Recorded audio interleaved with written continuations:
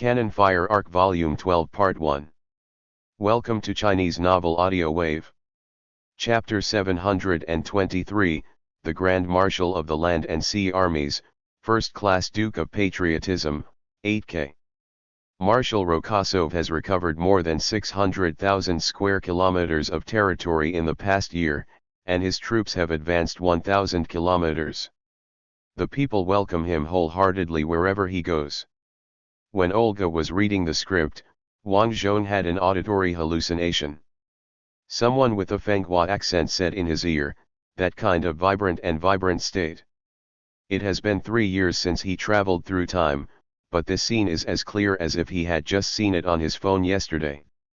Maybe 30 years later, when someone says something that can trigger a meme in front of him, he can still think of the familiar Fenghua accent. This is probably homesickness. Olga didn't know what Wang Zhong was thinking, and continued to read the script. In recognition of this great and unprecedented achievement, Marshal Rokosov is awarded the title of Commander-in-Chief of the Anti-Army and Chairman of the National Defense Committee. Wang Zhong understood that his new title was the Grand Marshal of the Land and Sea Army of the World, and the First-Class Duke of Baokyo. He was about to kneel on one knee, and Olga immediately said, "My dear, you don't have to kneel in front of me." "Wang Zhong, is this okay? What's wrong with this? Without you, I would have become a prisoner of Emperor Blossom." Olga said with a laugh, "Look, no one dared to search you when you entered the summer palace, so what's the problem with not kneeling now? Next time you can ride your mount to the palace." "What, Tywin Lannister? I don't want to die in the toilet." "Wang Zhong, Your Majesty, I'd better not ride Bucephalus to the palace, it might poop in the palace." "Olga, then you can drive your Rokosov Type 1 tank to the palace." "So am I here to go to the palace, or to stage a coup? Others will definitely think I'm doing a coup. By then, everyone will be excited, and the situation may not be under my control, Your Majesty." "Olga, I guessed what you were thinking, hee. Then tell me." "You are thinking, if I drive a tank to the palace, others will probably think I am a coup d'état. Maybe the guards of the palace will have taken down the Tsar before the tank even gets there. It hasn't come to that. No, right? Wang Zhong, Your Majesty is really a joker." Hee. Olga chuckled as she took the gold star from the lady-in-waiting next to her, came to Wang Zhong, and pinned it next to the 2 gold stars she already had. "Come on, my dear brother, get 2 more gold stars before the war ends, and you will be treated the same as the 5-star generals of the United States." "That's totally different, isn't it?" "Wang Zhong, I will work hard, Your Majesty." After that, Wang Zhong turned around and stood aside under the guidance of the court etiquette officer. Olga continued to award medals to others. The man who followed Wang Zhong to receive the award was a man with thick eyebrows. Wang Zhong recognized him. He was the chaplain of the army, Ilyich, whom he had met once in the Battle of Abavahan. He got his 2nd gold star. Ilyich looked straight ahead when he was awarded the medal. After Olga put the medal on him, he immediately saluted and turned to Wang Zhong impatiently. After their eyes met, he glanced at the 3 gold stars on Wang Zhong's chest and immediately showed an envious expression. After standing next to Wang Zhong, Ilyich with thick eyebrows whispered, "Marshal, we meet again. Congratulations. I only have 2 gold stars, and I still need to learn from the Marshal." No, I am congratulating you for surviving another year." "Ah." Ilyich was stunned for a moment, then smiled, "Actually it's not bad.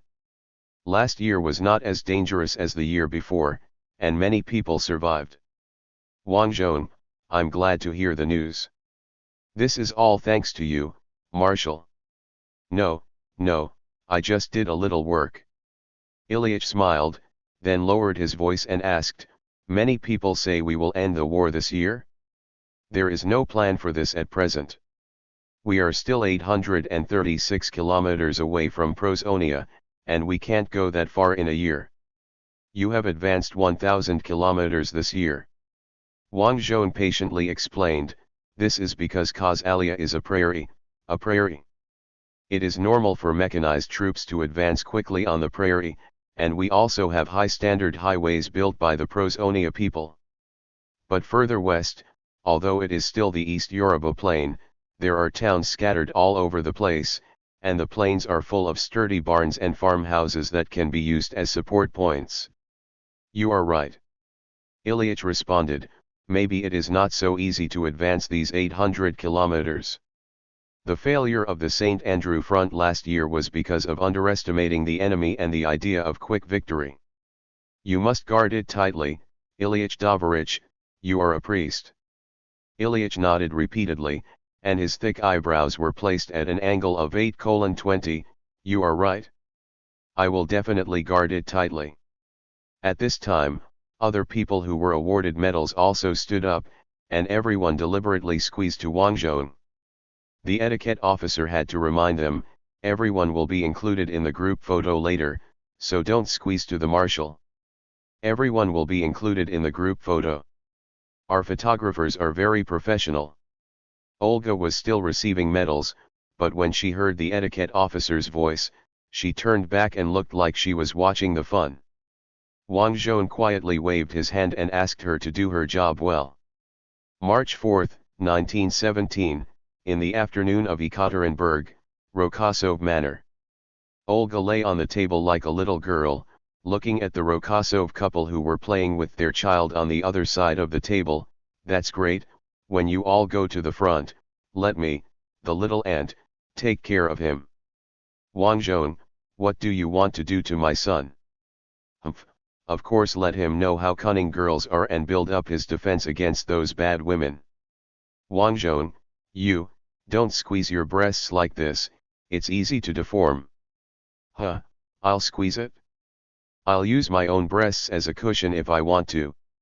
I'll squeeze it, I'll squeeze it. Ludmila, it will look ugly after squeezing it like this.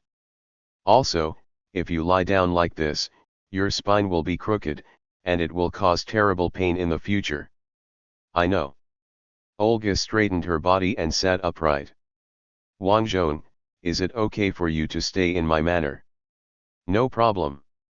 There have been fewer documents requiring my approval recently, and Belinsky is making preparations. Making preparations for the handover of power is indeed something he will do. After Turgenev retired, there was no one in Yeberg who could check Belinsky. Olga stared at Wang Zhong for a few seconds, and then suddenly said, have you been to Sethus by the White Sea? I heard that the scenery there is very nice and it is very suitable for vacation. You can build a villa there. Wang Zhong, I have a vacation villa in Dash. He suddenly realized something and glanced at Olga, do you want to live in Sethus?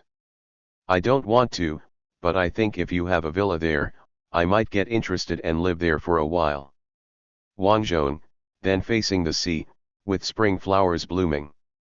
Yeah, he. Wang Zhong sighed, okay, I'm still the king of Hazalia now. It shouldn't be a problem to get a holiday villa. Then station a trustworthy troop next to it, just Aromev's paratroopers, so I can go there from time to time. Supervise their military training. Olga chuckled and didn't say much. At this time, a servant came in and announced, Marshal Gorky has arrived. Wang Zhong nodded and said to Neely, bring out the iced coke. Yes. Soon Marshal Gorky, the Minister of Military Command, appeared in the garden. When he saw Olga was there, he immediately stopped, Your Majesty. Did I come at the wrong time? Wang Zhong, no, you came at the right time. It's time for Your Majesty to hear our plan. Olga, what plan? About the direction of the main attack, Your Majesty. Marshal Gorky came to the table and chose a seat just equidistant from His Majesty and the Rokosov family. Nelly came over with an ice-cold Coke and placed it in front of him. Oh, thank you. Marshal Gorky took a big sip and showed an expression of approval. It's really good. The Jeeps and Cokes of the United States are very dynamic. On the other hand, the Lada and gas made by us, Olga asked doubtfully, is it so bad? Wang Zhong, our high-quality production capacity is mainly used to build tanks now. It will be fine when the war is over. I guess so. Marshal Gorky had finished drinking the Coke, and as soon as he opened the bottle he said loudly, let's not mention the car issue, where should the main attack direction be? The staff of the headquarters most support starting from Hazalaya and sweeping across the entire Melania, arrived at the Baltic coast. But the Procenians will not think of it, after all, this is the best condition for us among all the main directions of attack. There are towering mountains to the south from Hazalaya.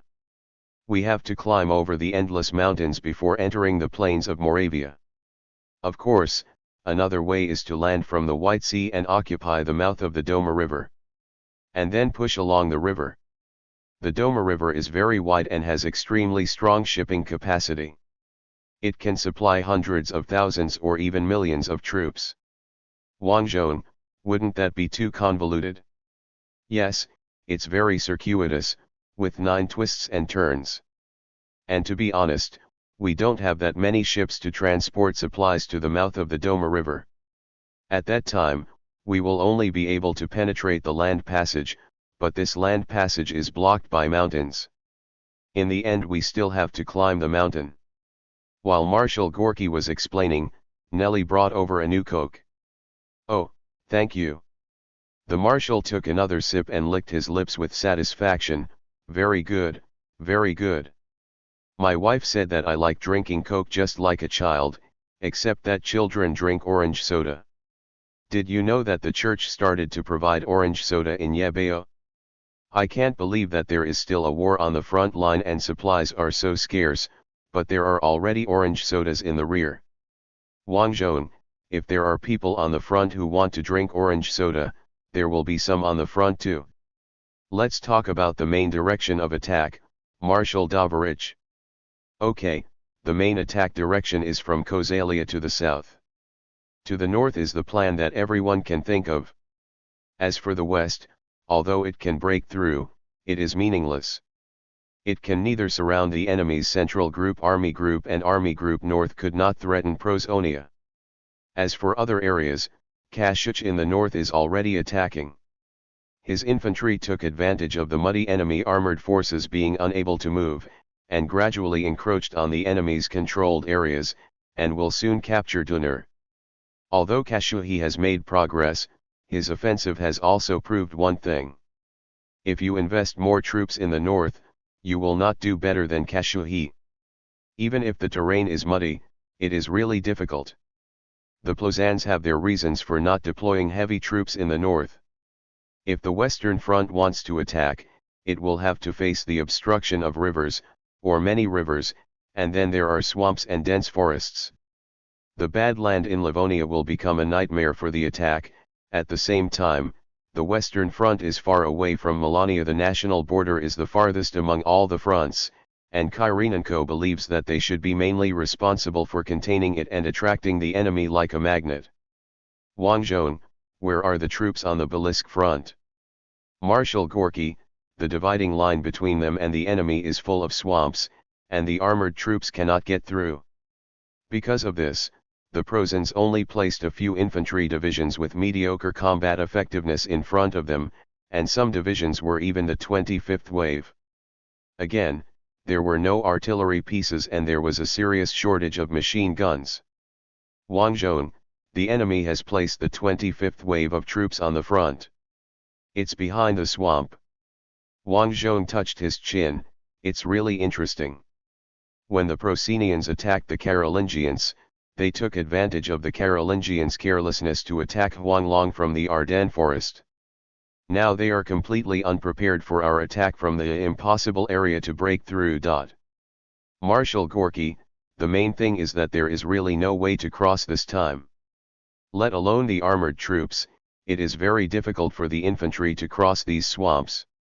Wang Zhong, I don't think so. We should go to the front line to see the specific situation in person before making a decision. Marshal Gorky, would you like to go to the Belisk front in person? That's okay, but this front is not strong enough. Even if they find a way to cross the swamp, they will have to strengthen their forces to achieve a breakthrough. Wang Zhong, that's no problem. Once we decide to attack them, we will rename them the Livonian Front and give them enough troops.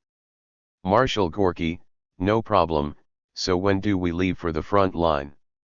Wang Zhong was stunned for a moment. Marshal Gorky, of course. I also want to see what's going on with my own eyes. If it seems that my attack through the swamp is unreliable, I will not agree to your plan. Wang Zhong, okay, you come too. Olga raised her hand. Wang Zhong, you can't go. Exactly. Olga pouted, you make it sound like I want to go. There must be a lot of mosquitoes in a place like a swamp, and my delicate skin doesn't want to suffer this injustice. At noon on March 6, the Belisk Front Army Defense Area welcomed 2 distinguished guests. In order to avoid disturbing the troops' preparations for war, and to improve confidentiality and prevent accidents, Wang Zhong did not tell the front-line troops in advance that he and Marshal Gorky would be going. The officers on the front line spit out their coffee when they saw Wang Zhong, and a rainbow even appeared in the sunshine. Seeing the captain's reaction, Vasily opened his mouth to speak, but Wang Zhong held him down. Wang Zhong, don't have such a big reaction, comrade captain. Sorry, comrade marshal, we didn't know you would come, otherwise we would have tidied up the housekeeping. The captain said, placing the ashtray filled with cigarette butts on the trash can. Wang Zhong, I have been on the front line as a junior officer for a long time, and I will not scold you because of internal affairs. And we have more important things to do. What is it, Marshal de Varisai? Wang Zhong came to the observation window of the bunker and looked out. I want to know more about this swamp. Then you should go find our Sergeant Major Baba Yaga. Vasily's eyes widened in surprise. Huh? Wang Zhong, Baba Yaga. He knew this name. It was the old witch in the legend of Mazi, so it appeared in many games. For example, in Warhammer Total War 3, Kislev based on Mazi had the witch Baba Yaga as the legendary lord. There are also forest monsters among the soldiers. In another famous Mazi game, well, it should be called Mazi game now, the Stalker series, there is also a mission called Baba Yaga, where you can fight the old witch. Not only do Mazi and Mao have related legends, but the Poles, who are also Slavs, also have similar stories, except that their title is changed to the Old Witch. Wang Zhong also used Gerald to hack them to death in the Witcher series of games. At this time Vasily finally couldn't help but said, isn't that a story to scare children? Captain, yeah, but the sergeant major is as familiar with the swamp as an old witch, so everyone started calling him Baba Yaga. Many people have been saved by him. Everyone said that as long as you encounter danger in the swamp, Baba Yaga will appear and save you. Wang Zhong, where should I find the Sergeant Major Baba Yaga? Captain, I'll take you there. He must be on guard in our swamp. He's there not so much to alert the enemy, but to guard against our idiots from wandering into the swamp. Wang Zhong, okay, take me there. 30 minutes later, the captain pointed to the small tent in the mist in the distance. That is our secret sentry. Be careful, step on the wooden board under your feet, and don't step on the ground. There are swamps on both sides, and you will sink in. Only it's easier to walk in the winter when the floor is frozen. Wang Zhong, I understand. He carefully walked along the wooden board under his feet. This feeling reminded him of when he played the Stalker series a long time ago. There was a force in Stalker called Clear Sky, and its main base was in the Great Swamp. Wang Zhong quite liked the plot of Stalker, Clear Skies. When the desperate assault was launched at the end, he was as moved and shocked as he was in the pursuit of Sheffield in Call of Duty, Modern Warfare 2. Speaking of which, when he traveled through time, the game of Stalker 2 had been lying in his Steam library for a long time. I wonder if it has been made. Marshal Gorky suddenly grabbed Wang Zhong. Hey! Be careful! Wang Zhong then realized that he almost stepped into the swamp when he was distracted. Thank you. Wang Zhong stood firm and smiled at Marshal Gorky. Marshal Gorky, if you drown here, Auntie may have to pay millions of casualties to defeat Prosan. You know my nickname. When Marshal Gorky was commanding the Western Front, he suffered huge casualties every time he attacked, so he was nicknamed the Butcher. If Wang Zhong hadn't reminded him several times not to act recklessly, the casualties of the Western Front would probably have risen to a higher level. Wang Zhong ignored Marshal Gorky's self-mockery, waved away his curiosity about the Stalker 2 game, strode through the last section of the road, and lifted the curtain of the tent. Excuse me, is Sergeant Major Baba Yaga here?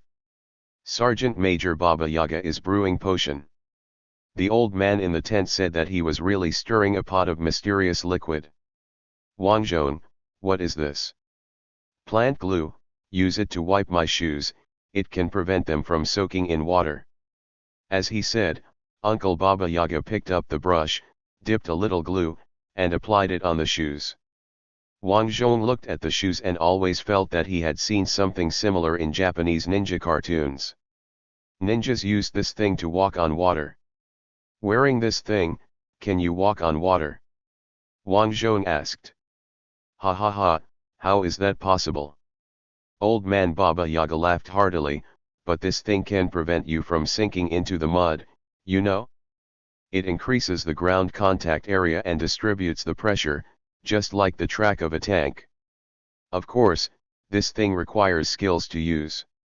An untrained person will slip into the swamp after taking 2 steps and then be swallowed by the swamp. After saying this, the old man looked up for the first time. When he saw the row of golden stars on Wang Zhong's chest and the big star on his shoulder, he was stunned. Damn it, Baba Yaga really cast an illusion on me. I knew that I would get into trouble if I used her name all day long. Wang Zhong, no, this is not an illusion. Let's go to the front line to find out if it is possible to cross the swamp and attack the enemy. The old man stared at Wang Zhong for a few seconds. Marshal, you didn't eat mushrooms in the swamp on the way here. Wang Zhong, no, I'm very sober. This is difficult. Be prepared for the swamp to swallow thousands of people. Wang Zhong, just a few thousand people. This. The old man Baba Yaga stared at Wang Zhong, silently. The war has made our generals like this, and thousands of people don't take it seriously. Wang Zhong, if we can attack through the swamp, we can save tens of thousands of lives. Sergeant Major Baba Yaga thought for a while and sighed, it's possible. We can equip the soldiers of the assault force with shoes like mine and train them to walk in the swamp with these shoes. Road, and then use the assault troops to pave the road with wood. Wang Zhong, use wood to pave the road. Yes, use wood one by one, like rolling logs. As long as the wood is thick enough and there are enough, tanks can also drive through the swamp. Of course, some tanks will get stuck in the swamp, which cannot be avoided, but you don't even care about the casualties of thousands of people, so will you care about losing some tanks? Wang Zhong turned his head to look at Marshal Gorky. It seems that we can cross the swamp and catch the enemy off guard. Marshal Gorky, maybe the troops that go through the swamp will be the troops with the lowest casualties in this summer's offensive. After breaking through the swamp, should we encircle to the north or south? Wang Zhong, to the north, encircle the Northern Army Group and completely eliminate the threat of St. Andrew. It also proves that General André is a good-for-nothing. The enemy will not sit idly by and watch the Northern Army Group be eliminated. They will mobilize troops to try to counterattack. At this time, the Western Front launched an attack to absorb the enemy's Central Army Group. Marshal Gorky continued, the enemy can only mobilize troops from the south. Yes, when the strength of the Southern Army Group is weakened to a certain extent, the Salia Front can attack. The soldiers of the Melania People's Army can fight on their own land. Then, We will execute the planned left hook and encircle the enemy's entire central army group. If we successfully devour the two heavy troops in the north and the center this time, we may be able to end the war this year. Sergeant Major Baba Yaga suddenly interrupted, "Can the war really end this year?" "I say maybe. After all, the Prasen people will definitely fight desperately. This time the encirclement is no longer carried out on our own land. Melania doesn't even speak the language, and it is estimated that there will be many new problems." Wang Zhong replied. What he just said was just the most ideal situation. And even if the two heavy troops in Prasen are successfully annihilated, there is no guarantee that the subsequent advancement in Prasen's homeland will be smooth. The Prasen people will put up the most desperate resistance. Sergeant Major Baba Yaga stared at Wang Zhong for a few seconds and said, "You are an honest man, Marshal. I like honest people. I will risk my life to help you cross the swamp and defeat the enemy, Marshal." Wang Zhong, "Thank you, Baba Yaga sir." The old man laughed, "Don't mention it, Marshal, it will make those old witches angry." "Vasily, you speak as if you have seen them before." "I have seen it," the sergeant said calmly and shockingly. "When I was a child, I was lost in the swamp for almost 3 months. My parents had a funeral for me, but I came back. I was in Baba Yaga and the others have lived there for 3 years, and the flow of time there is different from that outside. They left this on me." As he spoke, the old man rolled up his sleeves, revealing the symbols on his arms. "Vasily, rune script? Isn't this the script used by the Aesir of North Europa that is highly respected by the Prasen people? It's not quite right, is it?" The old man said angrily, "This is the text left by Baba Yaga. It is because of this that I can enter freely in the swamp." Wang Zhong held down Vasily. "Okay, when the war is over, the church will definitely send professional investigators to investigate Baba Yaga. The important thing now is that we have a way to cross the swamp to attack the enemy. We must start preparing immediately." March 5th, Prime Minister's official residence, capital of the United Kingdom. Prime Minister Leonard looked at the head of Melania's exiled government, Mositsky Rajgiowaz, in front of him. "This year, Marshal and Rokosov will definitely enter Melania." Mositsky Rajgiowaz smiled, "Is it finally here? The Melania People's Army under his command has killed so many people, so it can be regarded as returning home."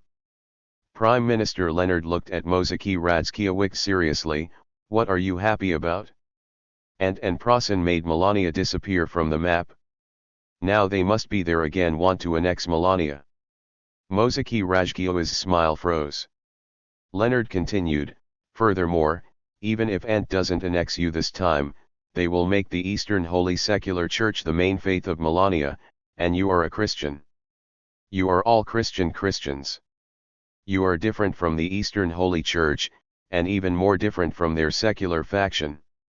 Think about what the secular faction did to the nobles of Ant in Ant. You are Melania noble." Mositsky Rajgiowaz's mood became obviously depressed. "What do you mean?" "Leonard, you should liberate your own country by yourself, don't borrow the hands of the Ant people.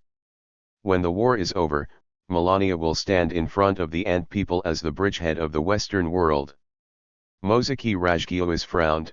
"However, although our resistance army in Melania's territory is very strong, it is not strong enough to challenge the regular army of Prasen. In fact, many of our attacks ended up with heavy losses. It is indeed a bit too reluctant for us to use our own power to liberate Melania." "Leonard, of course I'm not asking you to liberate yourselves now. You should be prepared now to launch an uprising when Rokosov begins to break through. At that time, the Prasen people's attention was on Rokosov. All the troops will be mobilized to the front line, and there will definitely be a shortage of troops in the rear. You can take advantage of it." Mositsky Rajgiowaz, "This is a solution, but..." "Leonard, the United Kingdom will provide you with a large amount of aid, 3 times the amount of previous aid." 3 times. Mositsky Rajgiowaz stood up. that much. There could have been more, but the United States rejected our request for help. They believed that this was in vain.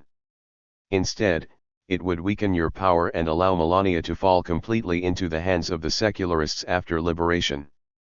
Leonard paced the room with his hands behind his back. Humph, these bastards from the United States, do I know what they are planning?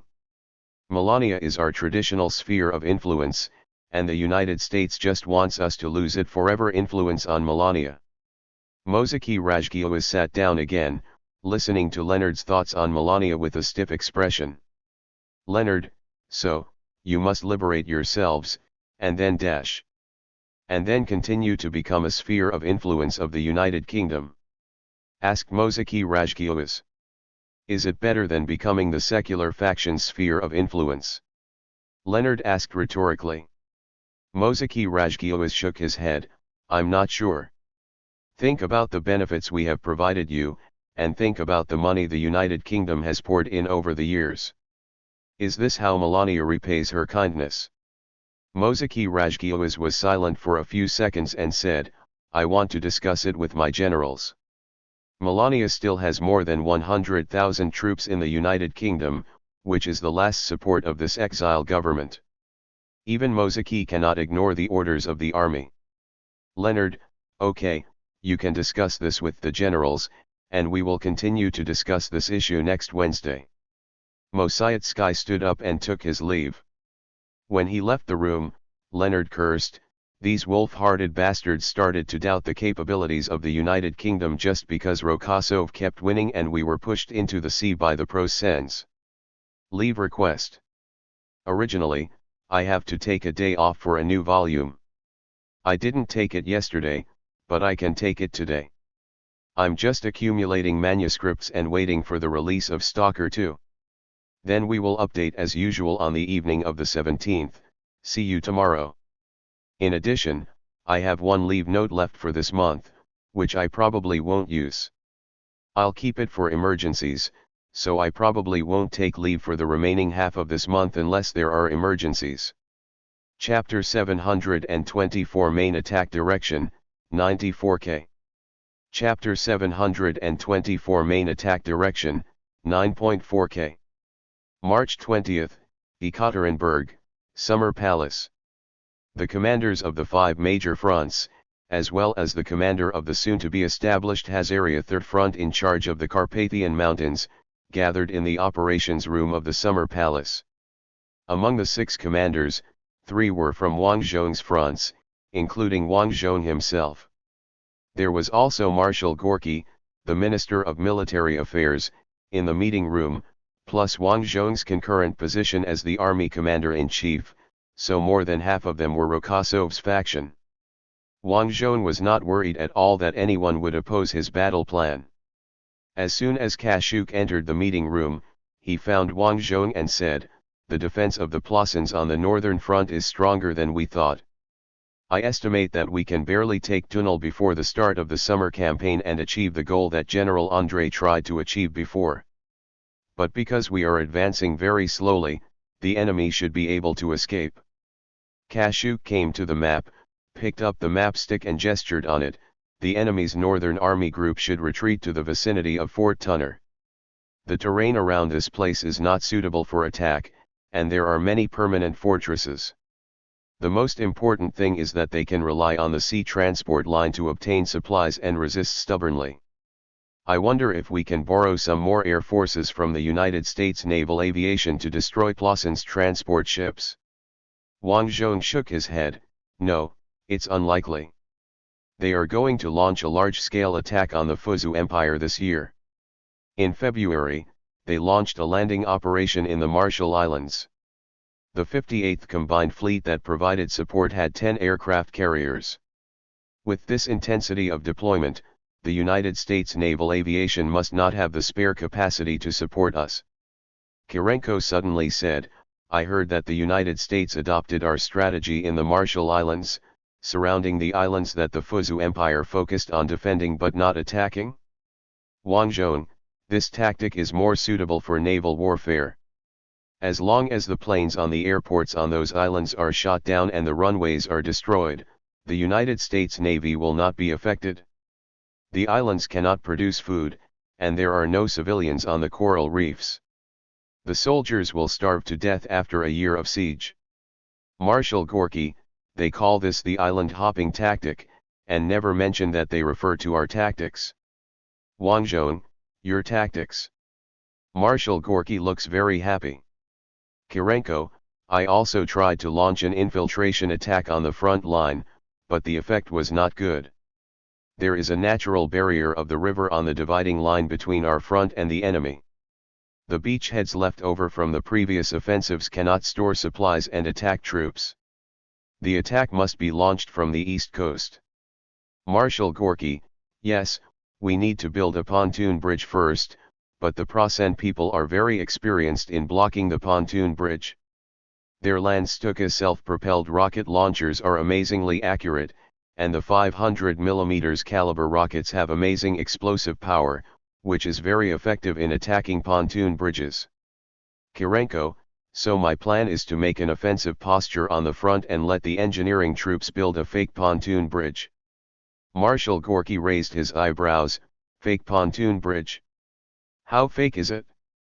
It looks very similar to a real pontoon bridge, but it is actually made of wood, and there is no way for tanks to cross the bridge. This fake pontoon bridge is very simple to build. After all, it is made of wood and very light. An engineering brigade can build a pontoon bridge 3 times a day. Such intensity will make the Prasen people think that we must launch a large-scale breakthrough. Kirenko showed a wicked smile. But in fact, our combat troops are all resting, waiting for the friendly forces on the southern front to launch a major breakthrough and encirclement and then chase and annihilate the remaining enemies. Wang Zhong, the troops on the southern front are under great pressure. We are under great pressure. General Bilyakov of the Berisk front scratched his bald head. Wang Zhong always felt that Anti's generals were particularly bald, and the 2 generals in his own headquarters were also bald. Is this actually an infectious disease? Will you lose all your hair automatically after you get the rank of general? General Bilyakov, from the time we issued the order to now, we have made 5,000 pairs of swamp shoes and given them to the troops for training in the swamp. As a result, the troops suffered terribly and questioned that these shoes were a fantasy and could not allow people to move in the swamp at all. Wang Zhong, let that Baba Yaga sergeant major train them. General Bilyakov, there is only one sergeant major, and he is currently training the teaching team. I think it will be too late to wait for the people in the teaching team to master it before training the ordinary troops, so I issued the newly made shoes. But now all the troops are complaining and reporting a lot of casualties in training. We can only suspend the training of ordinary troops. If we launch an attack in April, we may not be able to complete all preparations. Wang Zhong, don't worry about this. Our plan for April is another offensive, which will be implemented by the Hazaria Third Front, which is about to be formed. Commander of the Hazaria Third Front, we will launch an attack on the Carpathian Mountains. After reconnaissance, we have determined the positions of the Moravian troops and the Sardinian Kingdom troops. The focus of the attack will be launched on the sections they defend, and feints will be launched in other sections to contain the enemy's troops. We have also contacted the Moravian troops, and they may revolt on the battlefield. Marshal Gorky, it is possible. Moravia has sent secret envoys to contact us. Their king may withdraw from the empire dominated by the Prasen people. Wang Zhong, when the wall falls, everyone pushes it, and when the tree falls, the monkeys scatter. What? Marshal Gorky raised his eyebrows. Wang Zhong, there is a proverb in Saris, which says that when a person is about to fail, his subordinates will scatter like birds and beasts. Everyone in the room laughed. At this moment the door opened, and Tsarina Olga, accompanied by her ladies, entered the room. Wang Zhong and others quickly stood up and paid attention to Olga. Generals, you should already have an attack plan, right? Olga asked with a smile. We are gathered here precisely to report this to you. Marshal Gorky said. Olga, Then where is the main direction of attack? Beresky front, they will break through the swamp. There are only a few enemy 25th Wave infantry divisions on the front. Their equipment is very poor, and their training and morale are also very bad. Marshal Gorky said and glanced at General Bilyakov.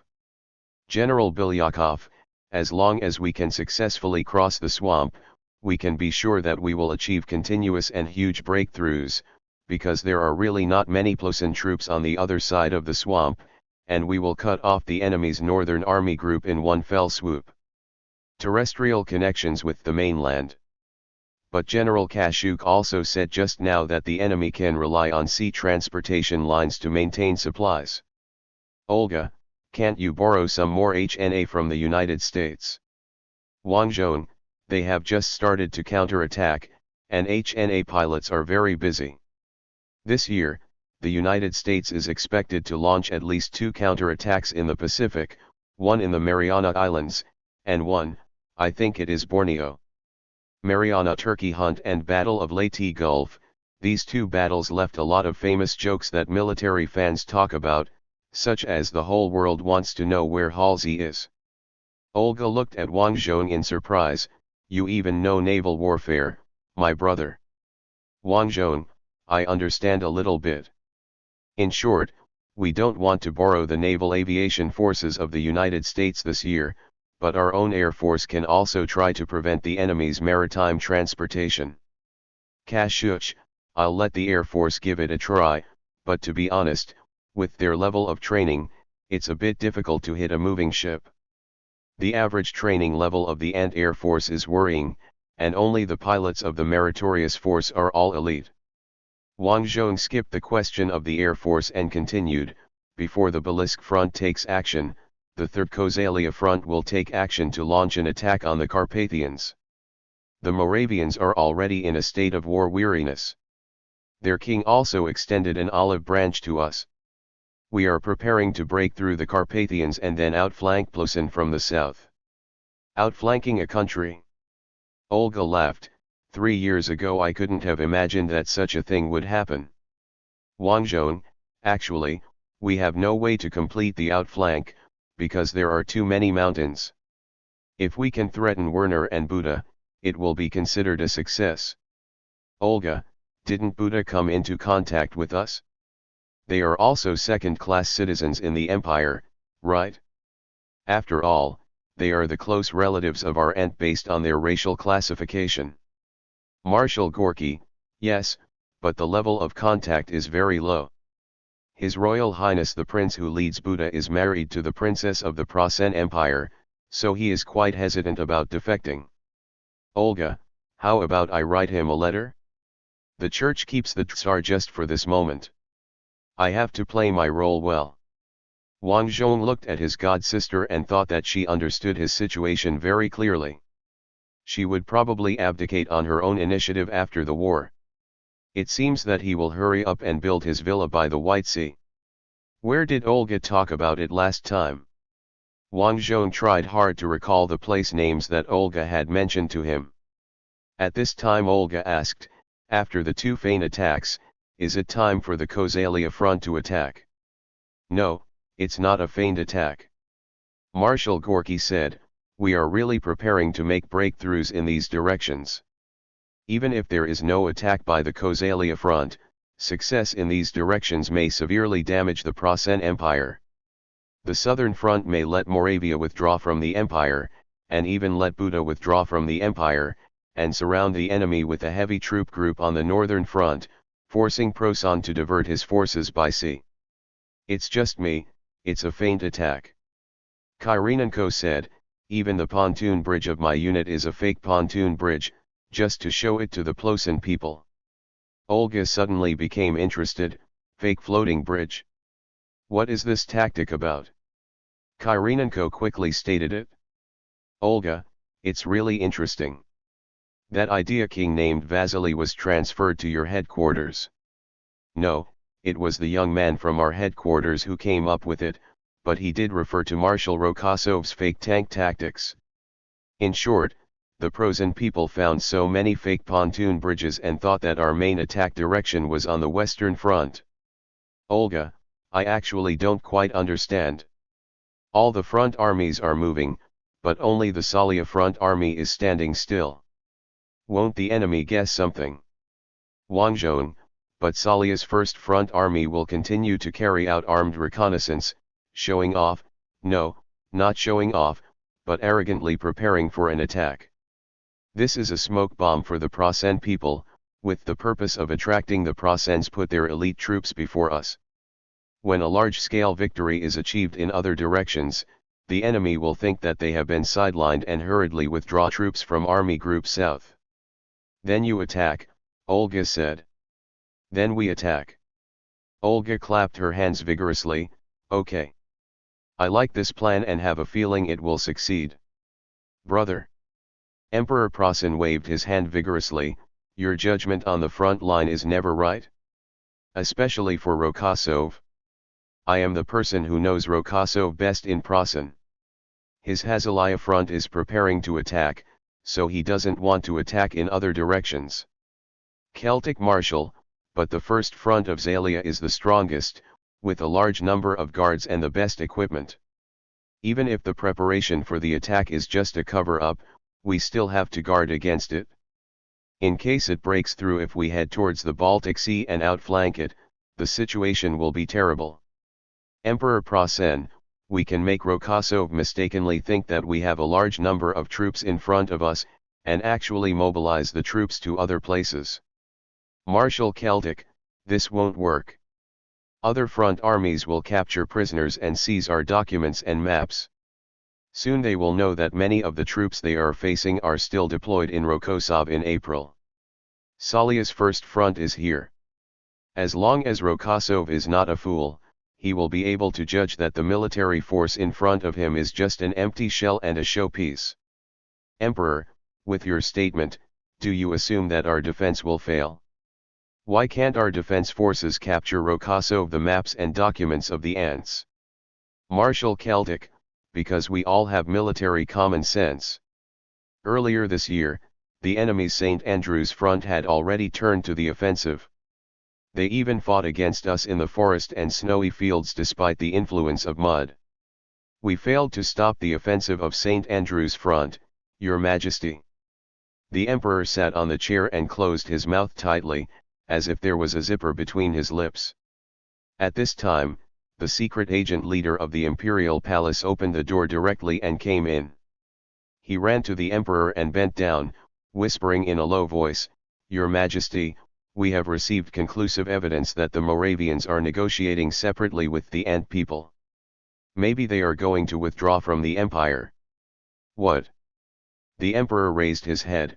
Back then, they wanted to send all the princesses to me to sleep with, so that they could gain the right to be second-class citizens in the empire. Now they actually want to betray us? Is the news confirmed? The spy chief of the Imperial Household Ministry nodded, okay. After a brief hesitation, the Emperor said, Get Otto Skokseny, now, right away. The head of the Secret Service of the Imperial Palace, are you planning to assassinate the King of Moravia and take the crown back to you? No. The Emperor said after a short pause, I just asked Otto to reason with His Majesty the King of Moravia.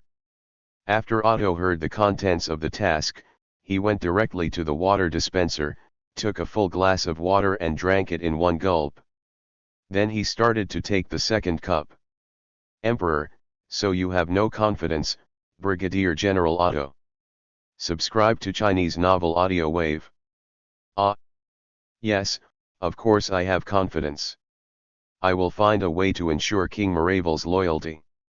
Moravia, the Emperor corrected. Yes, Moravia, I didn't waste time remembering the names of the second-class citizens, I mean, the names of the ethnic groups. The Emperor looked at the water dispenser in confusion. I remember that it was mineral water, not wine. Of course it's not wine. Otto wiped his sweat. Then I'll set off. In order to complete this operation, you have the power to mobilize everything you want. The Emperor emphasized loudly. Otto saluted the emperor, turned around, and strode out of the room. He went straight to the quartermaster's office and asked the quartermaster, "You know the emperor promised that I can mobilize everything that can be mobilized to complete my mission, right?" The quartermaster looked confused. "Huh? Well, I don't know. But I think you are right. Is there anything I can do for you?" "Otto, I want 50 Proscheon sausages, 20 cans of frozen meat, and 20 cans of soybeans. Hurry." "Quartermaster, do you have to carry so many heavy things yourself?" "No, I'm going to requisition 3 Guard Corps soldiers and let them carry these things back to my house. These Guard Corps soldiers will return to the team later." The quartermaster looked at Otto with an expression of "I understand," but was ignored by him. 30 minutes later, Otto brought a truck of food, accompanied by soldiers from the Sanming Guard Regiment home. April 10, 917, the southernmost Carpathian defense line of the front, 0600 hours. Korek smoked a cigarette and asked Andreas, "How far will it take to go home to visit relatives from here? I mean, can I get home before the end of the family leave by walking?" Andreas thought for a while and replied, "It should take 2 months to walk. It's all mountainous and difficult to walk." "Korek, then I need more time. My home is near the original border of the Prasen Empire. The Carolingian defense line is 60 kilometers east of my home. You can see it from near the border. To the Carolingian turrets and fortresses." "Andreas, don't you live on the southwest border of the empire? You have to cross the empire to go home." "Yes." At this moment, the company commander hurriedly ran into the 2 men's bunker. "Korek, you also want me to promise that you won't die?" The company commander looked at him doubtfully. "What?" "Sorry, don't pay attention." "Company commander, listen, there are bad rumors from the Moravian troops next door. They seem to have surrendered to the ants. I need to form a patrol team to check out the situation." Andreas said angrily, "It's the Moravians again. How many times has our defense collapsed because of the Moravians along the way? Every time we blocked the attack of ants' cloaked cockroach, and then the Moravians were broken through by ants' common troops. How many military guards titles did they give to ant? They are simply cloak wholesalers."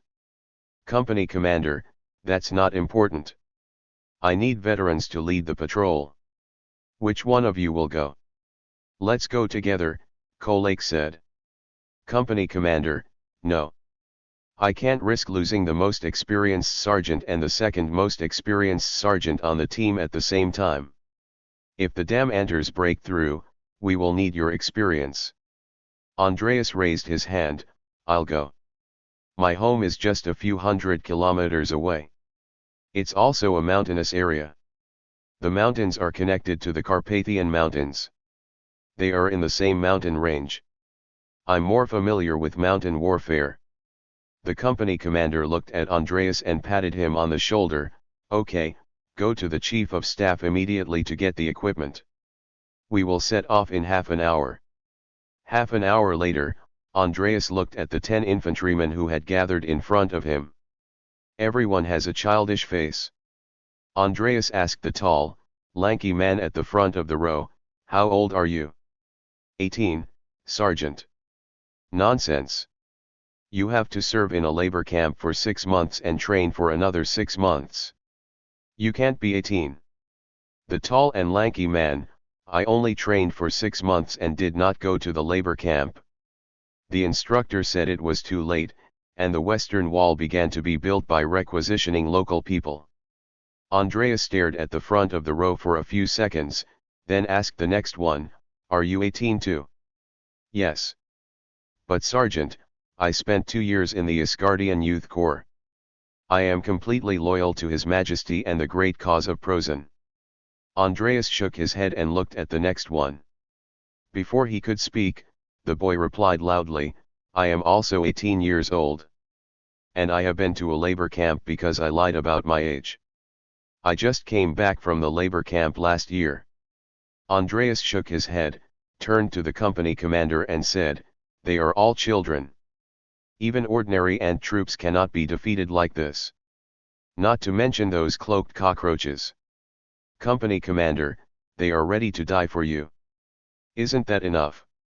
"Andreas, but you came to me to bring them back safely, didn't you?"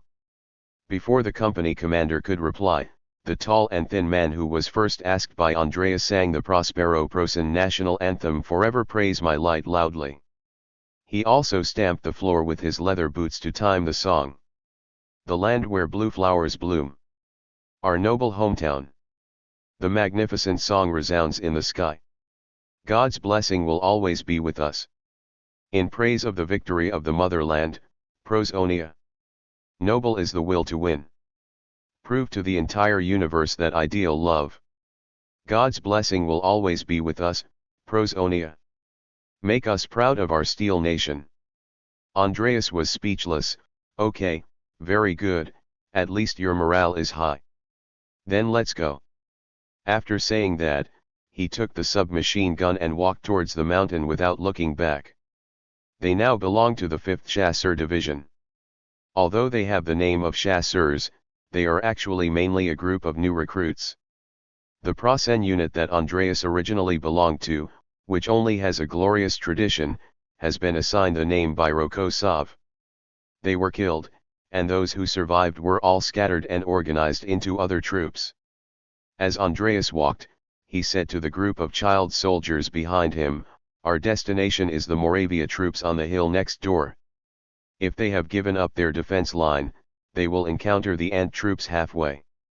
Remember, don't get entangled with the ant troops in the woods. The cape of the cloaked cockroach is a very good camouflage in the woods, and only some of our troops are issued with the latest camouflage uniforms." The 5th Chasseur Division did not have camouflage uniforms, and all soldiers wore the grey uniforms common to the Prussian army. The tall and thin man, I heard it was because the manufacturer of camouflage uniforms was destroyed by enemy bombers. These bastards. My sister was also killed by an enemy bomber. I heard that they set the entire city on fire in February and even attacked rescue convoys. Damn it, the enemy is really not human. Shut up, Andreas said calmly. What's wrong? Do you think the enemy did the right thing? Andreas, I don't think the enemy did the right thing, but dash. He thought about it and decided not to give the recruits a chance to report him to the chain dog. Just then, a crackling sound interrupted the conversation. Of course Andreas knew it was the sound of bullets hitting the surroundings, so he found a tree and hid behind it. The bullet tore through the bark of the tree, creating a massive splinter of wood that slashed Andreas' face. The other recruits didn't even realize what was going on. The bodies of the 3 recruits straightened up. This was the effect of nerve twitches after being shot. They fell straight back, with doubts on their faces. Yes, the recruits didn't even realize that they were shot to death, they just felt doubts. Andreas, it's a weight launcher. Don't hide behind a tree for too long, this thing can break the whole tree.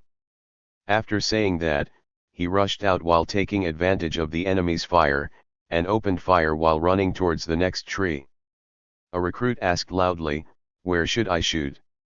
Only then did Andreas remember that the sound of the gunfire from the weight launcher was very small, out of proportion to the crackling sound of bullets hitting the surroundings, and the recruits could not tell the direction of the enemy. Hiding behind the next tree, Andreas temporarily put down the submachine gun, took out the flare gun, loaded the flare, and then fired in the direction of the bullet. Fire in the direction of the flare. The next moment, the recruits started shooting unevenly. Andreas threw down the flare gun and picked up the submachine gun to change the magazine. At this time, a veteran in Ant's cloak appeared and raised his gun the moment he met Andreas. Andreas rolled directly and avoided the attack of the scale launcher. Fortunately, there is now a lot of vegetation, and the Anters cannot continue to follow the gun. He pulled out the grenade, pulled the string, threw it back, and started running. There was an explosion and someone screamed. Andreas ran past the child soldier he led and grabbed his arm. Run quickly, stop shooting. The ant people are here, which means that the Moravians have surrendered, and the surrounding mountains should they are all ant troops. Run. We have to join up with the main force of the division before we can break out. After hearing this, the remaining 5 recruits hurriedly followed his footsteps, and the group of people ran along the way they came. The ant people kept shooting and could not hear the sound of gunfire, but bullets kept hitting the trees around them, making crackling sounds. At this moment, MG-42 made a sound like tearing a canvas. The moment he heard this voice, Andreas's heart was relieved. He knew that the shooter must be Korek. Korek would not let the ants kill him.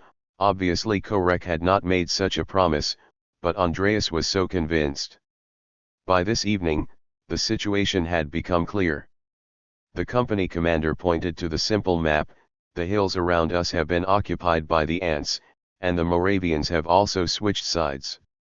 Now they are the enemy. They will open fire when they see people wearing Prasen uniforms. We can't wait to die here.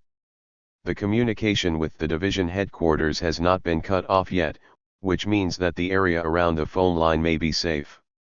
We have to break out at night. Andreas, you lead a squad to the front, and Korek holds the line. I'm in the middle.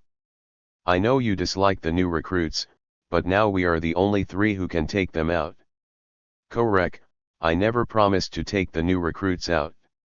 Andreas, but you're going to take me out, aren't you? Korek was silent for a few seconds and asked, where can we go? The rebellion of the Moravia troops is definitely not an isolated case. Maybe the Moravia behind us is already enemy territory. Where can we go? Company commander, in addition to the 1st and 2nd Moravia Army in Moravia, we also have our 20th Army. The 20th Army will not sit back and watch this country stab us in the back. As long as we withdraw, we can fight with the 20th Army other troops. Let's teach the Moravians a lesson together. Okay, let's go. While a company of the 5th Jaeger Division was making a difficult breakthrough, the Brandenburg troops led by Otto rushed into the palace of the King of Moravia. The palace guards had no intention of fighting and surrendered after receiving fire. The guard captain was brought to Otto, with a smile on his face. Otto, why are you laughing? For us, this damn war is over, and my 2 brothers on the front line can go home. The guard captain grinned. Shouldn't I be smiling? Otto slapped him twice. Asshole. Don't you have a sense of honor as a soldier? The captain of the guard asked back, do you have one, Mr. Officer of Prasen? I know you. You are known as the most dangerous man in Europa. When Prasen is defeated, you will be hanged. Otto's face twitched. At this time the King of Moravia was brought out by the Brandenburg commandos. The king looked solemn. Otto Koltz, I knew it was you who came to me. But I have made up my mind. It was a mistake for Moravia to get on Prasen's chariot. I will correct it today. Otto, you have been bewitched by the secularists, Your Majesty the King. Maybe. The king still held his head high, but my decision is good for all Moravians, and it will definitely not be wrong. From now on, their war is over. No, their war has just begun. Otto replied, do you think the 20th Army will let this betrayal go? The 20th Army still has 200,000 Prasen soldiers. Really? It's only 200,000. 700,000 ant troops have already crossed the border, and there are also our 300,000 people. I think the 20th Army will definitely have no time to take care of the second-class citizens of Moravia. Otto thought for a moment and said, I want your little finger from Your Majesty the King. It will not affect your future life. King Moravia stared at Otto in confusion. What do you mean? It's just a little finger. After Otto said this, he directly took the king's hand, took out a tactical dagger, raised the knife, and cut off the first joint of the little finger. The king howled like a slaughtering pig. Otto turned his gun and used a submachine gun to kill all the Brandenburg soldiers in the room. He grabbed the gun and rushed out of the door, shouting as he ran, "The special forces of the Tribunal of Ant are in the city. There is also Commanda. Escape quickly." The soldiers of the Brandenburg troops were all confused, but they trusted the most dangerous man in Europa and organized an orderly retreat. At this time, King Moravia also reacted and shouted to the guard captain, "Why are you standing there in a daze? Take their gun and shoot into the sky." Guard captain, "Ah. Do you want to do this? Go quickly." The guard captain picked up the dead Brandenburg soldier's gun and was about to shoot into the air when he suddenly discovered that a Prussian soldier was still alive and immediately pulled the trigger to make up for it. Then he rushed to the balcony and started firing at the heads of the retreating Brandenburg troops below. The King of Moravia took the medical kit from the Brandenburg soldiers and said, What will he do if I don't testify for him? He will definitely be hanged now. But, he saved my life. There are smart people among the Prussians." April 12, the heart of the Prussian Empire, the eagle's nest. Emperor Prussian looked at the little finger in the jewelry box in front of him without saying a word. The head of the secret agent of the imperial palace asked Otto, "How are you going to prove that this is the finger of the King of Moravia?" "Otto, I guarantee it with my honor and character." "That thing is worthless," shouted the spy chief. "Enough!" the emperor roared, turning the ferocious spy chief into a docile kitten. The emperor raised his head and looked at the spy chief. "The Moravians have been in contact with the Allies for so long, and the Allied commandant has been embedded in the capital, and you are not aware of it. The Krat Bureau has warned of this possibility in advance. But the information from the Truck Bureau was all blown out by a certain braggart. See Little John Kahn's Hardcore Ruthless series." Of course, Emperor Prussian didn't know this. In fact, someone present probably discovered the secret of the Clutter Bureau. General Moltke had a strange expression on his face, but he didn't say anything. Emperor Prosnia closed the lid of the jewelry box. "Display this in the Imperial History Museum in Prosenia. This is an important piece of evidence. Now, gentlemen, let's discuss the situation of the battle. The 20th Army Group, fighting alone, can stop the coalition of Ant and Moravia.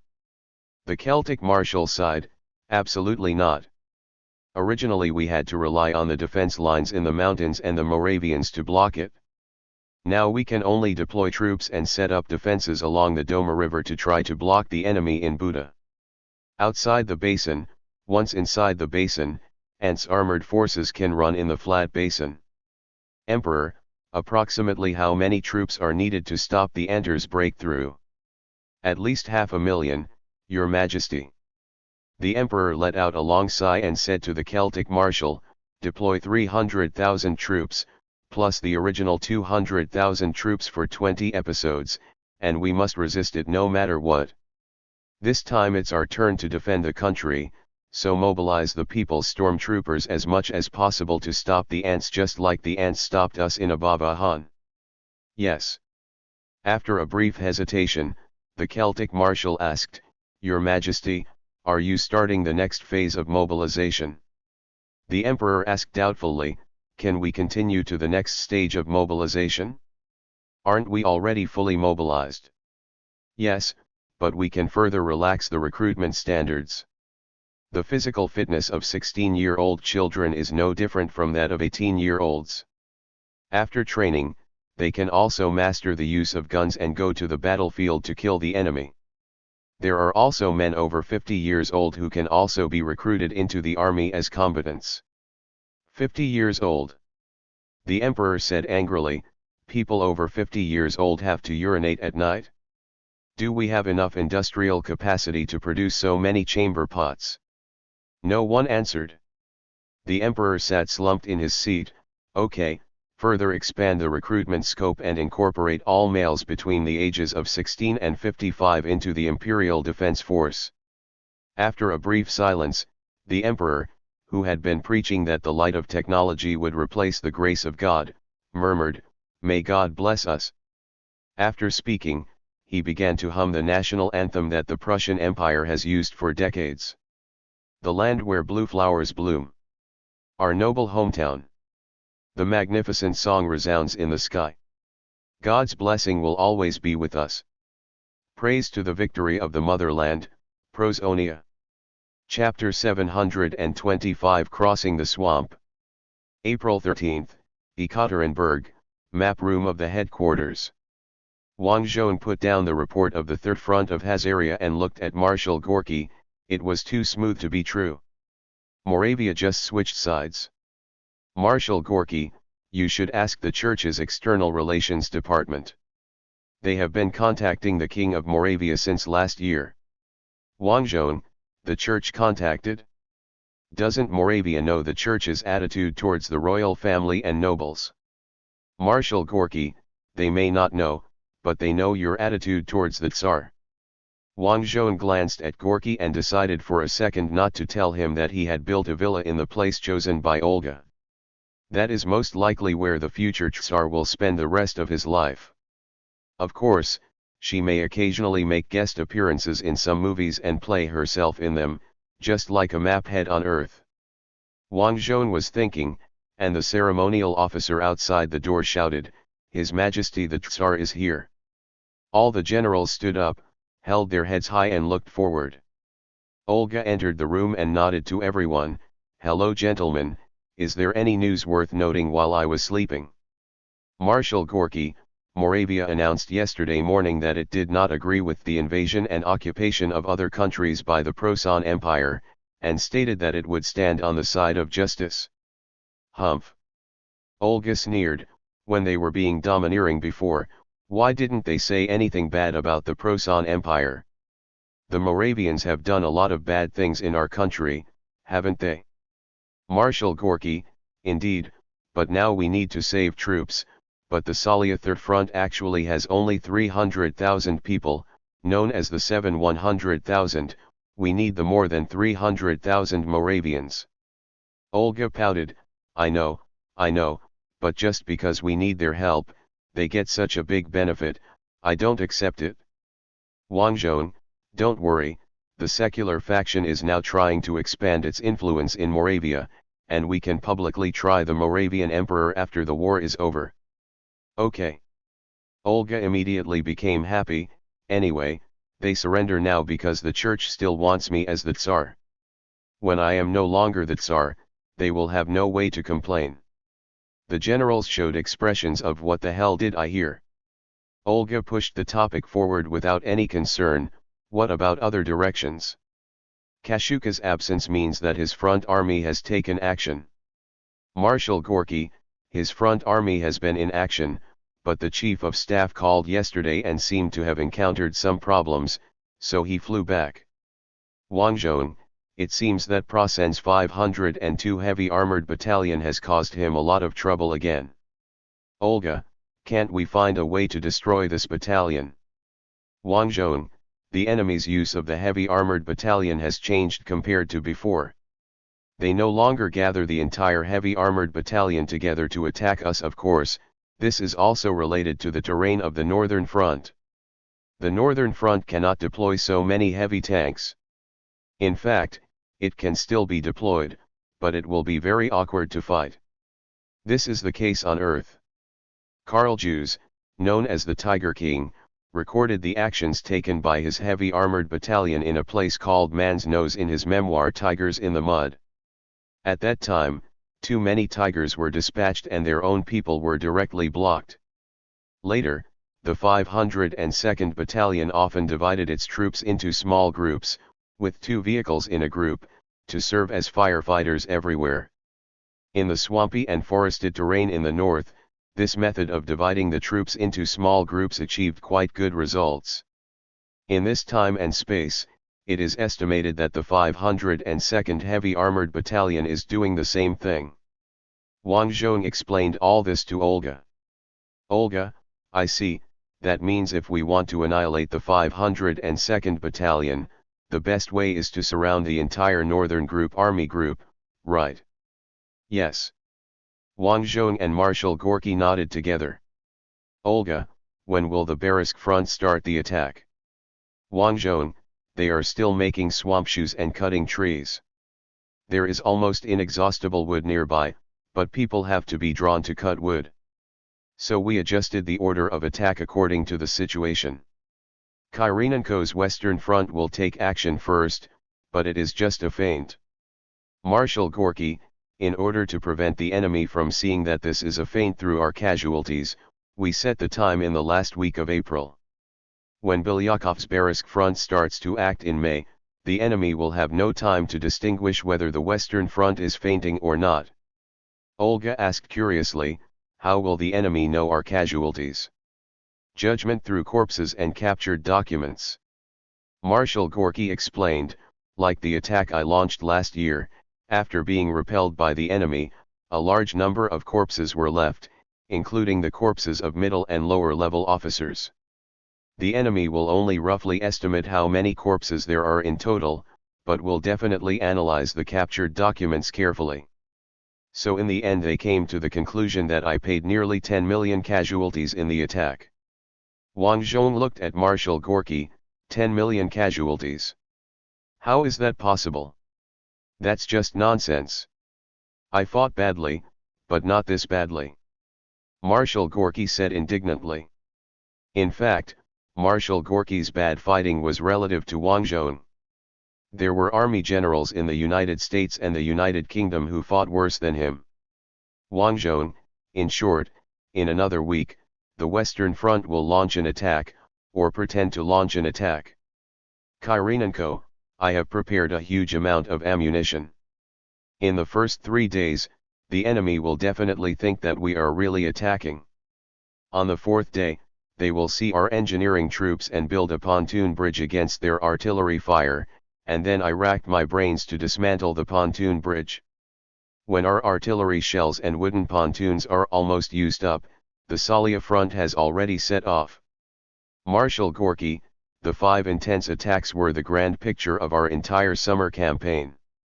We adopted Marshal Rokosov's proposal and named it Operation Bagration. Olga, 5 times. Kashuka's attack, the southern attack on Moravia, the Belisk front's attack, and the Salia front's attack. Aren't these only 4 times? There was also one in where? Or did I miscalculate? Wang Zhong, a feint attack counts as 1. Kyrienko quickly added, no, we will launch a real attack after the encirclement is completed. After all, we cannot give the enemy time to prepare for a breakout. Olga, that makes sense, but what next? What will happen after these 5 attacks are over? Wang Zhong, we still have an autumn operational plan, but the content of the plan has not been decided yet. After all, after the summer offensive, we expect that the front will undergo very drastic changes. We don't know what kind of situation we will face in the autumn, so we don't know what kind of situation we will face in the autumn. There is no way to formulate a battle plan. Of course, we still have several ideas. The first one is to completely liberate Melania and Livonia. If this is completed, we will look at Prosonia from the Oder River. The second is to increase troops on the southern front, launch an attack, sweep across the Buda Basin, and capture Vilna-Skonbrun Palace. Emperor Plosson's villa is there, and we can display his collection of art. After Wang Zhong finished speaking, he picked up the water cup and drank. Olga, then what? Is it over? Just 2 directions. Wang Zhong, yes, there is another plan to attack the waist of the Prasen Empire. There are indeed a large number of factories here, but it is also a densely populated area with a large number of reinforced concrete buildings, which is not suitable for advancement. This is still enemy territory. We may encounter resistance from local soldiers and civilians who share the same hatred. We are worried that our troops will suffer heavy casualties here. Marshal Gorky added, just like what the enemy encountered in Abavahan, we may fall into the same situation. Olga, that's strange. According to common sense, the most urbanized place in a country should be the capital, right? You don't hit the waist full of large and medium-sized cities, but you hit Prosonia, which is a super city. Isn't that right? What's wrong? Wang Zhong, the key is that there is nothing in Proson's waist that will cause a fatal blow to them. But if we capture Proson's capital, it will be like a catastrophe for them. Olga, then won't the enemy evacuate Prosonia first and move back to their old capital before moving the capital?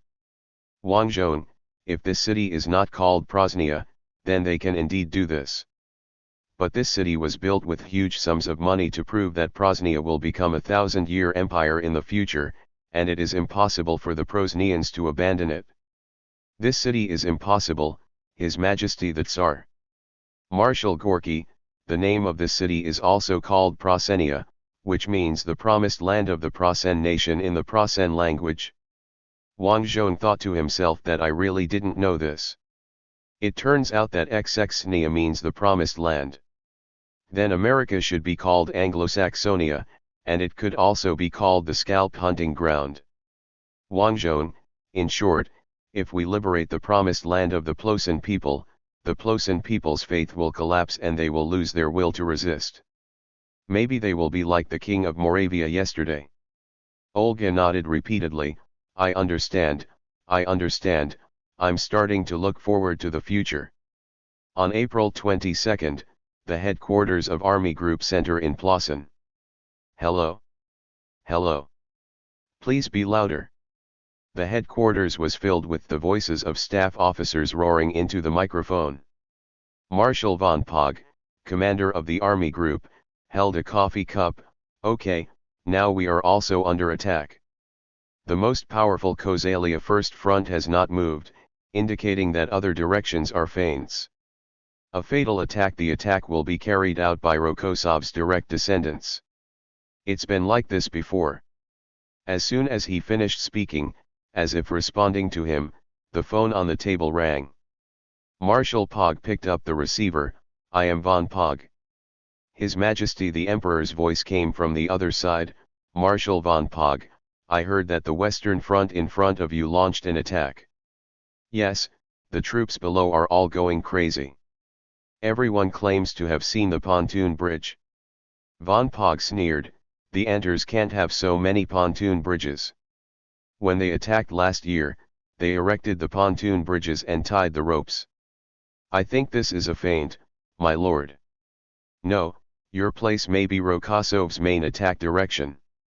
But your Majesty, it is impossible for so many pontoon bridges to appear out of thin air.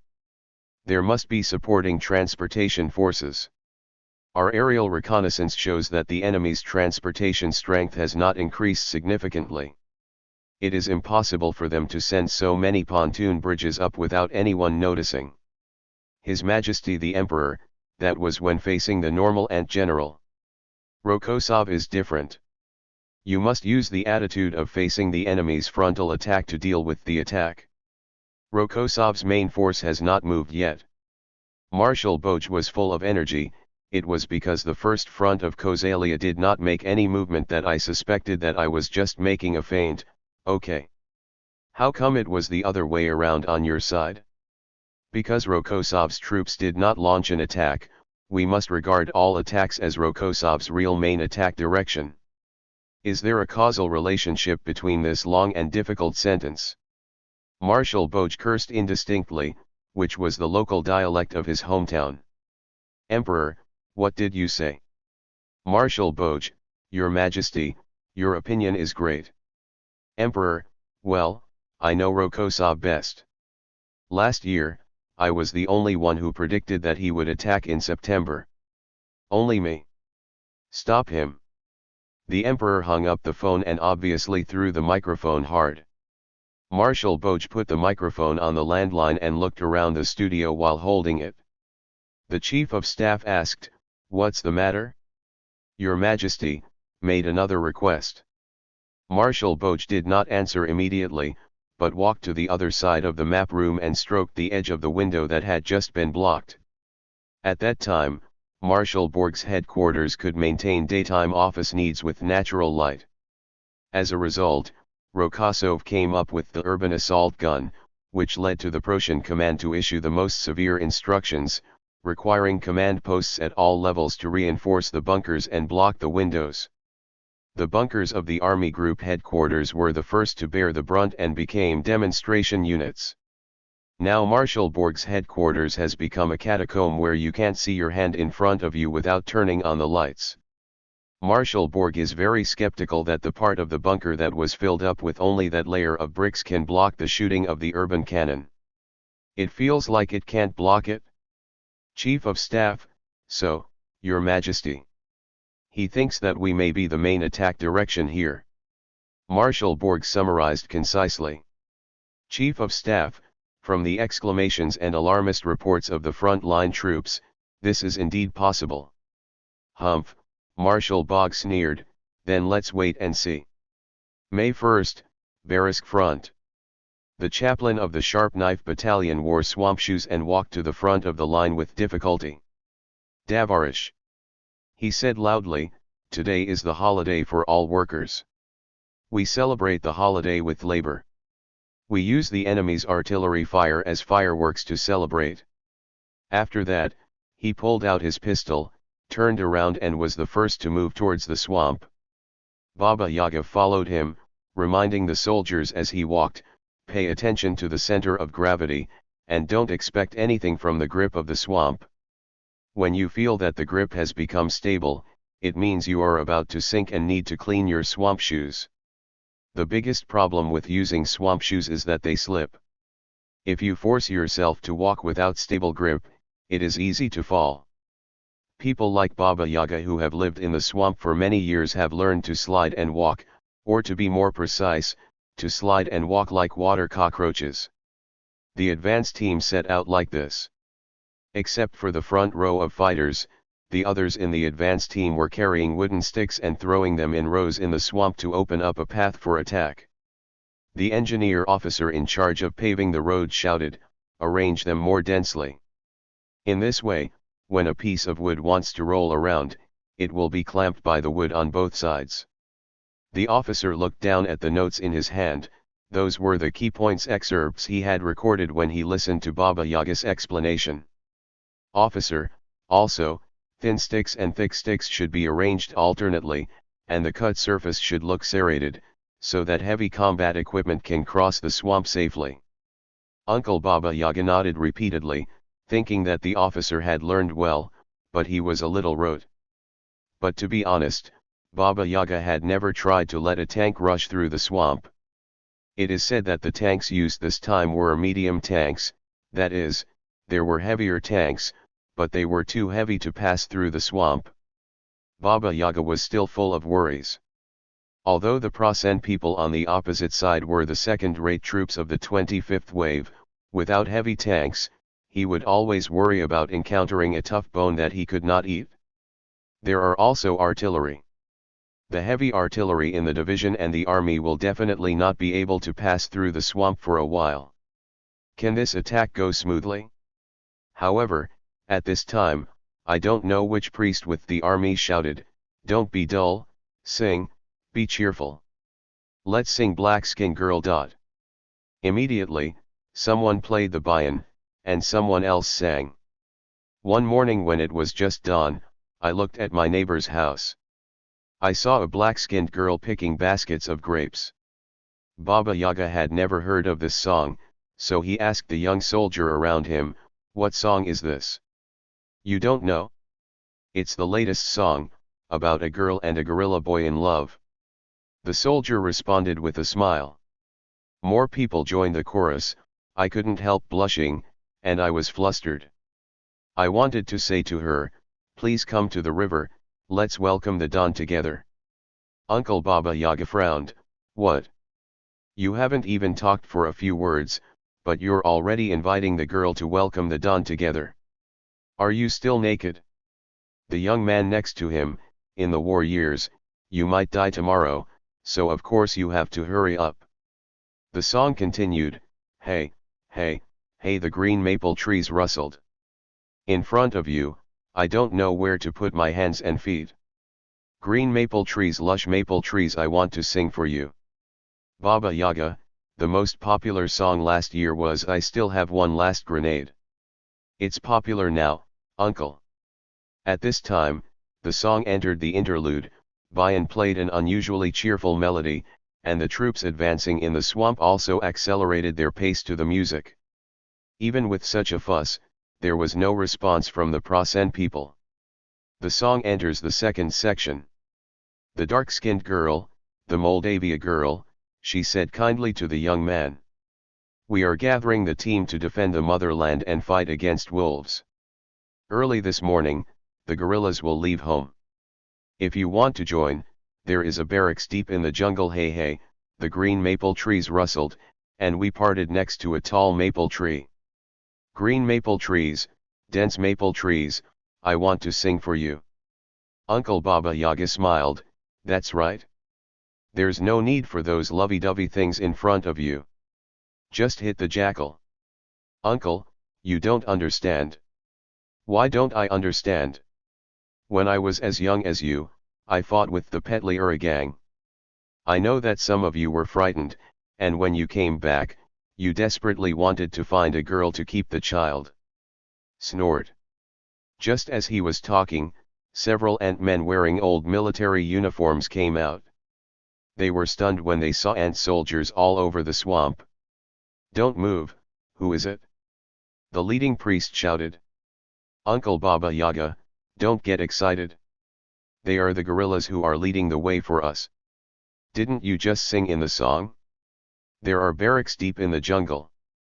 When the guerrillas saw the uncle, they came over and held his hand. Uncle, you said you were going to attack, but we thought we could hold a company to death. Are such a large force going to launch a full-scale attack? Uncle Baba Yaga smiled and said, yes, I was afraid that you would be caught, so I didn't tell the truth and made you think that it was a small infiltration force. Please lead the way. We will pave the road directly to the Prasen camp. Let the tanks drive right over. At this time, the officer came over with a radio and held the guerrilla's hand. Comrade, you have worked hard these past few years. Please tell me the enemy's strength and number, and I will report back as soon as possible.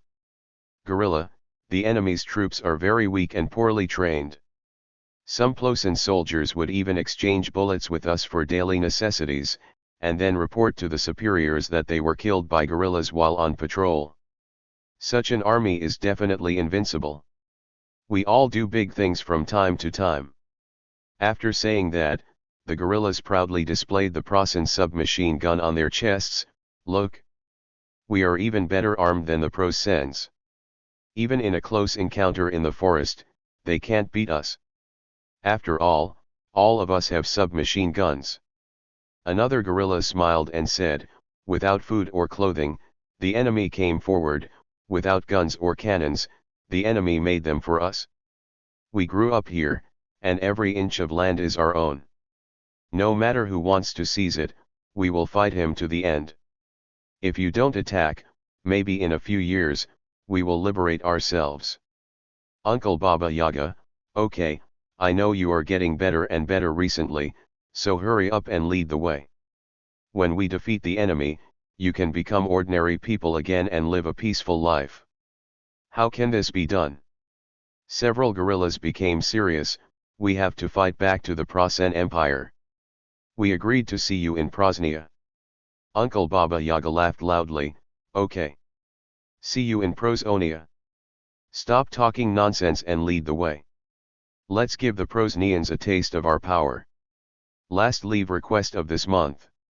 I really fell ill this time. The temperature changed drastically and I caught a cold. Everyone should also keep warm.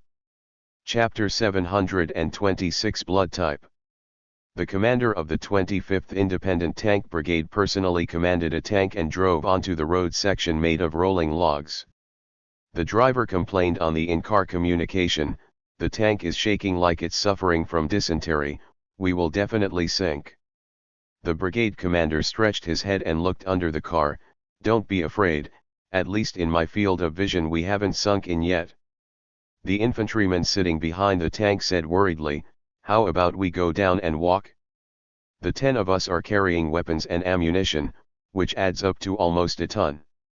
Brigadier Commander, the 36-ton tank didn't sink. It doesn't matter if you have an extra ton of weight. Just stay still. Look at the infantryman next to you wearing those shoes and slipping and sinking from time to time. Every now and then, an infantryman wearing swamp shoes would slip and fall. If he slipped in a place where the mud was not deep, he would be able to get up on his own. The unluckier person would have to hold his hand on the ground, and as a result, his entire hand would be swallowed by the mud. Others who want to save will be implicated one after another and dragged into the mud. Swamp 4 does not hide his appetite and devours young lives unscrupulously. Brigadier Commander, look at the shoes on your feet. It's better to sit on the tank. When the tank sinks to the bottom, you will naturally have a chance to struggle in the mud. A child among the infantry muttered, which genius came up with the idea to attack here? It's Marshal Rokosov, said the brigade commander. If we attack here, we only have to fight the swamp and sacrifice a tenth of it. If we attack from other places, we will have to fight the Plozans. Maybe it will cost 30 to 40% casualties. The child who just spoke immediately changed his expression. It's the marshal's idea, then we are sure to succeed. His ideas will always succeed. At this time, other tanks of the 25th Brigade also drove into the swamp, and the entire swamp was filled with the sound of engines. On the position of the 500th Division in Prasen, Sergeant Wolfgang played the guitar in front of the fire. His squad sat around the fire, all eagerly looking at the broth in the army pot on the fire. The private closest to the pot stretched out his hand, but the sergeant slapped it away. Don't worry, these are horses that have been working on the front line. The meat is very strong. If it is not stewed for enough time, your teeth will be knocked out. The private sighed, if horses are killed by the enemy every day, then we can eat meat every day. Don't think about it. In our place, the ant people won't even look at us, let alone bomb. This horse should have been killed by the guerrillas. Private, can the guerrillas kill a horse every day? Sergeant Wolfgang smiled, that's too bad. You have horse broth to drink, but what happens after that? These horses are responsible for delivering supplies to us. It's impossible to use cars to provide supplies to this place where birds don't poop. We sent supplies, but the horses were all dead, and we had no food, no coffee, and no ammunition. Well, it didn't matter if we didn't send the ammunition. Anyway, none of the ammunition sent last year was used. The intensity of the conflict where the 500th Division was stationed was not high, and casualties mainly occurred during patrol missions deep into the swamps and in battles to encircle and suppress guerrillas. Whether it's patrolling or encircling and suppressing guerrillas, once a month is good. As Sergeant Wolfgang said, the ammunition issued last year has not been used up, so in the eyes of the officers of the supplementary battalion, it is a good job to supplement the 500th Division and the 501st Division next door.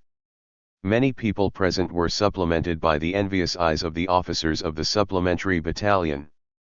The sergeant continued to play the piano, and someone immediately teased, "Sergeant, you haven't mastered the guitar very well. When I first added it, you were stumbling on the guitar, and you are still stumbling on it now." Sergeant Wolfgang, I just didn't feel it. After that, he continued to strum the strings, and this time he played several consecutive chords smoothly. The sergeant smiled at the soldier who had just laughed at him and began to play Electra, a popular song before the war. After singing a few lines, someone said, "I was a little kid when I first heard this song, and now." "You're still a little kid, aren't you?" Another person laughed, "You can blush even if you say anything to a local ant girl." "I don't." Everyone laughed. At this time, someone suddenly said, "The first time I heard this song, my brother was still alive and he sang it to me." The people who were noisy just now suddenly fell silent. For a moment there was only the sound of the guitar and the sound of boiling broth in the pot. Everyone stared at the broth in silence, with expressions as if they were remembering some long-gone time. Someone tightened his grip on the rifle, hugging it like a long-dead relative. The equipment of the 500th Division is very poor. After all, they are the 25th wave of infantry divisions. The bolt-action rifles in many people's hands are not newly produced, but old ones that have been stored in a warehouse for a long time. As for machine guns, generally each squad of the Prasen army has a machine gun. Prasen's infantry squad is formed with machine guns as the core. This common sense has been written into the summary of the enemy's combat experience. But in a unit like the 500th Division, two squads share one machine gun. The squad commanded by Sergeant Wolfgang is a pure rifle squad. It usually operates with the first squad in the platoon and cooperates with the first squad's machine gun. Combat. Recently, Sergeant Wolfgang and the others participated in several operations to encircle and suppress the guerrillas, and found that the guerrillas' firepower was stronger than theirs. The guerrillas had drum-style bobos transported through the swamp, and one guerrilla was able to suppress Sergeant Wolfgang's entire squad. Fortunately, most of the time the guerrillas didn't make much noise in this area. At most, they secretly planted some landmines on the transportation route and killed a few horses. Without exception, these horses became a snack for Wolfgang and the others. The supply level of troops like the 500th Division is very low, and the canned meat distributed every time is pitiful. So from time to time Wolfgang and the others would take unused bullets to the guerrillas in exchange for some meat, or let the guerrillas blow up a few horses. Of course, the chief secretary and the chained dog cannot know these things. Sergeant Wolfgang's piano sound gradually became better, and his voice also relaxed and became high-pitched. A large number of birds took off from the woods and rushed into the air. "Sergeant, you're scaring the birds." Someone laughed. Sergeant Wolfgang stared at the flying bird, and his hand stopped playing the strings. The others, who were smiling, stopped when they saw the sergeant. Suddenly the whole camp was so quiet that only the sound of boiling horse broth was left. There was a dull roar in the air, as well as the clicking sound of gears, and from time to time there was the sound of heavy objects dragging on the ground. Some recruits asked in confusion, "What is this sound?" "Sergeant Wolfgang, there was noise from the tank's engine and gearbox, and the sound that seemed to be dragging a heavy object was the sound from one side of the tank's track locking up and turning." "Huh." The recruit looked at the sergeant with his mouth wide open. "What?" The sergeant put the guitar on his lap and gestured with his hands. "When the tank turns, it is mainly achieved by the speed difference between the two tracks. If you want to turn quickly, lock one of the tracks, and you can turn a nearly right-angle turn." At this time, the battalion commander of their battalion ran over, his face covered with shaving foam that had not yet been washed off. "Wolfgang." The battalion commander asked loudly, "What is this sound?" "Sergeant, it's a tank, sir." "How is that possible? There are no armored troops near us." The battalion commander's eyes widened. Suddenly, he stopped and looked at Sergeant Wolfgang blankly. "Oh my God, this is impossible. Let alone tanks in that swamp. You can't even get by with a bicycle." "Wolfgang, you're talking nonsense." "Wolfgang, and what did we hear?" The battalion commander shook his head repeatedly. "No, that's not right. I have to call the division headquarters. There must be some misunderstanding." After saying this, the battalion commander ran towards the battalion headquarters. "Sergeant Wolfgang, battalion commander, where are the orders?" The battalion commander turned around and said, Enter the position." Yes, the 500th Division has a position, but this position is quite crude. The depth of the trench is barely up to the waist, and sandbags can be used to block the chest. The roof of the shell-proof hole is all made of wood cut nearby, so even if it is hit by a mortar shell, it will be destroyed. The most egregious thing is that there is still water in the trenches. If people are not arranged to scoop out water every day, the water in the trenches will be up to the ankles all year round, and socks and other items will be soaked in the water. Because of this, no one likes to stay in the trenches, so even if they are standing guard, they should stay outside as much as possible. For a while, the guerrillas liked to fire cold shots at these unlucky guys standing guard, but later the soldiers of the 500 Division began to use grenades in exchange for safety while standing guard. The guerrillas used grenades to blow up the servants and military police, and the officers and soldiers of the 500 Division were safe. Later, you can report the consumption of grenades and bullets together as evidence of your hard work. Sergeant Wolfgang, get into position. Although the soldiers looked confused, they still rushed to the position as usual training. Sergeant Wolfgang picked up the helmet that fell on the ground and caught up with the panicked private. "You need this, kid." "Oh." The private was stunned for a moment and then added, "Thank you, Sergeant." "No thanks, let's go." As he spoke, Sergeant Wolfgang grabbed the private by the collar and ran forward. After running a few steps, he realized that he was holding not a rifle but a guitar. He quickly dropped his guitar and looked around for his rifle. At this moment, the panicked sentry rushed into the camp and shouted, "Tank! Ants tank! Round, round!" Wolfgang found the rifle at this time, picked up the private again, and ran towards the position. The sentry was still shouting, "Antis tank! It's round!" The next moment, the sentry tower in the camp was hit by a stray bullet, and all the wooden boards were blown away, leaving only the steel frame. The air-burst grenade produced a large amount of fragments, which fell on the ground like raindrops. The wooden floor of the sentry tower obviously could not block these fragments. The Plosin soldier who was shot fell to the ground and let out a shrill scream. Wolfgang turned away and dragged the private forward, quickly. "At least you won't be hit by artillery shells when you enter the trench." After taking 2 steps, he felt something was wrong. He lowered his head and saw that only half of the private was left. He didn't know where such large pieces came from. "Damn it!"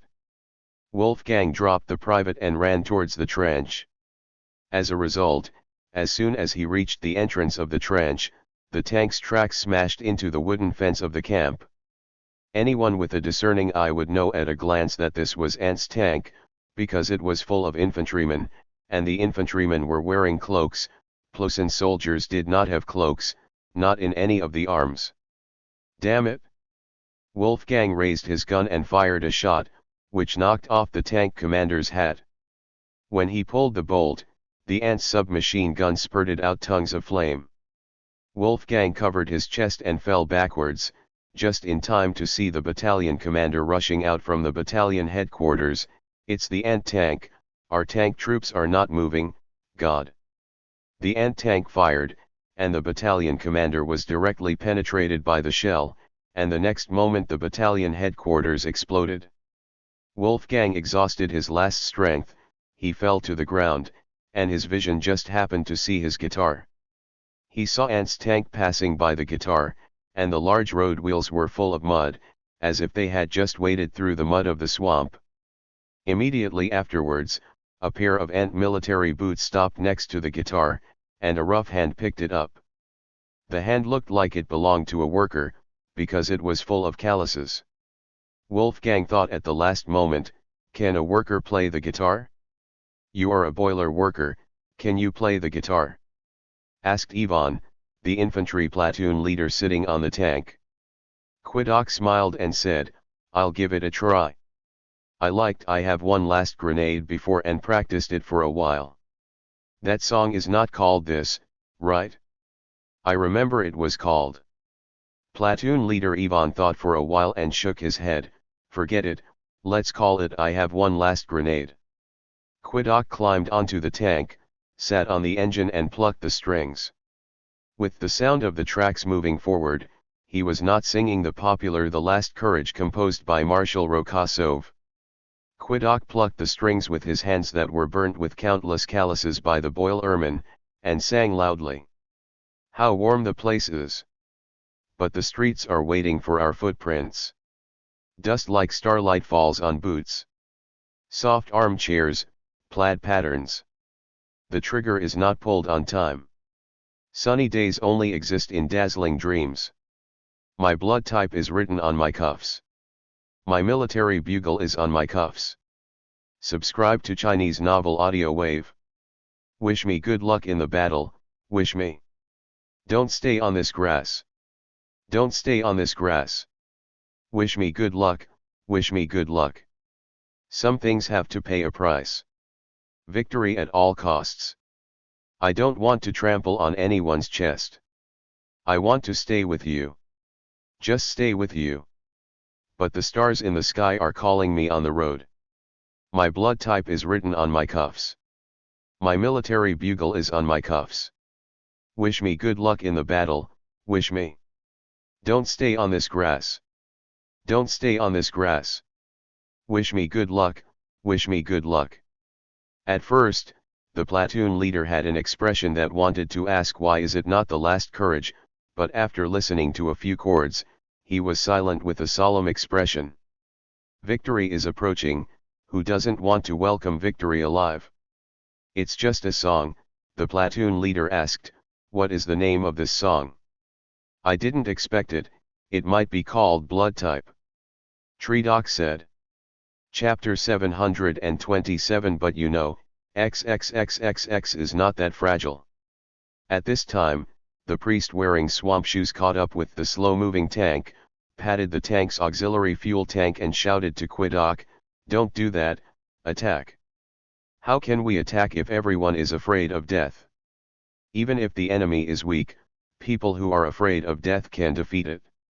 Quiddock looked at the priest and found that his shoulder was injured and wrapped in dirty bandages.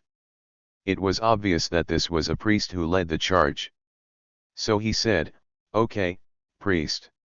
Let me sing a song I wrote when fighting near Abawahan." The priest seemed to have noticed the Abawahan defense battle medal and the battle wound medal on Quiddock's body. "Priest, how could you survive such a purgatory without a gold star?"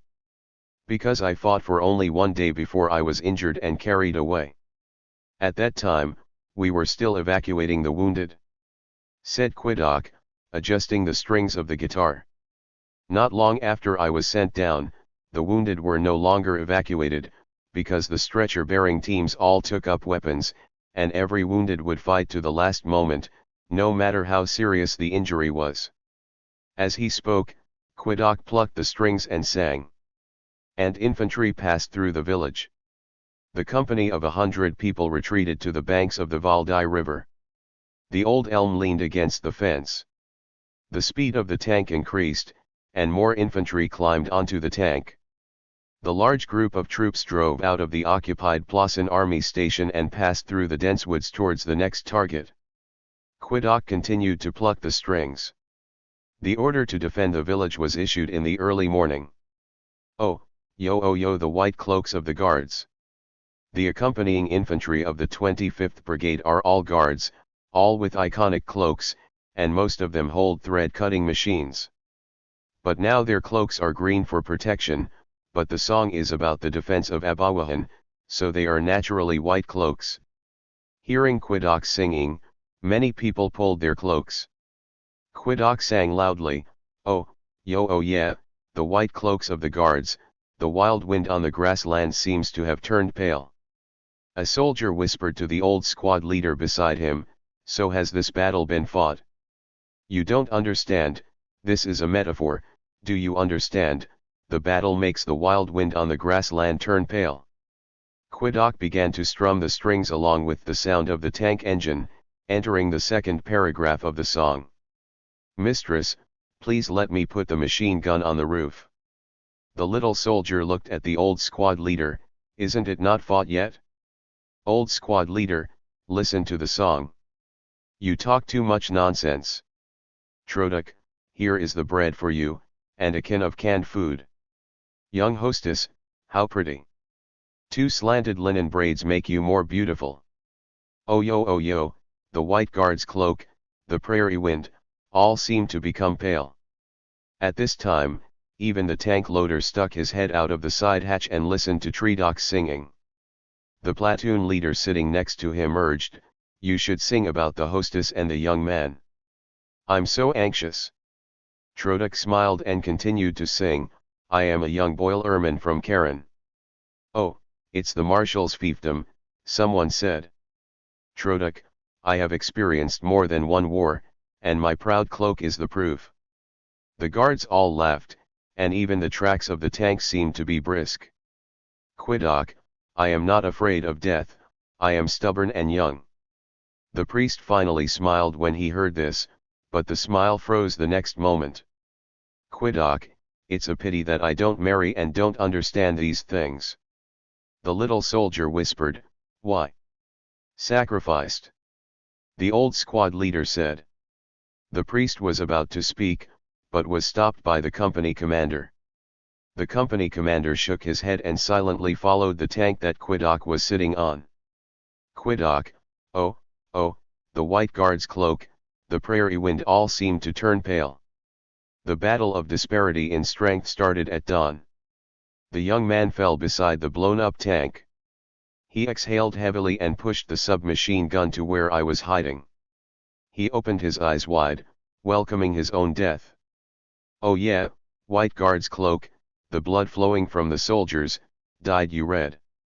As if in response to the sound of Quidok's piano, the sound of machine gun fire came from the front, and the next moment the tank at the front opened fire. From the tank Quidok and his team were riding in, they could see the muzzle of the tank in front of them raising dust. Just as Quidok was about to put down his guitar and pick up his rifle, the platoon leader Ivan patted him on the shoulder, "Keep playing the piano. Your piano can increase our combat effectiveness." "Really?" Quidok looked puzzled. The platoon leader smiled, "Of course, do we need a gun from you?" "No, we definitely don't, but you are the only one who can play the guitar and sing such a good song." Tredok nodded doubtfully and continued to play with his guitar. As soon as he started playing, he heard the sound of strafing and the roar of tank guns in front of him.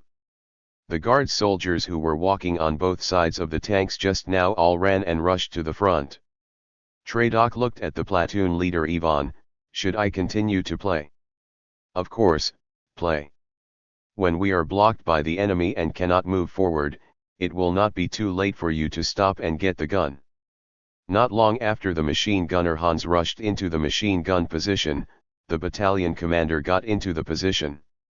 "Damn it," the battalion commander muttered, "I was talking to the commander of the 1st Battalion, and suddenly the phone was disconnected. Something must have happened during the shooting." The deputy gunner, "Someone just heard the sound of artillery from the position of the 1st Battalion, the battalion to which Sergeant Wolfgang belongs. Could it be that the enemy broke through the swamp?"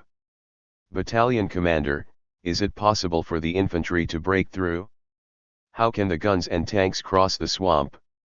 As soon as he finished speaking, there was the sound of machine gun fire outside. "Hans, it sounds like the direction of Fortress 153. The Prasen people built a series of forts on the road from the swamp to the village of Kitok, where the 500th Division headquarters is located, and named them after the height of the small plateau where the forts are located. Of course, because the 500th Division received very few engineering materials, the so-called fortress basically had no concrete, and was all masonry structure with wooden roof. The Prasen simply did not believe that such strong positions and strongholds were needed behind the swamps. They believed that these strongholds would be enough as long as they could withstand the ant infiltration troops.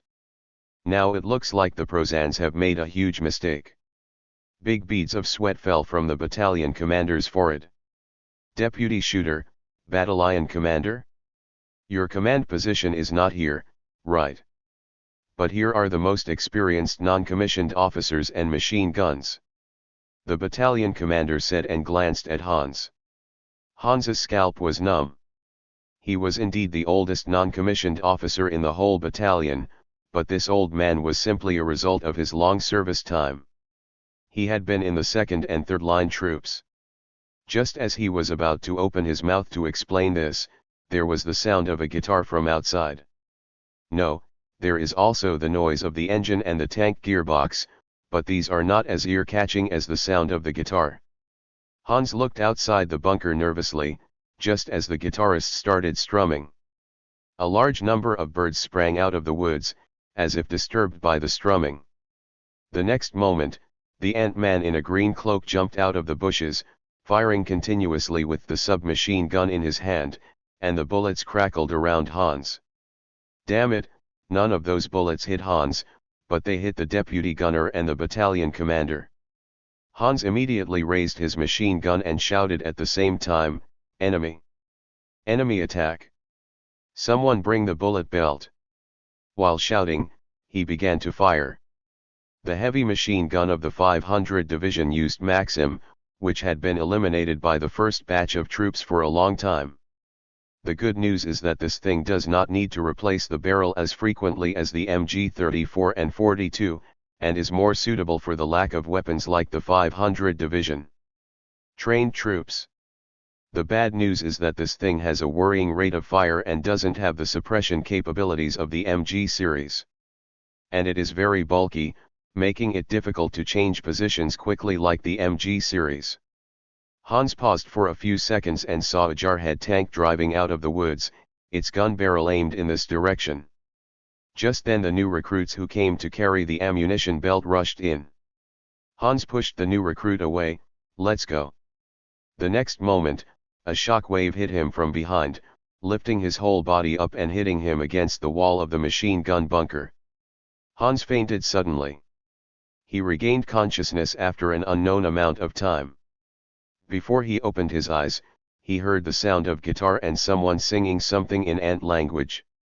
He opened his eyes and saw that the ants had entered the machine gun bunker and were using their pistols to reload the Plosin soldiers who fell on the ground one by one. Hans wanted to struggle and raised his hand to touch the pistol, but found that his right hand was missing. Following the line of sight, only half of his right arm was left, and everything below the forearm was gone. At this time, the ant-man noticed him, walked up to him and raised his pistol. The guitarist who seemed to be playing the devil's voice entered the chorus at just this moment, strumming fiercely, making the melody manic. Gunshots were fired. Platoon leader Ivan fired the last bullet of his pistol, and the firearm entered the empty magazine and hang-up state. "Did he just surrender?" asked the superior soldier following the platoon leader. "If he doesn't raise his hands, it doesn't count as surrender," the platoon leader said while loading bullets.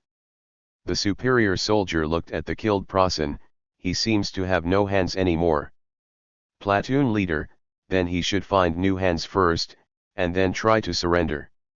Don't mention international law to me.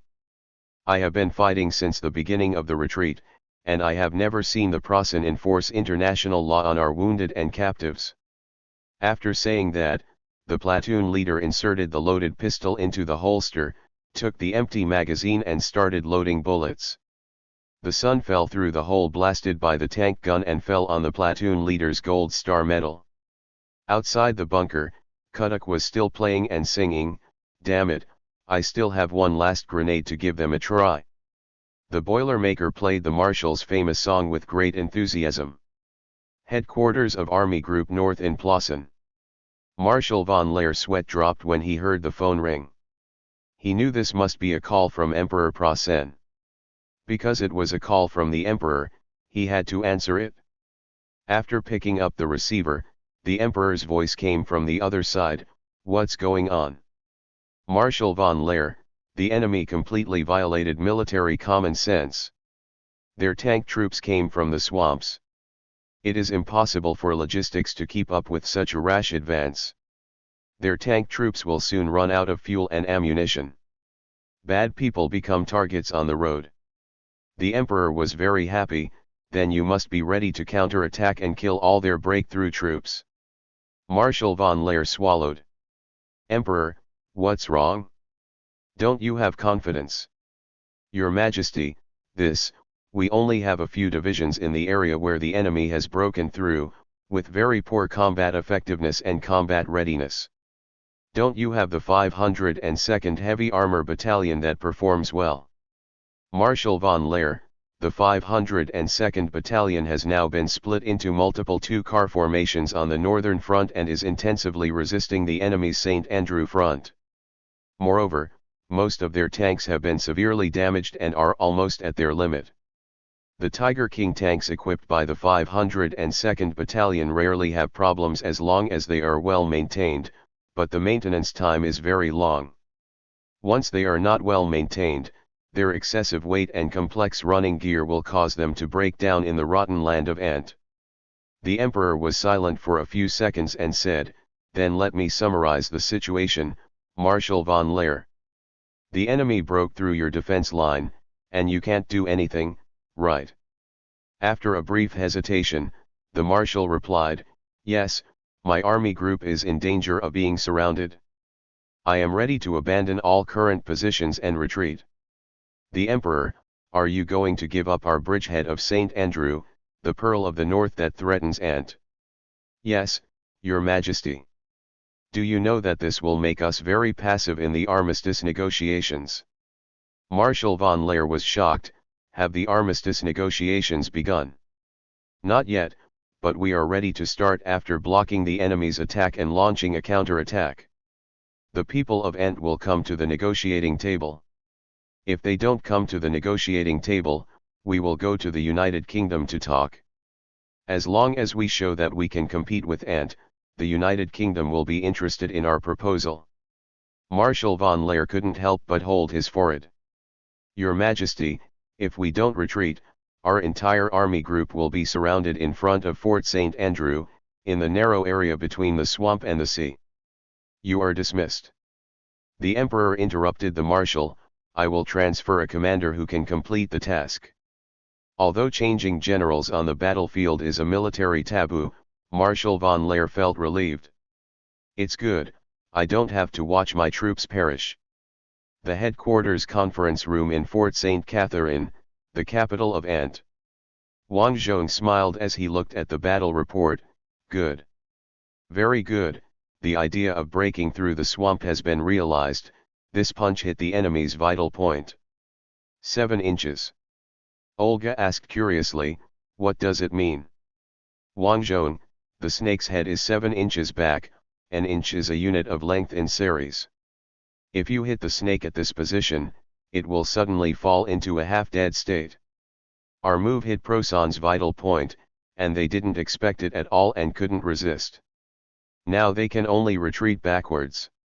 In order to ensure that the Northern Army Group can withdraw from the encirclement smoothly, they need to mobilize troops to delay us. They must draw forces from the Southern Army Group and the Central Army Group." Olga clapped her hands vigorously. "I understand, our Western Front is also attacking, so Proson can only draw forces from the south." "Yes, in this way, the real drama of our series of attacks will begin. An unprecedented big pocket, a big pocket that is more terrible than the glorious victory of Proson from June to September 914. Olga, and our troops will enter Proson's territory for the first time." Wang Zhong corrected, "It is Melania's territory, Your Majesty." Olga, "But they have been ruled by Proson for 5 years, they should have become Proson people, right?" Marshal Gorky, "How could it be? Don't you think Moravia turned over very simply? After all, Moravia joined the Proson Empire as a kingdom. Melania was occupied." Olga said.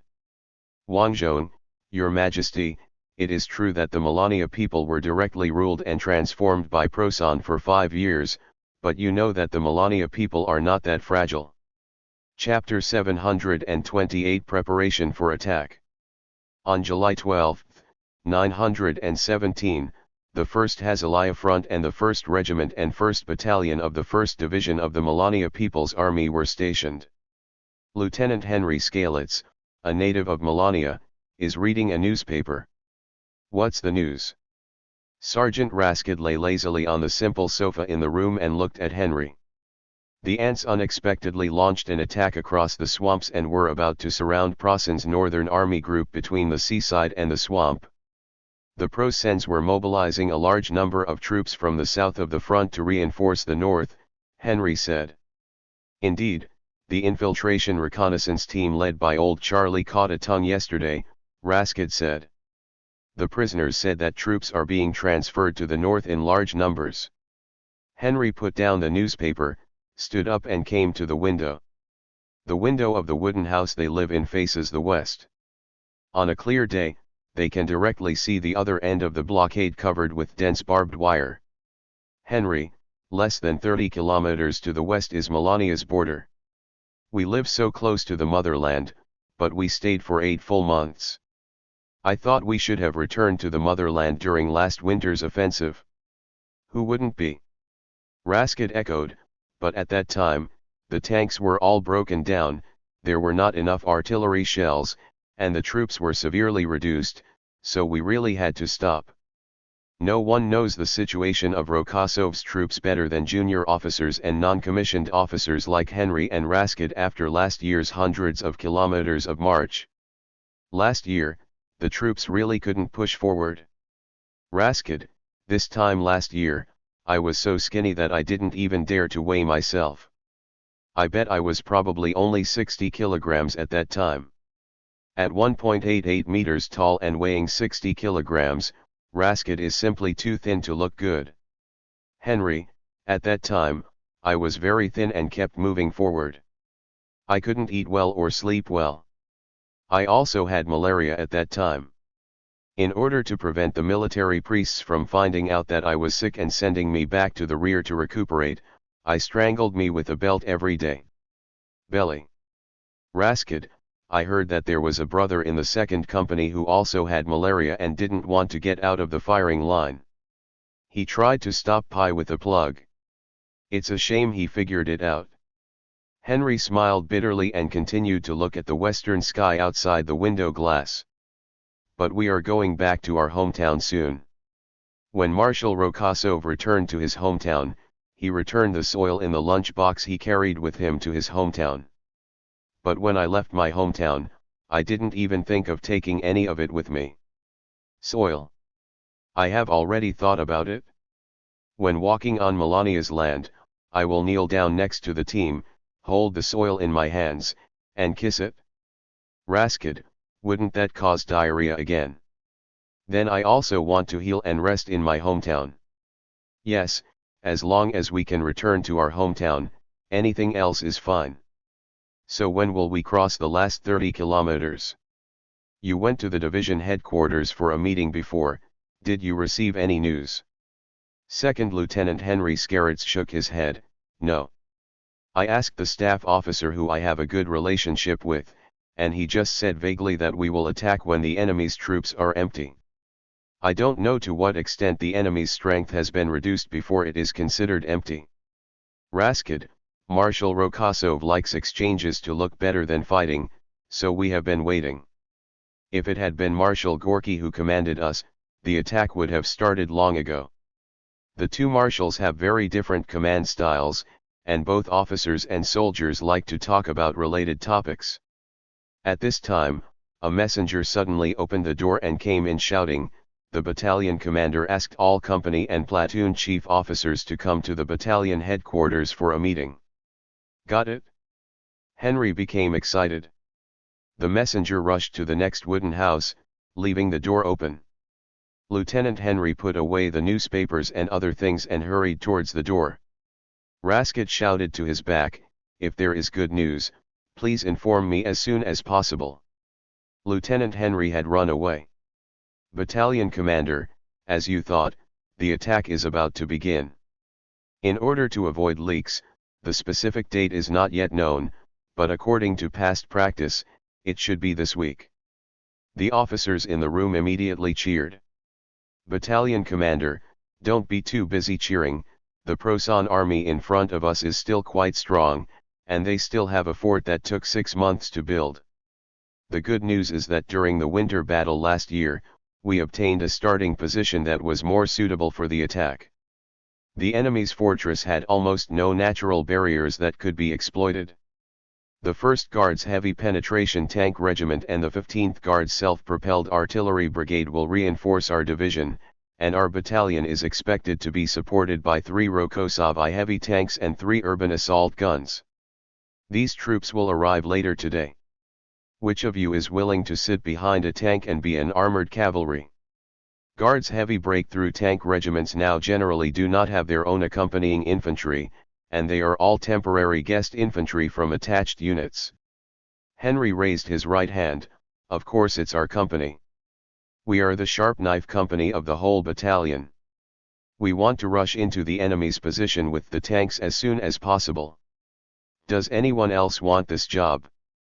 Someone immediately replied, we want to measure the land of our hometown with our own feet, battalion commander. Everyone laughed. The heart of the Prasen Empire, the eagle's nest. Emperor Prasen clasped his hands behind his back and looked at the huge map in the war room. Damn Rokossov! I have a hunch that he should assume an offensive posture in front of Army Group South. The purpose is to prevent us from continuing to draw troops from Army Group South to the north. At this time, there were no other senior generals around him, only 2 loyal major generals. One of the 2 said, is it really a gesture? We have withdrawn so many troops to the north, will Rokossov miss this good opportunity? But he also needs troops to attack. The emperor put his hands behind his back. We conservatively estimate that he has invested a total of 4 million troops in the north, the center, and Moravia further south. He has at most 5 million troops on the front line, and the rest of the troops should be in the rear and the far east. A good cook cannot cook without rice. After a brief pause, the emperor continued, let's relax the estimation standard a little bit. Assuming that Rokossov has 6 million troops on the front line, he still has 2 million troops in his hands.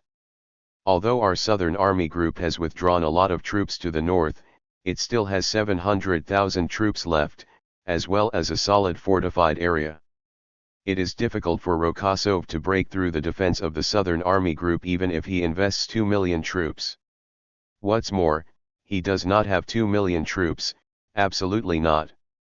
The Emperor waved his hand vigorously, looking confident. Yebeo, anti-command.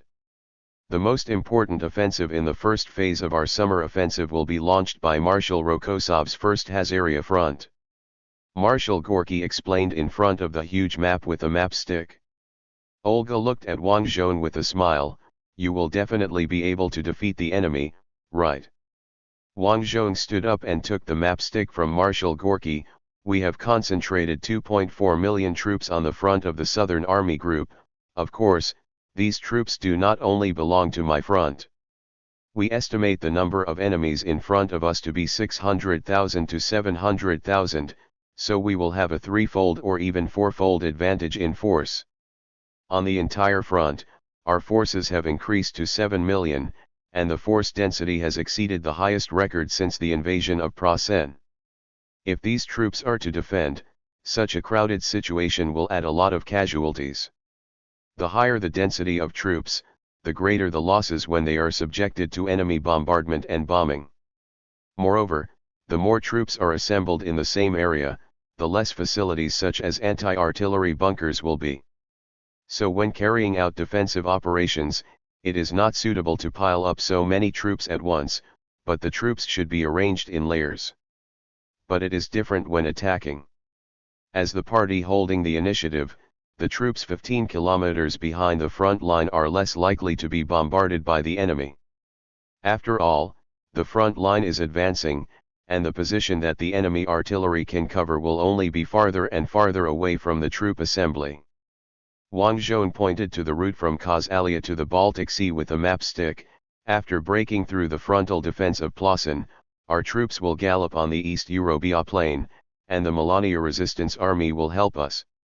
According to the schedule, their representatives will cross the front line today and connect with us. Oh, so that's it? Olga suddenly asked worriedly, will they cooperate with us with all their strength? When we liberated the country before, the local resistance organization helped us with all their strength because the core of the resistance organization was the underground church, and they shared the same language and culture with us. Melania has no church, and her language and habits are different from ours, right?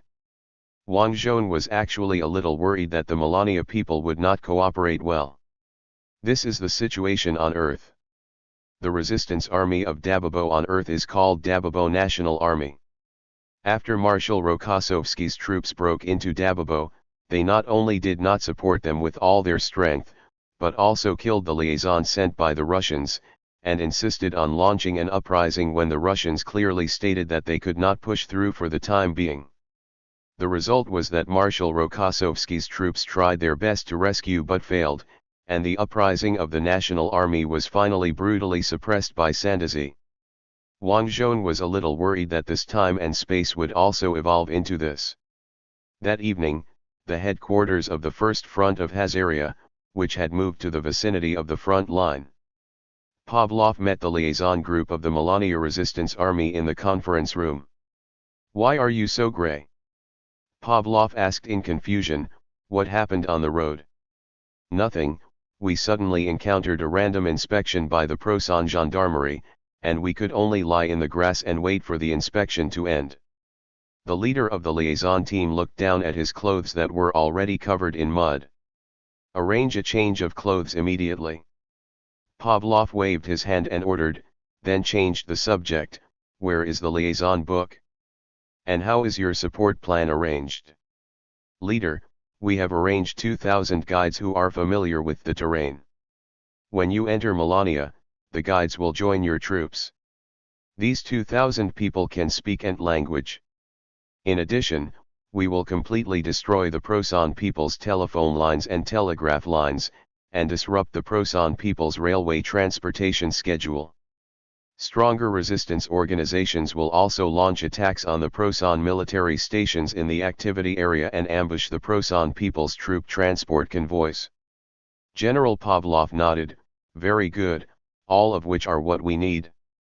The team leader took out an envelope from his pocket and said, "This is the information we have about the Southern Army Group of Prasen.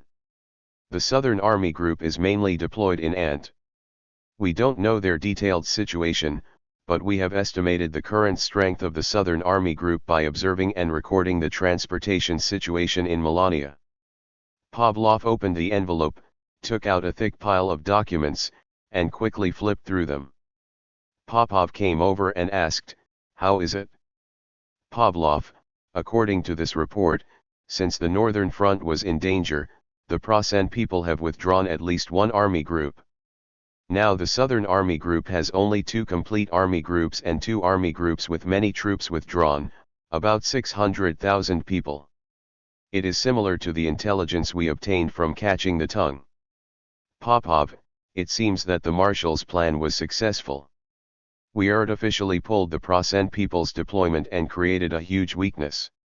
At this time, team leader Melania asked, "How many troops have you prepared to attack the Prasen people?"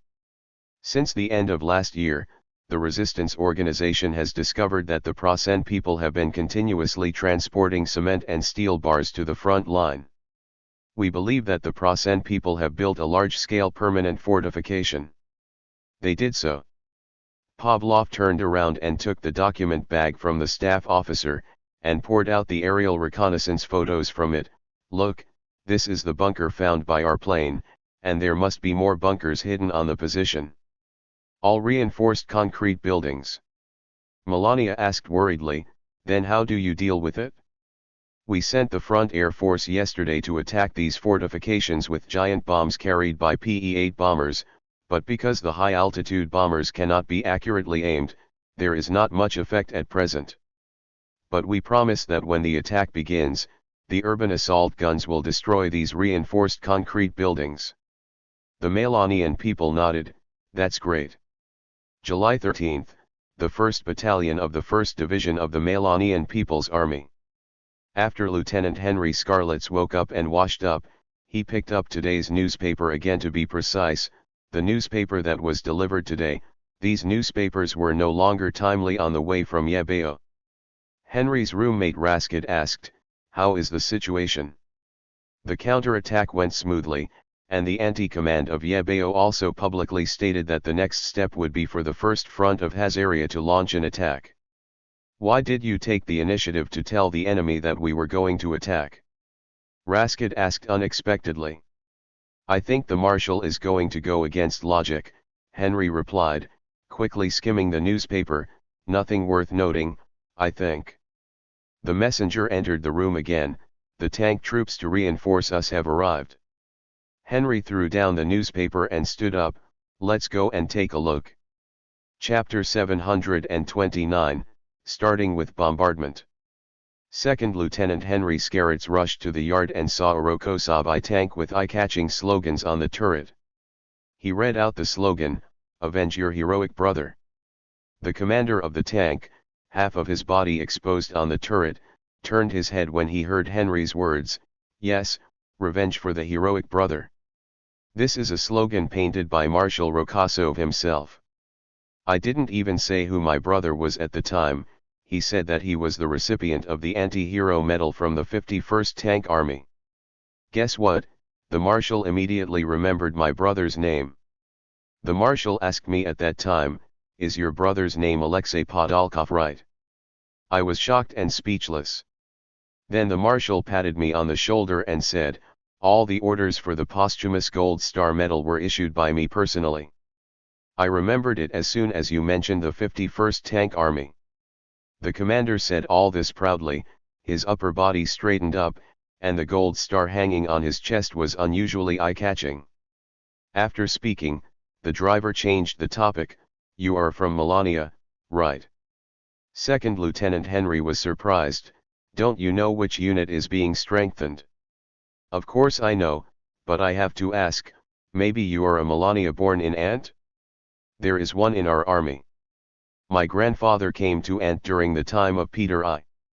He is already a complete Ant people."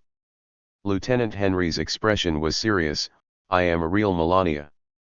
I was born during the period of Melania's independence. I fled to Antlay after the Prozan invasion." "Is that so? You've been away from home for 5 years." Henry nodded. "It will be 6 years this September." The captain said oh and looked up at the western sky. "Then you are finally going home. Congratulations."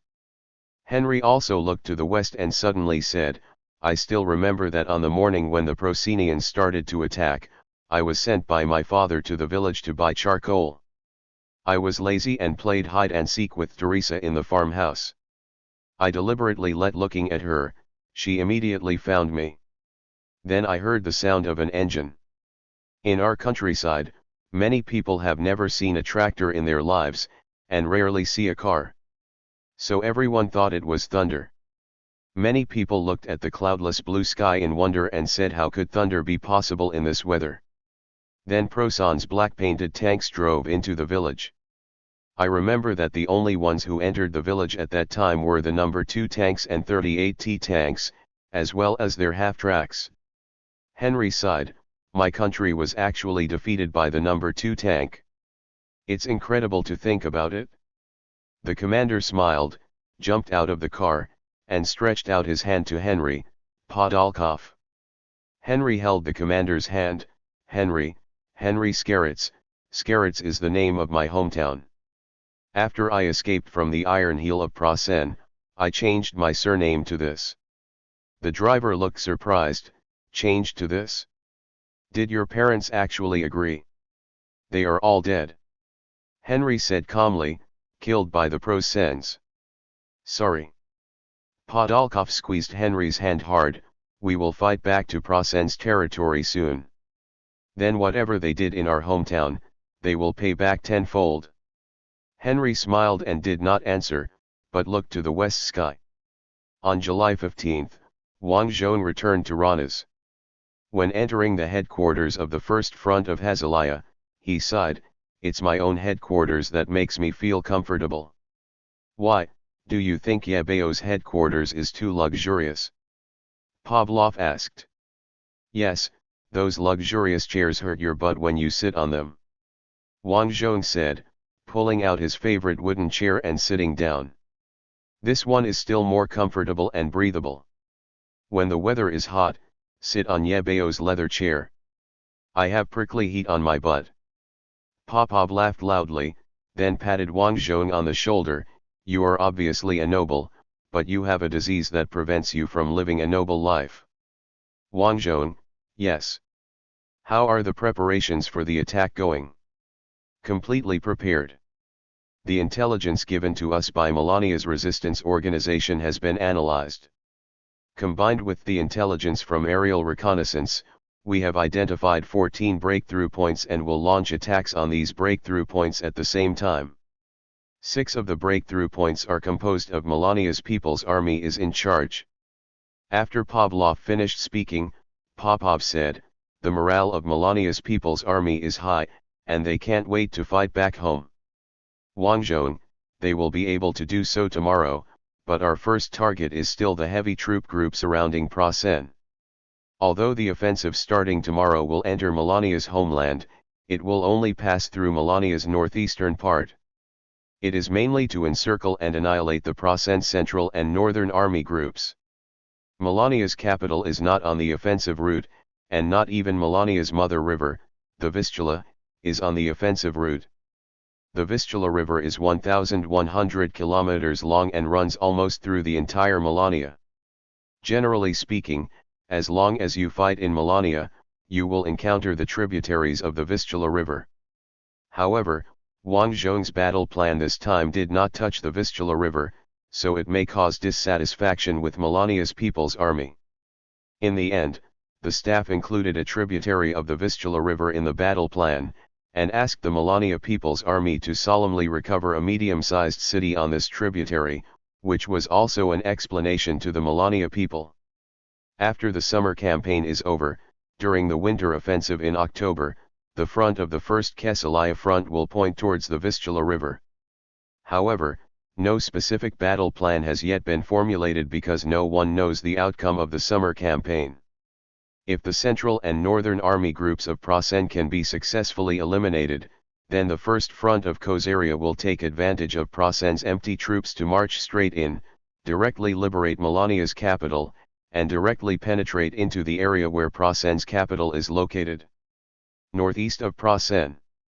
If the battle to eliminate the Prasen heavy cluster does not go smoothly, drags on for a long time, and even allows the opponent to partially break through to the north and central part of Melania, then the battle will probably be postponed until next year.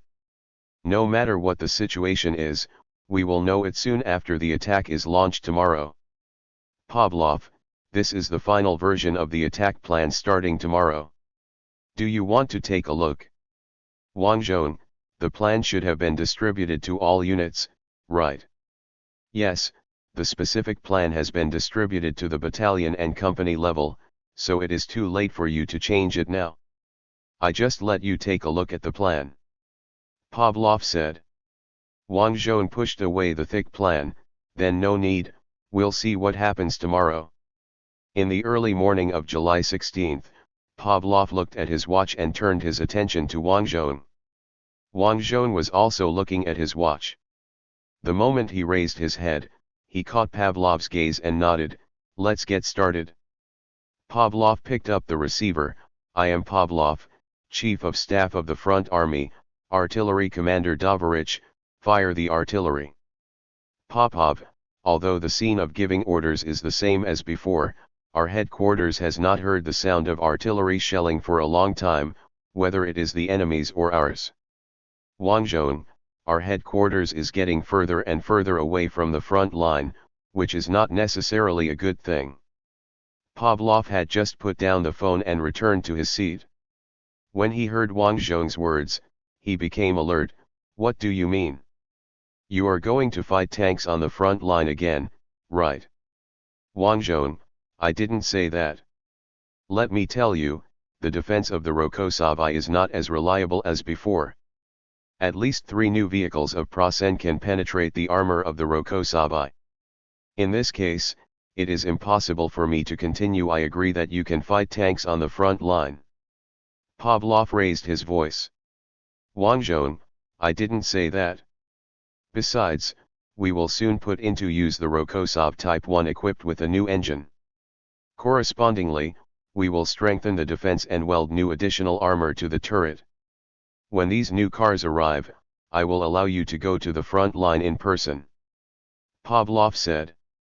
"Vasily, now the marshal has another reason to urge the rear to strengthen tank defenses." "Popov, that's a good thing for our tankers, isn't it? Push the time forward 5 minutes." Fritz Kraus, commander of the 25th Army of Plausen's Army Group South, is inspecting the front-line bunkers with his pet dog. He entered the command bunker of the 54th Division of the Army Group and nodded to the saluting division commander. "Good morning, General." "Good morning, Your Excellency, Commander." The division commander replied respectfully, "The patrol we sent last night captured 2 prisoners. They have been laughing at us and saying that they want us to look good today." Fritz looked at the division commander. "Really? Did they really say that?" "Yes, but both of them were handed over to the military police, so we don't know the results of the subsequent interrogation." Fritz said to his adjutant, "Go to the military police headquarters and ask what's going on." The adjutant nodded, turned around and ran out of the bunker. Fritz's pet dog turned to look in the direction the adjutant left. Fritz came to the observation window of the bunker, looked out, and then patted the second lieutenant on duty in front of the artillery mirror. "Here, let me take a look." The second lieutenant immediately gave up his position. "Please subscribe to Chinese Novel Audiowave." Fritz put his eyes on the artillery mirror. "Let me see, the enemy's side looks very calm. Of course, they have dug communication trenches and starting positions for so long. Even if they really want to attack, our side will not be able to attack. Can't see it?" Commander of the 54th Division, "Recently, the enemy's reconnaissance activities in front of us have been very frequent, and it looks like they are about to launch an attack." "Fritz, the High Command believes that this is a trick by Rokhassov to prevent us from sending troops to the north." The division commander looked worried. "Really? If Rokhassov attacks now, do we really have enough troops to resist them?" Fritz straightened up and returned the observation position of the artillery mirror to the second lieutenant on duty. He turned and looked at the division commander. "Don't worry about things that haven't happened yet. We have indeed had a lot of troops taken away and are seriously under strength, but as long as the enemy doesn't attack, it's not a big deal. And we also have strong permanent fortifications." Fritz stretched out his hand and touched the concrete wall of the bunker. "Look at this wall, it is solid and reliable. This fortification alone is comparable to an army of 500,000. Do you understand 500,000? The division commander asked. "What if Rokhassov dispatches 1.3 million troops to attack? Army Group South currently has 660,000 troops, plus fortifications equivalent to 500,000 troops, equivalent to 1.16 million troops. If Rokhassov dispatches 1.3 million troops, the headquarters thinks he doesn't have that many troops anymore." Fritz waved his hand. "What else can we do besides trusting the judgment of the headquarters?" Then the phone rang. The staff officer of the 54th Division picked up the phone. 54th Division. "Yes, the general is here with us. Do you want to talk to him?" Fritz looked at the staff officer. "Are you looking for me?" The staff officer nodded. "Yes, Marshal Mendel, the commander of the army group." Fritz reached out and took the receiver. "I am Fritz Kraus, I am in the bunker of the 54th Division." Marshal Mendel asked on the other end. "Fritz, we just received a report from the gendarmerie that Rokhassov's front may launch an attack today. Did you find any signs of an attack in the front line bunker?" "No." Fritz answered truthfully, "But the enemy has been operating on the opposite side for half a year and has already built a starting position. Even if they really want to attack, we can only know after the artillery preparation." Marshal Mendel, has the artillery preparation started? "No." Fritz changed his tone to teasing. "If the artillery preparation begins, you will hear it. Is there anything else to report?" Fritz was about to say no, but suddenly remembered the report from the commander of the 54th Division, and said, "One thing, the 54th Division organized a patrol last night and captured 2 anti-prisoners. They all said that we will know how powerful they are today."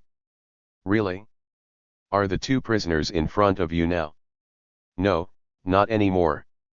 The commander handed them over to the military police. I sent my adjutant to inquire about the situation." "Understood, report immediately if there is any news." Fritz suddenly heard a scream in the sky. His first reaction was to lower his body, hold the phone and lean against the wall of the bunker. The supporting effect of the wall made it less likely for people leaning against the wall to be buried directly. Then the ground shook.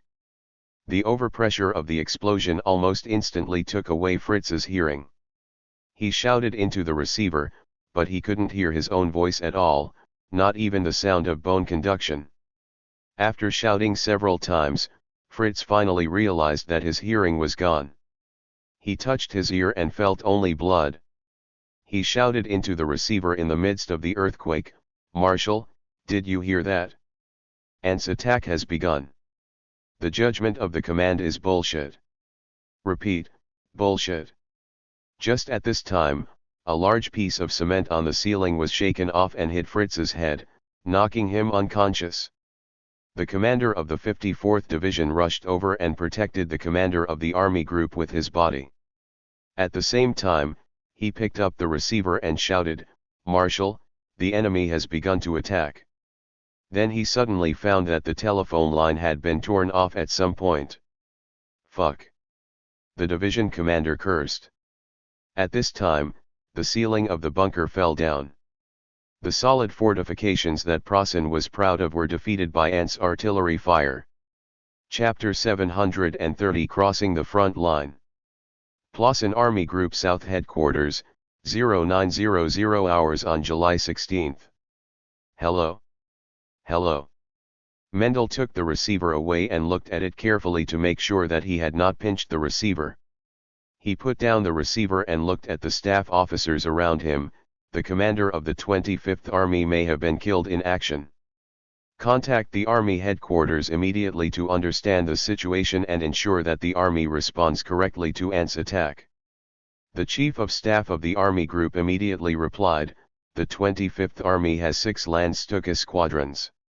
They will prepare counterfire for the ants and completely destroy the ants' offensive troops." According to past experience, the attack of ant troops prepared by counterfire will be stalled for at least 5 hours. At the same time, the intensity of the attack and the amount of technical equipment invested will be greatly reduced. Mendel, when was the last time we fought back? In the north in June. No, the enemy from the north forcibly broke through the swamp, neither preparing for artillery fire nor giving us time to prepare for counter-artillery fire. Our troops stationed in the breakthrough area were not even equipped with smoke breathers. The Prasen people call the rocket launcher smoke brewer.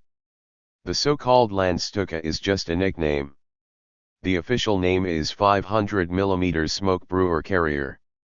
Marshal Mendel, so using land-based Stuka counterfire preparations was a tactic a few months ago. That won't be effective. All smokers will fire after engaging the enemy on the front line. Chief of Staff, that's too dangerous. Our Landstuka places special emphasis on accuracy and its range is not far. Maybe the Landstuka will be too late to withdraw. This kind of counterattack should be handed over to the towed smokers equipped by each unit. Responsible. After the various caliber smokers carried by the 251 series half-tracks proved their worth, the Prosens began to equip the infantry units with smokers that could be towed by barrel carts or even donkey carts. In fact, a series of smokers that could be fired. The iron tubes of the rocket are welded together.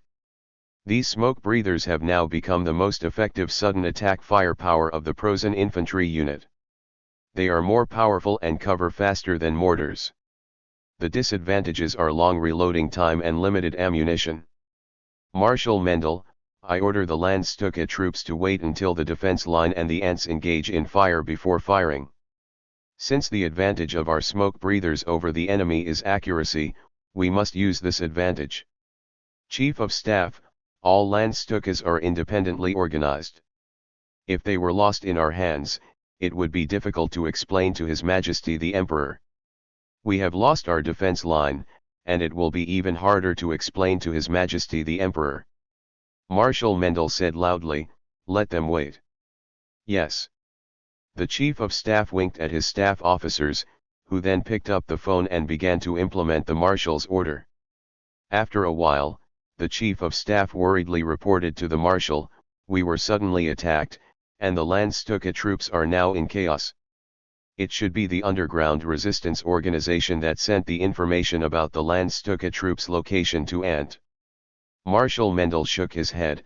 In the past 3 years, the intelligence advantage of the Ant people has caused us a lot of hardships. Fortunately, we will also have an intelligence advantage soon. A young staff officer looked very happy. Really? Rabelais has a new intelligence channel? Why can't it provide us with intelligence now? Marshal Mendel looked at the young staff officer and explained, "No, it's not Rabelaisian's new intelligence channel, it's that we are about to fight within our own country. Our resistance organization should also provide intelligence. It took the Enters 3 years to push us back. Now it's up to us how long we can hold on." The entire headquarters was quiet and solemn. Marshal Mendel broke the silence. "Be happy, the Ant people have a large territory, so the war lasted for 3 years. Our territory is not as big as the Ant, and the resistance may only last for 1 year. Chief of Staff, is this something to be happy about?" "Yeah, long-term pain is worse than short-term pain." Marshal Mendel shrugged. "Now tell me, do you have any other feasible suggestions? We have a group army commander who burps, and all the troops are caught off guard. We can put the 504th Heavy Armor Battalion and the newly formed Grossen Armored Division into combat. The Grossen Armored Division has 98 Panthers and 48 King Tigers in full combat readiness, as well as 44 Panzer IVs. And 110 Panzer IV tank destroyers. Marshal Mendel, I requested that the Grossen-Plossen Armored Division be split into a series of battle groups composed of 20 tanks or armored vehicles. How is it being implemented now? The split has not completely begun." The Chief of Staff was sweating. The main headquarters and the Director of Armored Forces are opposed to this split. Mendel scolded, "This Maldka. The large armored division with 400 tanks he envisioned makes no sense at all, because our support system cannot support such a large unit." After a roar, Marshal Mendel let out a long sigh. "Let the Grossen division set out in batches. Each batch should be controlled between 20 and 40 tanks. I believe this is the most flexible and effective unit. Deploy them. Fight side by side with the local infantry defenders on the only way for the Ant people to lead to Melania." Yes. In fact, Fritz, commander of the 25th Army, saved his life. When he woke up in the medical center, he stared at the ceiling for a long time, until a nearby cannonball exploded, causing the wooden ceiling of the medical center to shake violently and falling a lot of dust. Dust fell into his eyes, causing Fritz to close them. He wanted to rub his eyes with his hand, but his right hand didn't move at all. He had to open his eyes again and saw through his tears that his right hand was already covered with bandages. At this time, the military doctor discovered that Fritz was awake and came over. "Your Excellency, Commander, if you wake up, get up and command the troops. The enemy's artillery preparations have ended, and they will definitely attack." Franz then got up and asked the doctor, "How is my hand?" "It's saved. The shrapnel is stuck between the tendons and nerves. If it's just a little bit off, you'll be permanently disabled. Now you can recover after a year of training." "That's good." Franz changed the question, "Where are my staff officers and adjutants?" "They should be in the division headquarters bunker with me." "Then they are probably gone. All the survivors in the bunker should have been sent to me, but you see, you are the only officer, and you are an officer with red epaulets." "Franz, how bad is it?" I'm a doctor, not a military strategist. I only received 40 hours of military training. The instructor said that as long as I pick up the pistol and don't hurt any of my own people, I will be victorious. I can't answer these military questions. The doctor raised his hands. After waiting for Franz to respond, he went to take care of other patients. Franz could only get up and stumbled out of the tent. Then he saw a huge fireball rising from the Proson position to the east of the medical center. "Oh my God, it's the urban assault gun." Franz muttered, "Quick! Organize your troops to advance to the place where Urban bombed." According to past experience, the place bombed by Urban will become a breakthrough. However, I don't know if no one noticed Franz's red collar badge or mistook its background for blood, but Franz shouted for a long time and no one responded to him. So he turned around and entered the medical clinic. Under the dumbfounded gaze of the doctor, he picked up the phone and said, "I'm Franz. I'm on the 54th Division's position. Please call back if you hear me from the Army headquarters." An angry roar came from the other end of the phone. "The commander of the Army group cannot occupy my channel. Bring the wounded back from the front line quickly. Also, I don't have enough plasma, so I can ask the wounded to donate it. Organize a donation as soon as possible." Franz put down the phone and looked at the doctor. "Is this reasonable? I can't find a way to contact my Army headquarters. Medic, maybe you can get a motorcycle and drive back, provided the ants don't use cavalry and light armor to penetrate the rear this time like they did in their previous attacks." "Franz, while I'm back at the headquarters, how much will our troops lose because of the loss of command? Then you may be able to find a nearby division or army command post. My responsibility is only to save your life, and I have already done it. It is your mission to save the entire army group." Franz shook his head and rushed out of the wooden medical center. He glanced at the wounded squatting outside the medical center waiting for treatment, and shouted at the top of his lungs, "I am Franz, the commander of the group army. I need someone to escort me to the nearest hospital. Who can continue to fight at the command post?" Soon several wounded soldiers stood up. Franz asked the lieutenant among them, "Why are you lying in the pile of wounded soldiers? Didn't you see you injured?" "I was knocked unconscious, General, and my head is still ringing."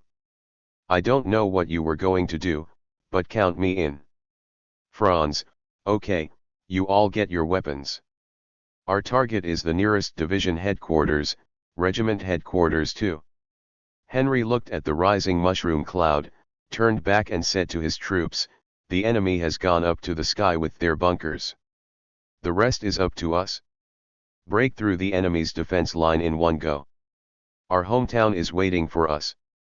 As he spoke, the tank roared to life, and billowing black smoke spewed out of the exhaust vent. Since the year before last, Ant's tank has been billowing with black smoke when it is started.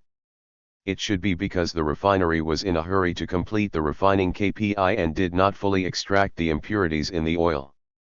Vehicles burning gasoline imported from the United States are much less likely to spew black smoke. Tanks puffing out billowing black smoke headed due west. Podolkov, who was leaning his head on the turret, said to Henry, "Are you excited? We'll be home in 30 kilometers." "I'm not excited. We stopped 30 kilometers away from our hometown for half a year. At first, I dreamed about returning to my hometown every day, but now I'm used to it." As he spoke, Henry took out an apple, cut off a piece with a dagger and put it into his mouth, while continuing, "On the morning when the Procenians broke into my hometown, my breakfast was 2 apples." Podolkov looked at the apple in Henry's hand, "A specialty from home?" "No, and specialty apples. I just eat apples every morning to remember that day." At this time, the soldiers of Melania's People's Army marching next to the tank shouted in envy, "You guys actually took the first step." Henry, "Yes. Let's go home first." After passing the queue of infantrymen, Podolkov asked, "How do you confirm that you have returned to your hometown?" Can you tell just by smelling the breath in the air? Of course it's impossible. I think it should be based on the street signs. Seeing street signs and signboards in Melania's language means. Suddenly, the sound of woo-woo came from behind the Prasen position, and a long trail flew over the head of the Revenge of the Heroic Brother tank and landed on the group marching behind the tank. The sound of explosions and rising smoke suddenly obscured the troops marching behind. Podolskov, the Prozens have also learned the lesson and started preparing for counterfire and sudden fire attacks against us. As he spoke, he picked up the wireless phone. Attention all units, the enemy's rocket launcher is in front of the ballistic launch site, speed up and rush over immediately. Henry clearly felt the tank's engine increase its output. Soon, the Revenge of the Heroic Brother rushed through a row of hedges and happened to see several barrel trucks dragging multiple rocket launchers preparing to retreat.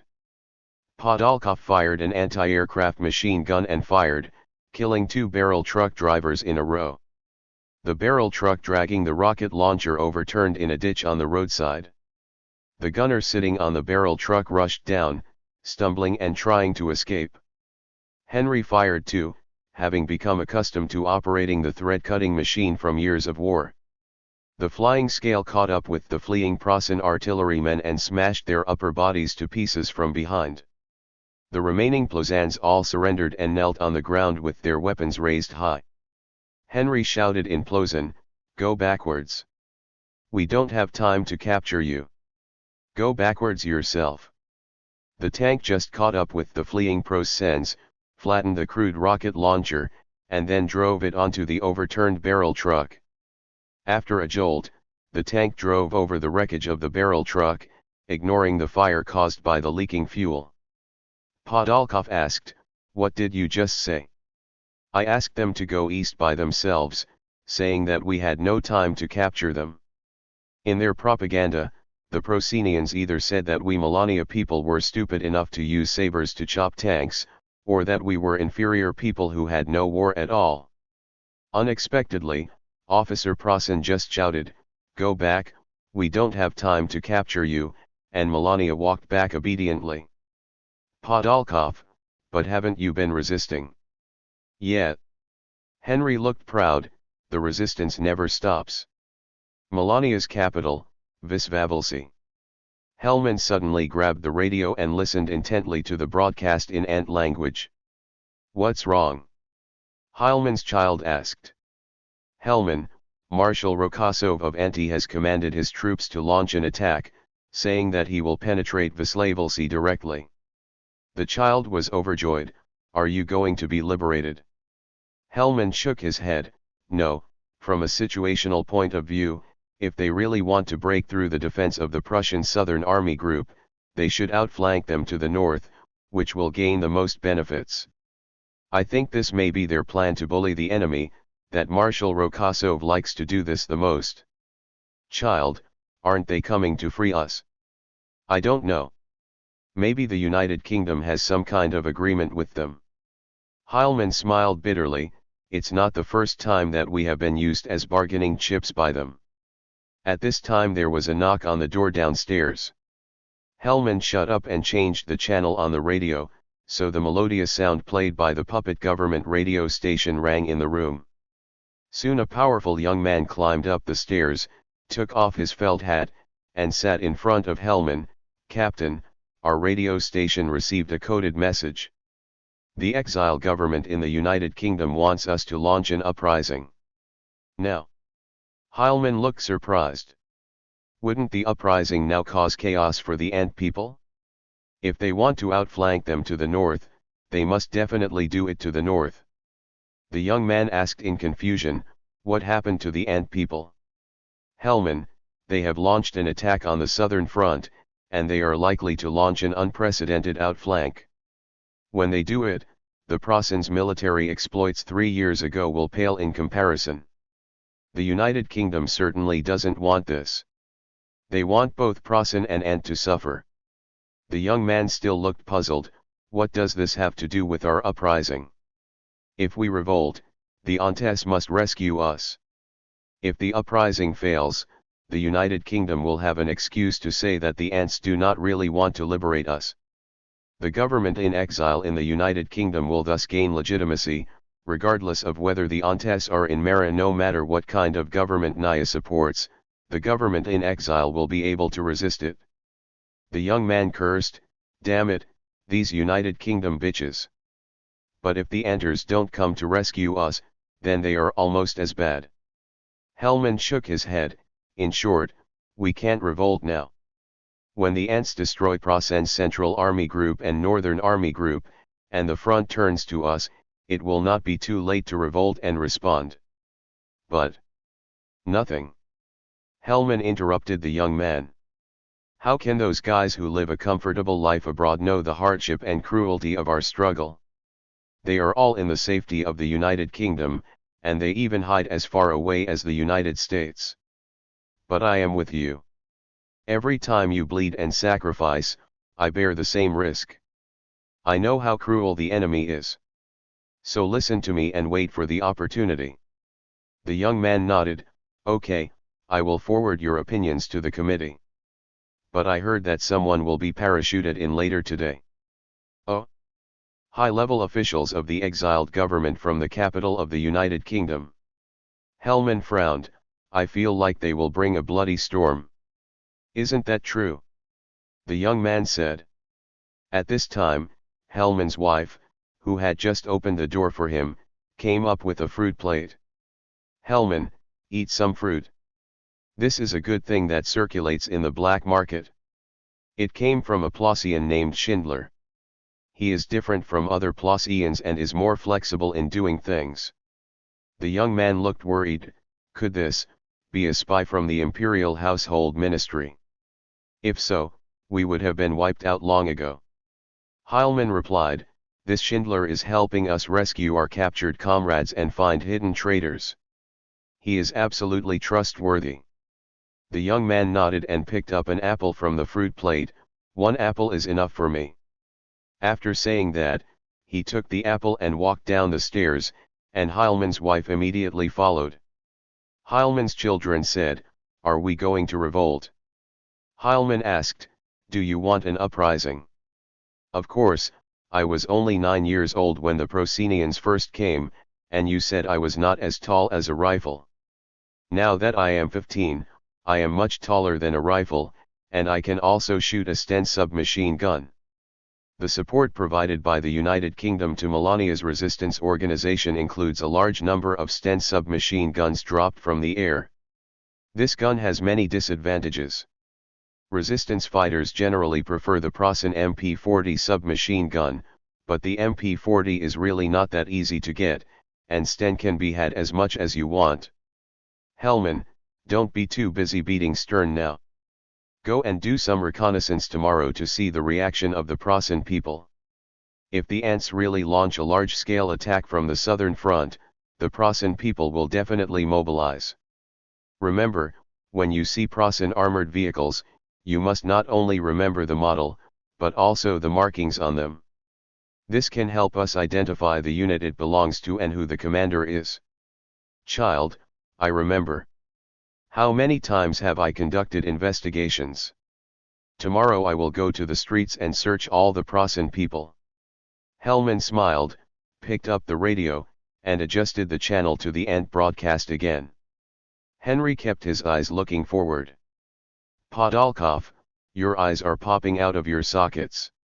Don't worry, the 30-kilometer journey will be over in no time." Only then did Henry look back. The infantryman beside him suddenly said, "I can hardly remember how to write the street signs in Melania language. After all, I have been speaking in ant language for so many years." "Podolkov, that's not possible.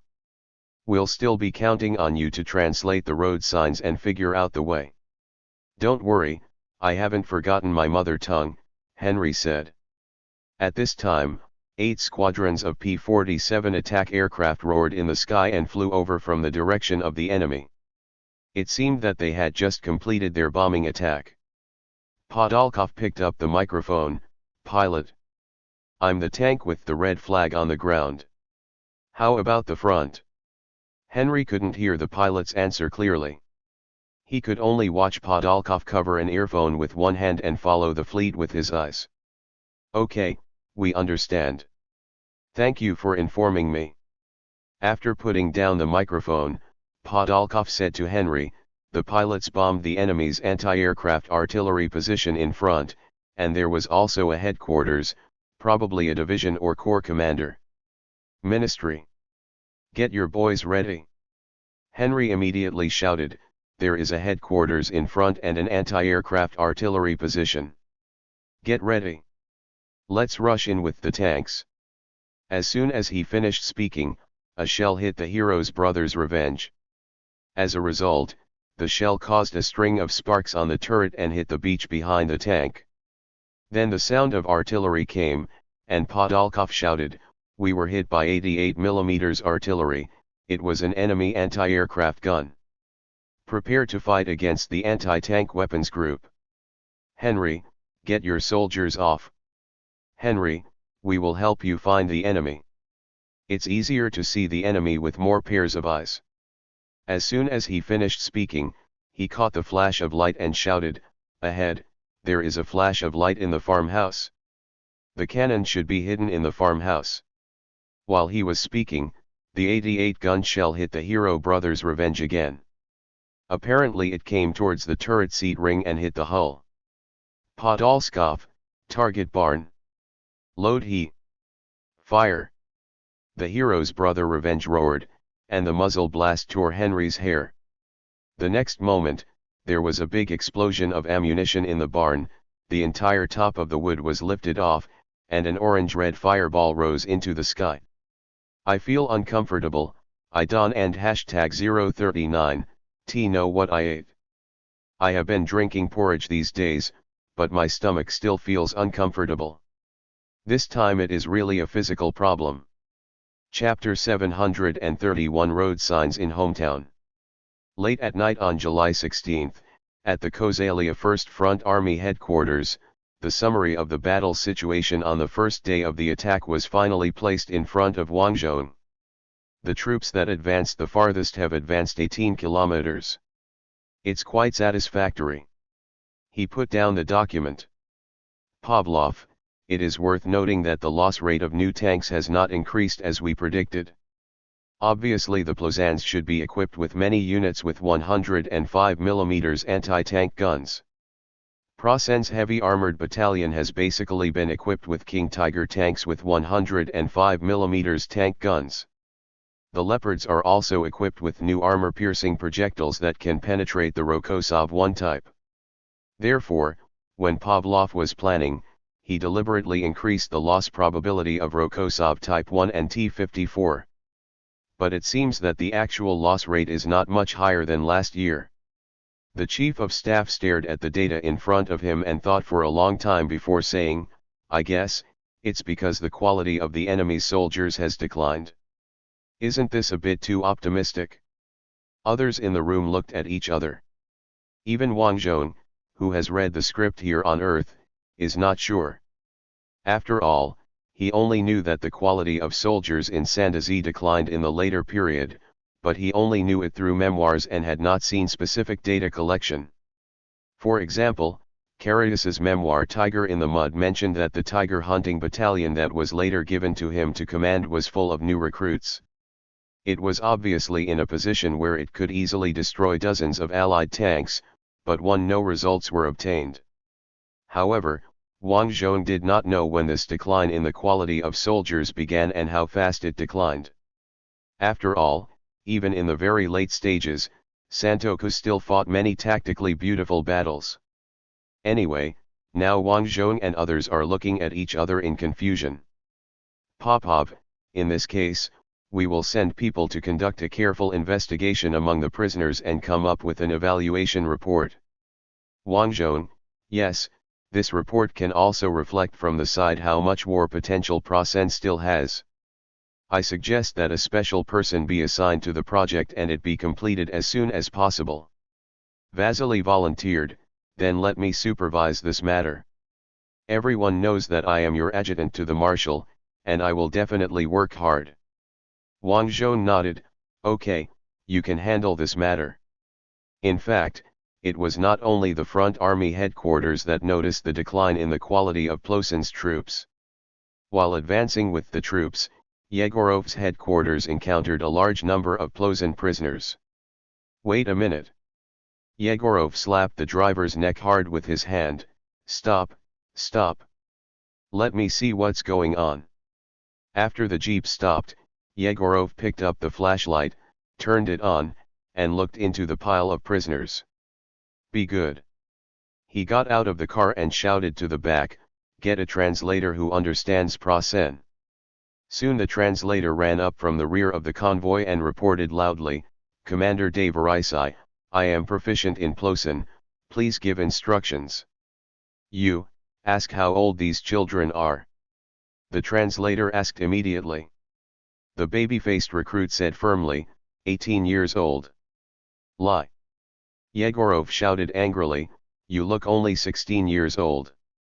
Before the translator could speak, the baby-faced recruit spat at Yegorov and cursed him in Prussian. Yegorov turned the flashlight to the next prisoner, oh, this one looks like an adult. How old are you?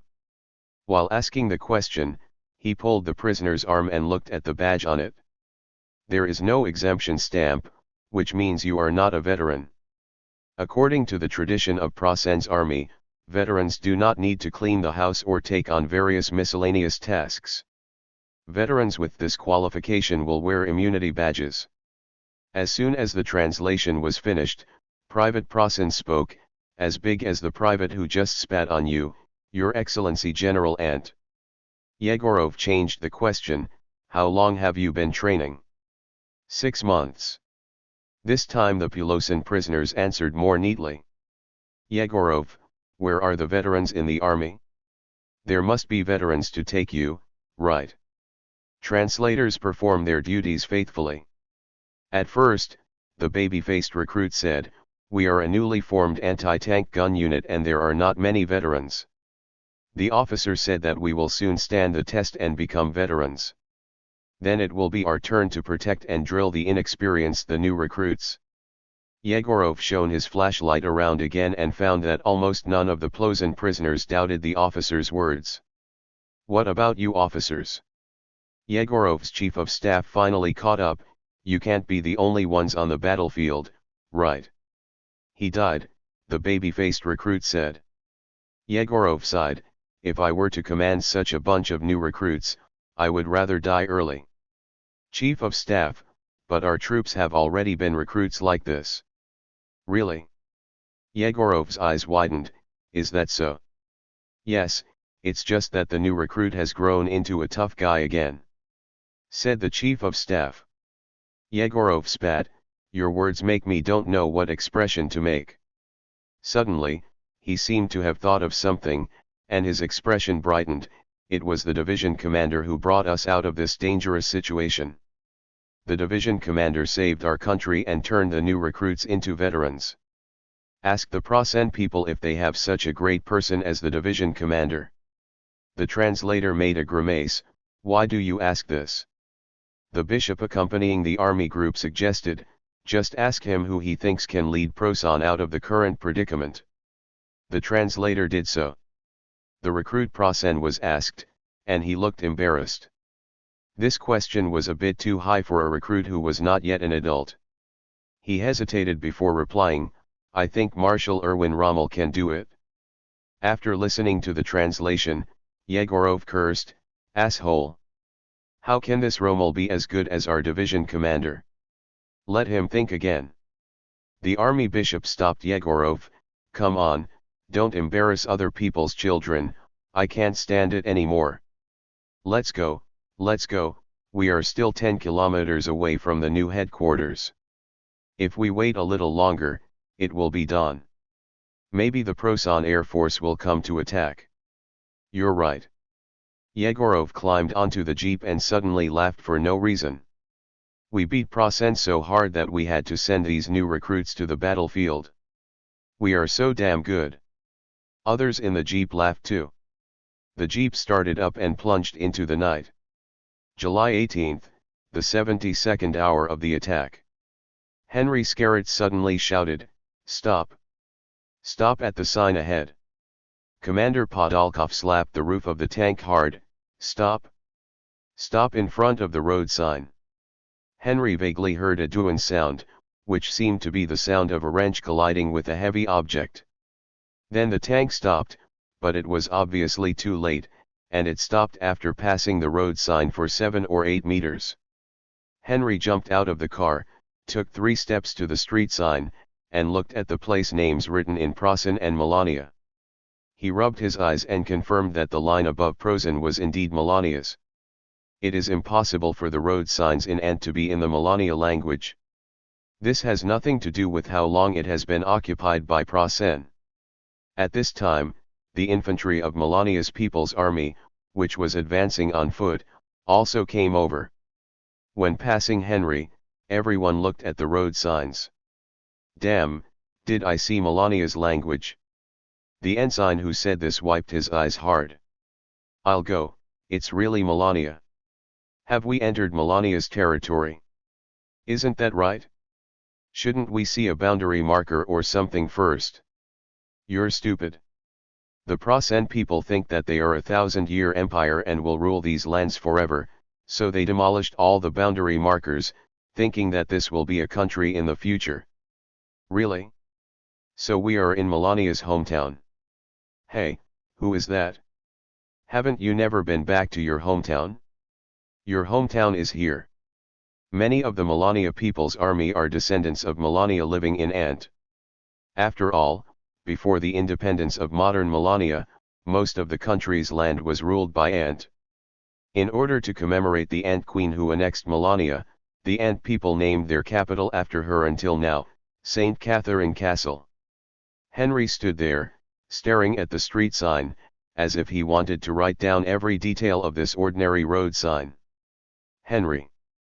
Podolkov's voice came from the direction of the tank, "We can't set off until you come up, we're going to block the road." Henry turned around. At this moment, an explosion sounded. Melania's People's Army, including Henry, thought they were being attacked and threw themselves to the ground. Then they discovered that it was a flashlight. In this era, the flashlight would have had a small explosion, but it was actually detonated. A small flashbang. The war reporter said in Melania's language, "Don't be nervous. I'm just recording this scene. Believe me, this photo will appear on the front page of the Times in a few days. Maybe it will become one of the classic photos of this war." 1. "Henry, are you from Melania?" "I am a special correspondent for Melania's government in exile. Can I take a photo of you sitting on a tank and moving forward?" "Henry, of course." He got up, quickly climbed onto the tank, and made a please gesture to the reporter. Podolkov was very nervous. He put on his anti-collision hat and adjusted his clothes so that the metals on his chest did not block each other. The flashbulb flashed and the reporter smiled, "Very good, I wish you good luck in the battle." "Podolkov, I can't understand what he said, but I know we are going forward. Pilot, go forward." The hero's brother Revenge roared angrily, blowing out thick smoke and sailing forward. About 20 minutes later, a small town appeared in front of the Revenge of the heroic brother. Several carriages were destroyed at the city gate, and the bodies of the horses pulling them were piled on the roadside together with the carriages. An old lady wearing a headscarf was lying next to the body, scratching the body with a knife. "Stop." Henry patted Podolkov on the shoulder. This time the tank stopped very quickly and only missed the lady slightly. The old lady raised her head when she heard the roar of the tank and looked at Henry. "Aren't you from Prosen?" "We are not, old mother," said Henry. "Are there any Prosens in the city?" "Yes, they said yesterday that they would defend to the death and asked us Melania people to also take up arms. A few crazy kids who wanted to be honorary Prosenians responded. You must be careful, don't be fooled. Their faces are deceived. Shoot these turtles to death immediately." "Henry, didn't they give you a hard time?" "Why not? Be careful. The anti-tank piles on the road were built by us women.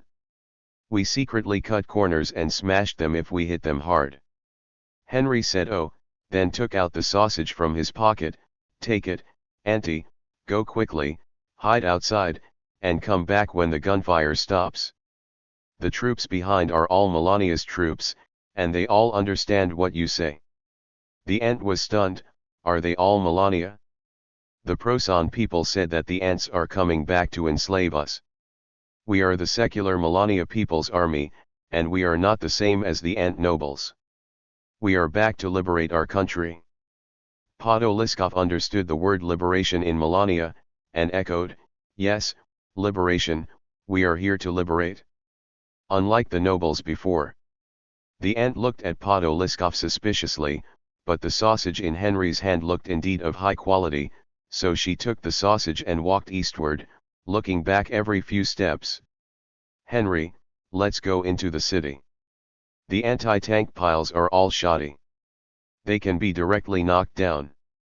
The enemy has occupied the city center. Podoliskov, go into the city. The anti-tank piles are all shoddy. The revenge for the hero brother started again, passing by the wreckage of the carriage, the roadside compost, and several dilapidated wooden houses, and then encountered the first brick and stone building. The building was hung with a sign, which was in Melania's language. When the tank passed by, Henry saw a 13 or 14-year-old child on the second floor sticking his head out and shouting, "Go! Go! The enemy is ambushing you." Before the child finished speaking, he was dragged back by his parents, the windows were closed, and the curtains were drawn. Henry, stop.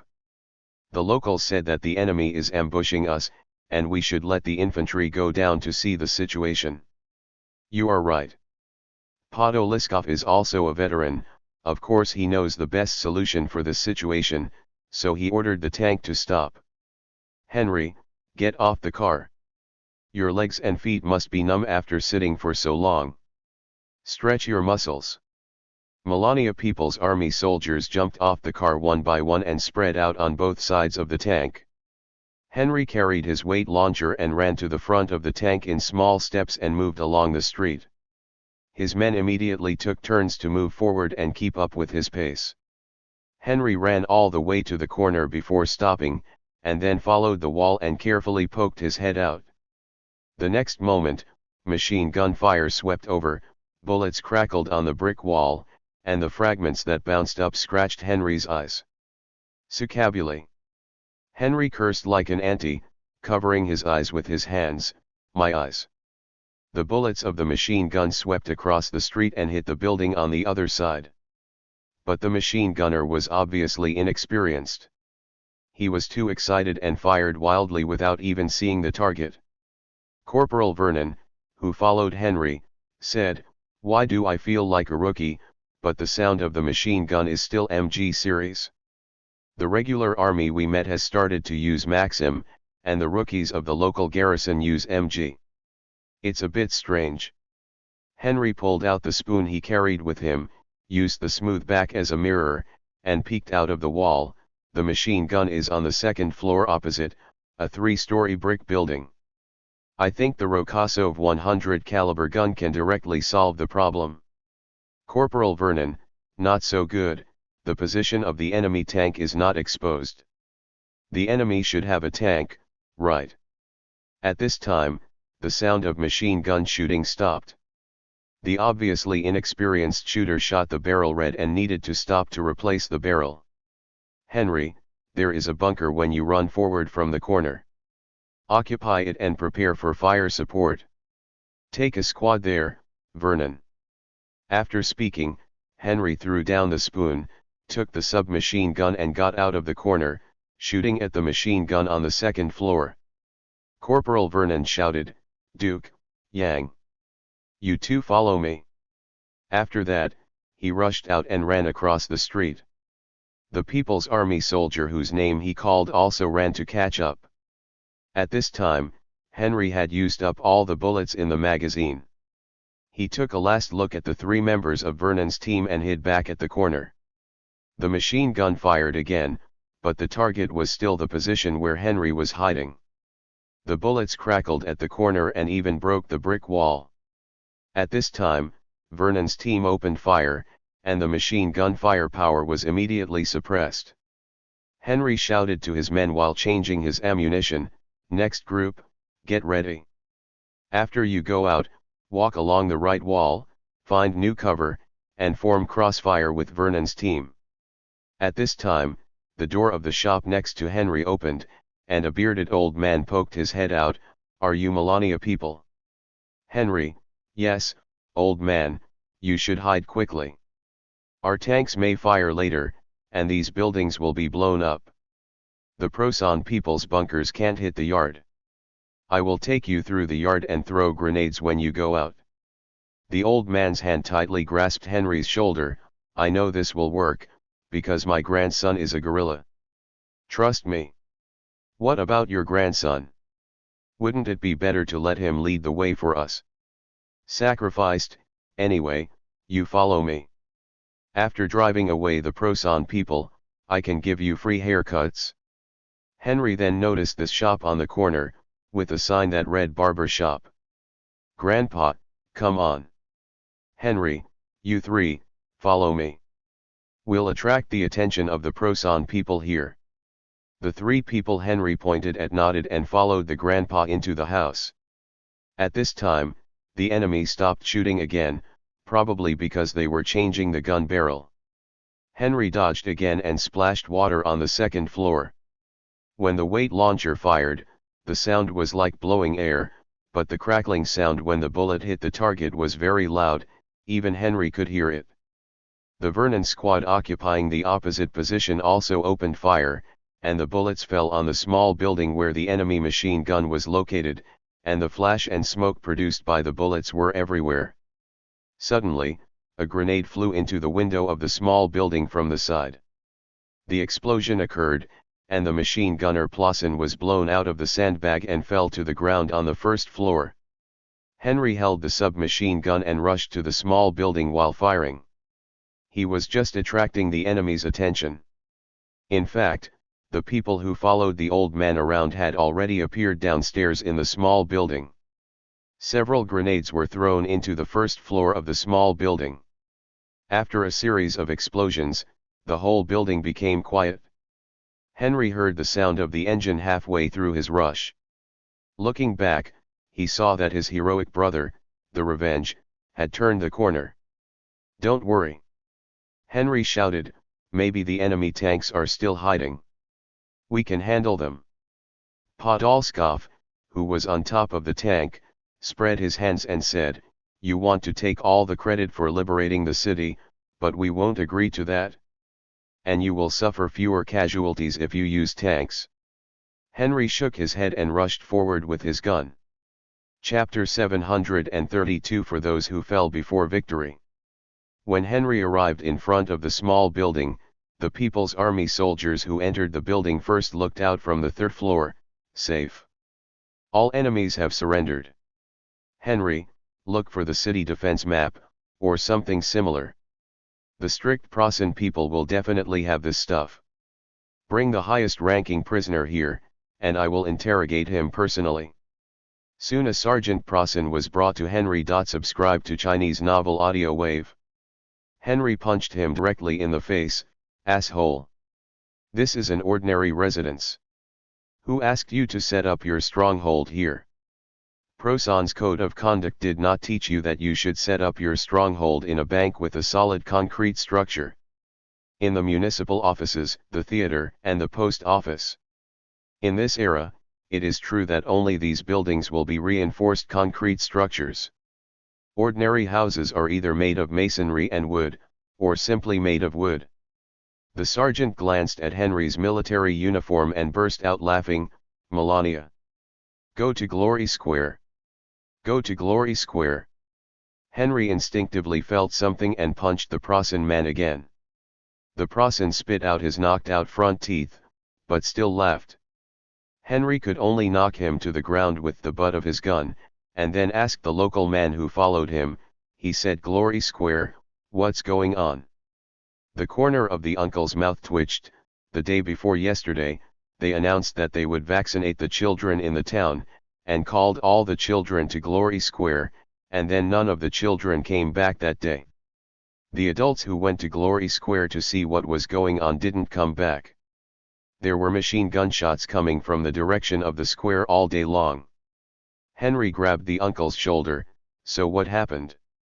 The uncle's body seemed to have been drained of power, shaking with Henry's movements. No, I don't know. I hid my grandson in the basement, and many other people also hid their children. They said that today search, and then you come. Henry took out the map issued before the combat operation from his pocket. Tell me how to get to Glory Square. These maps are all drawn based on aerial reconnaissance photos, and the errors are large, but the location of an obvious target like the square is generally correct. The uncle pointed at the map with trembling fingers. Here. Henry put away the map and was about to leave the stronghold. The people who searched the second floor came down holding up the city defense map. The city defense map. The Procenians also marked all the minefields. Let me take a look. Henry took the map, quickly located the location of Glory Square, and then rushed out of the stronghold. The revenge of the heroic brother had already arrived. As soon as it stopped, Captain Podolkov asked, "What's wrong with you? Are you so serious?"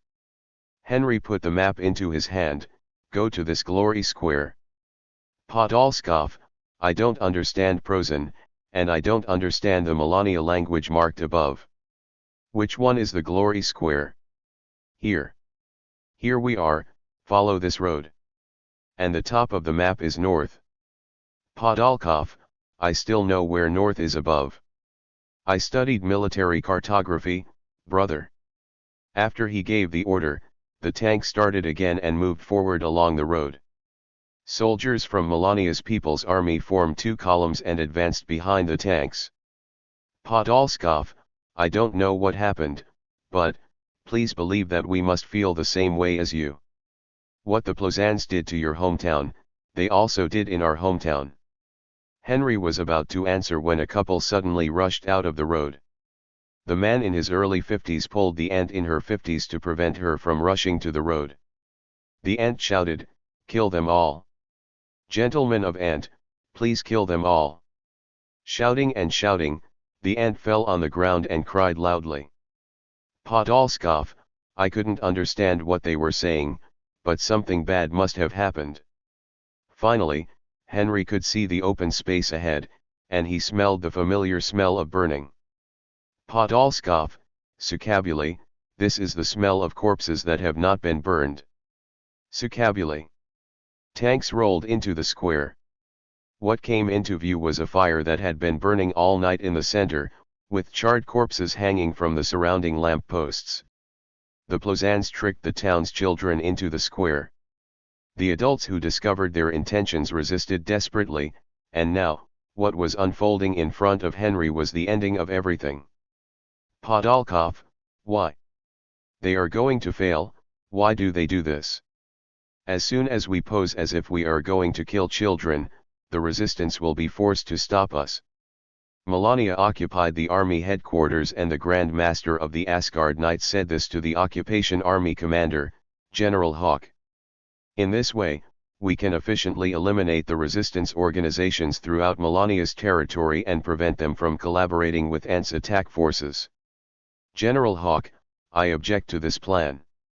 The Grand Leader held his head high. Why, are you pretending to be a noble knight and a pure warrior now? You did this kind of thing back then. There was no Asgard Knights when you occupied Melania. General Hawk, of course I know. At that time, I turned a blind eye to the soldiers' behavior. Even if I were judged on this, I would have no complaints. But you are going too far. In the legend, only those who sold their souls to the goat demon would do this. The Grand Leader smiled, so you should thank me even more. When the war is over, you can blame all the evil things on the Asgard Knights. And now, you and I both know that in order to eliminate the resistance organization, this is best practice. It won't be long before the resistance groups are forced to revolt on a large scale. Prepare your troops to destroy them, Your Excellency General. General Hawk, isn't the most important thing now to prevent the Anters from breaking through? That's right, the breakthrough of the ants. Even if all your troops are handed over to Army Group South, do you think Rokosov can be stopped? The Grand Commander pointed at the map. In the past few days, there are 71 military level numbers confirmed. This is an unprecedented offensive. General Hawk, the Ant Army and our division belong to the same level of tactical units.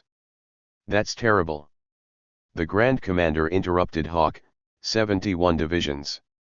At least 20 of them are elite men with cloaks. Now this huge army is rushing towards the Baltic Sea, and there is only one way to stop them. That is, let the fucking Melania people revolt and force Rokosov to give up going north and rush towards Melania's plain for the sake of international viewing. General Hawk shook his head repeatedly. No, I don't admit that this is the art of war, I don't admit it. Grand Leader, do you have a better way? General Hawk was silent for a few seconds and said to the Grand Master, we have no knowledge of your plans. I will destroy all written records of this meeting. The Grand Leader smiled slightly. That's right. The perspective returns to Henry. Sitting on the tank, looking at the densely packed corpses in the square, my mind was in a daze for a while, and I didn't even answer Podolkov's question. The nightmare he had had countless times came to mind again. In that dream, his father pushed the Proson soldier in order to protect his mother, and the bullet penetrated his father's chest. The mother tried to help the father, but was also hit by a bullet. The two of them were beaten into pieces by the Procenians on the street and fell together, surrounded by thousands of Melania people. The Proson man laughed and stepped forward, using the bayonet on his rifle to finish the blow. When he pulled out the bayonet, his military boots stepped on his father's shoulders. The sound of the bayonet being pulled out of the flesh was particularly harsh. Puff. Henry felt it was difficult to breathe. At this time, a big hand grabbed his shoulder and shook him hard. A rough voice penetrated the nightmare. Succubule. Are you possessed by evil? There are so many Proson devils waiting for him. They are waiting for us to kill. Hearing there are still Proson Japs waiting for us to kill, Henry suddenly woke up from his dream, and then he realized that it was Podolkov who was talking to him. The tank commander asked loudly, "What's wrong with you?" "I saw my parents being massacred by the Prosens." "Ah? Did you see it with your own eyes? Then how did you survive?" "No, I didn't see it with my own eyes, but this nightmare has never let me go over the years. In the dream, I could even see where the bullet holes were on their bodies, where the enemy's bayonets penetrated, and when I pulled out the bayonets, I stepped on them." "Where?" Henry whispered. Podolkov said into the microphone, "Misha, where is your wine? Our infantry brothers may want to take a sip." After he finished speaking, the tank's loader poked his head out of the turret with a hip flask. "For you." Henry took the wine, took a sip and frowned. "What kind of wine is this?" "The wine prepared by the military quarters office is not strong enough, so let's go and make it stronger." Misha smiled. "It's the right time to drink, isn't it?" Henry smelled the smell in the wine bottle. "Is it true that my life will not be in danger if I drink this?" "Are you worried about your life being in danger on the battlefield?" Podolkov was shocked. "It seems right." Henry took a swig of strong drink to drive away the nightmare and sentimentality. "Succubule. Today we are going to kill all the devils in the city." July 19th, St. Andrew's Front, Headquarters Forward Convoy. Lieutenant General Petro Konstantinovich Rokosov sat in the jeep, his fat body shaking with every bump. "How do you say cream in Melania's language?" he asked suddenly. His adjutant quickly flipped through the dictionary between Melania and Ant language in his hand, and quickly answered, "Cream, the same as Ant language." Pietro smiled and said, "Are you the same as us? Now that you're in Melania's territory, You don't have to worry about asking for cream from your fellow villagers, but they won't understand. What about meat? The adjutant flipped through a few pages and replied, it's also called meat. It's the same thing. Chicken, pork, beef, and mutton are all the same. Pietro was even happier. That's great. Where's the bread? Similarly, call me Liebe. Big Liebe. The two languages are so similar, there is no need to learn them. Pietro waved his hand. At this time, the marching troops outside the car window began to cheer at the jeep. Pietro, damn, am I that much like my brother? Adjutant, it's very similar. Before departure, the people of Fort St. Andrew recognized you wrong, didn't they? Pietro, it's a pity that I'm not my brother. If my brother had come to command the battle on the northern front, I'm afraid the siege would have been relieved long ago. I can only work hard to feed more people and keep them alive. Adjutant, General Kashuhi is your brother's direct descendant. He came to relieve the siege half a year ago. My brother will definitely come sooner. Pietro said with a proud face. When he was studying, my father always sighed and said, your brother is obviously very smart, but he ends up hanging around with the prince who is not doing his job properly all day long. The result when the war just started, among the battle reports on the front line, there was a victory report mixed in, and it turned out that it was my brother who was responsible for the attack. Adjutant, I heard that he can defend Upper Penier, or you should find a way to find a KV to go there. Who said that? Pietro's smile disappeared. I found a KV, but without my brother's hard work, he would not have been able to reach the KV. The same goes for the latter. The T-34 transferred by His Majesty with his brother's seal really performed well. It works, but the prerequisite for it to work is that he keeps it. We need to find out who spreads these remarks, which is not conducive to unity. Adjutant, okay, when we get to Navarre's new headquarters, I will ask them to check it out. Pietro nodded and returned to a more comfortable sitting position. Just now, because of his excitement, his upper body had left the backrest. After a moment, he asked, how do you say life in Melania's language?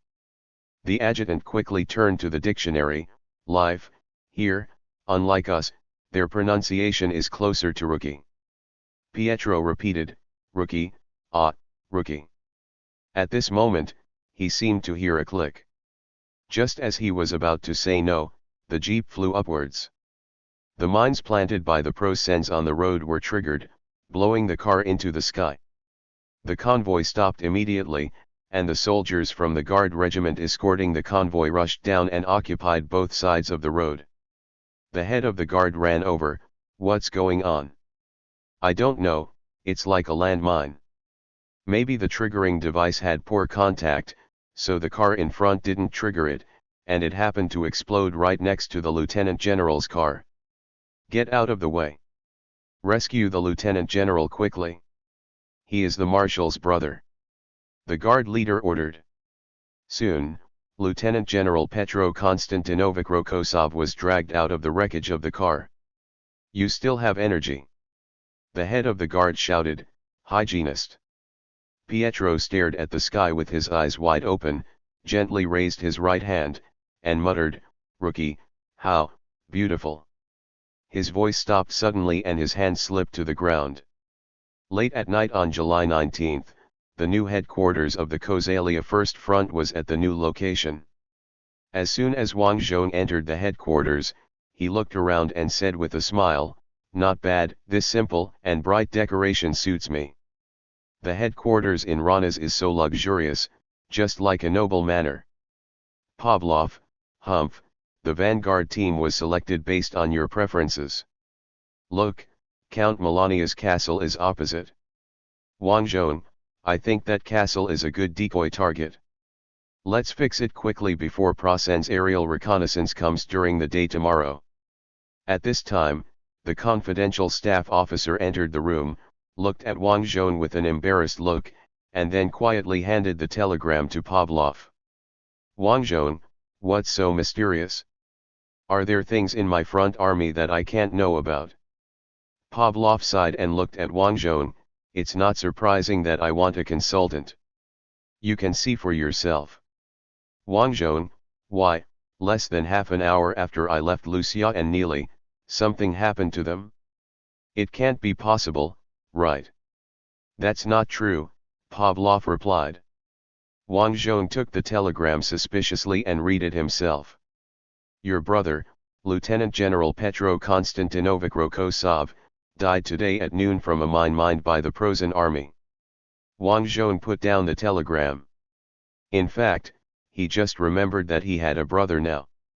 He's not supposed to feel sad. As it should be. But there are so many unreasonable things in this world. Pavlov, would you like some vodka? Wang Zhong, no need, you know, I'm not that fragile. Pavlov, let's do it. Falling before victory is the most embarrassing thing. Popov, I'll have a drink too. Just think of it as for those who fell before victory. Wang Zhong thought for a while and nodded, okay. For all the people who fell before victory. Chapter 733 Ike and hashtag 039, S chance has come. July 20th, 917, Prosan Empire, Eagle's Nest. Last year, we designed an armored train based on local defense. Experts from the Imperial Ordnance Bureau introduced to the Emperor. The characteristic of this train is that only one side is armored, so that the armor can be piled very thickly. In order to balance the weight, we placed the weapons and mechanical devices inside the train on the other side. Emperor, the cross-section of this thing looks so ugly. Expert, but it is indestructible. Negative carriages are connected together and parked on the railway to form a ready-made defense line. We have organized 3 armored trains and parked them on the only way Rokosov must pass. They will definitely be able to play their role. Huge effect. Emperor, then what if ants infantry approaches at night and buries explosives under the car? We have the latest night vision searchlights. What about complex terrain? According to what you said, we need to build an extra long train, right? Then there will definitely be trains stopping on complex terrain. How to prevent enemy infantry from approaching through complex terrain and then setting off explosives? Just a little explosive will not overturn the entire train, especially such a heavy carriage. The expert gestured vigorously. Even if a section of the carriage is blown down, it will not affect the entire defense line. Even if the entire train is destroyed, he is also an obstacle to the ant tanks. General Maltka, Director of Armored Forces, he is right. Your Majesty, if we initially considered that this train would be destroyed by the ants, this obstacle could actually kill and injure the ants before it was destroyed. The Emperor touched his cheek with his finger, touched it back and forth several times, and then said, okay, let's put the 3 existing trains into operation, and allocate a few factories that produce wagons to produce this thing. How many can be produced before August? There are only 10 days until August, the Celtic Marshal reminded. Okay, how many can we produce before September? Expert, I have calculated that if all the first, second, and third factories of Holkir are allocated to us to produce this thing, 600 carriages can be put into battle by September. After all, I have considered productivity when designing. Emperor, go ahead and produce as many wagons as possible to stop the ants. The expert happily left with his design. Marshal Celtic muttered, the remaining question is, how many railways do we have that are right across the enemy's attack path? What if the enemy attacks along the railway? From a logistical point of view, the best way to attack along the railway isn't it the optimal solution? Emperor, then do you have a better way to prevent the ants from attacking? We can use ships to pick up people from the sea like the United Kingdom. We also control the Baltic Sea. Marshal Celtic came to the map and picked up the map stick to draw. The distance is also better than the United Kingdom's retreat. The weather is short and the Baltic Sea is calmer. Emperor, you said the same thing when you retreated Army Group A the year before last. We did not have control of the air the year before last and were taken advantage of by the United States experienced Hainan Airlines. This year's theater is within the operational range of the local Air Force, and the Air Force's Mi-262 jet fighter has an absolute advantage. After Marshal Celtic finished speaking, Grand Duke Meyer said with his head held high, "That's right, our Mi-262 jet fighter has achieved great results since it was put into combat. It shot down many aircraft of the Allied ace pilots, which is a great blow to the Allied forces. The interception efficiency of military bombers has also been greatly improved. Grand Duke Meyer has been deflated since the Allied forces changed the air raid mode last year. He was all disgraced during meetings, but now he can finally straighten up." The Emperor glanced at the Grand Duke. "I have carefully looked at the data of 262, and every performance is obviously better than the data of the Allied Mustang fighter provided by the Air Force. Then I don't understand, why is the battle situation in the air not one-sided? Why is it still there? How many jets were shot down by enemy Mustangs?" Grand Duke Meyer took out a handkerchief to wipe his sweat. "Half of the 262 was lost on the ground. This kind of aircraft needs a very long taxiing distance to take off, and there is basically no way to scramble into the air after detecting an incoming enemy aircraft." "Enemy. But we have already made a response. Now we have built a strong hangar for 262. The bombs carried by enemy fighters cannot damage this kind of hangar. Before 262 rolls out of the hangar and prepares to take off the Tower 152 combat mechanism first." "Emperor, really? Now that we have solved the half that was lost on the ground, what about the other half? What about the half that was lost in the air?" Grand Duke Meyer wiped his sweat again. "It's because our pilots were inexperienced and made wrong operations." "Why is there a lack of experience? Didn't you say that the combat experience of the Prussian Air Force is inferior to the rookies of the Allied forces?" "That was last year." The Grand Duke replied concisely. The Emperor was choked by these words and didn't know what to say for a moment. "Marshal Celtic, the quality of all branches of our military is generally declining, and it is not a matter of the Air Force alone." The Emperor lowered his gaze and looked at the documents and reports in front of him. A solemn atmosphere enveloped the entire conference room for a moment. Just then, the Grand Master of the Asgard Knights entered the room. Originally, the position of Grand Master was concurrently held by Gil Ace, but after his death, it was handed over to the current Grand Master. This Grand Commander was not well received in the Wehrmacht because he was a farmer himself, so the senior generals of the Wehrmacht disdainfully called him the Chicken Factory Director. "Grand Commander, the preparations for Operation Laufer have been completed. Once the operation is launched, Rokossov must stop marching north to rescue Melania's people. We can take the opportunity to combine the Northern Army Group and the Central. The Army Group retreated to the fortified area near Coburg. General Moldka, Operation Laufer." He looked at Marshal Celtic, who also spread his hands, indicating that he didn't know. "Grand Commander, yes, this is an action planned by His Majesty and I to force Melania's resistance organization to launch an uprising in advance. In this way, international pressure will force Rokossov to turn his troops. His troops will be drawn to the line of the Vistula River and scattered across the vast Melania plain." The head of the Secret Service of the Imperial Household Ministry frowned. "You mean to force the Melania people to revolt in their capital and large cities in the west? That can indeed put pressure on Rokossov, but how to force them to revolt in advance? Now smart people know that if they wait a little longer, things will turn in their favor. The spy chief cleverly changed the empire will collapse too. The situation will be favorable to them." He continued, "Heilmann, the leader of the Melania people, will not make such a mistake. If they rebel at this time, it will only waste their strength in vain. We also tried to instigate Heilmann to revolt in advance through people who worked for us in the resistance organization, but he refused. The United Kingdom also urged Heilmann to revolt, and also asked the exile government to airdrop the special commissioner, but he refused. Unmoved, the spy chief stared at the chief. How are you going to make this calm and experienced warrior unable to resist an uprising? The Grand Leader showed a sinister smile. We ordered the Knights district teams from various places to capture Melania's children, gather them together and kill them on the streets, so that they will have to revolt. Silence fell on the conference room again. General Mao Qi, the director of armored forces, turned to the emperor and shouted, "This is wrong. Shut up."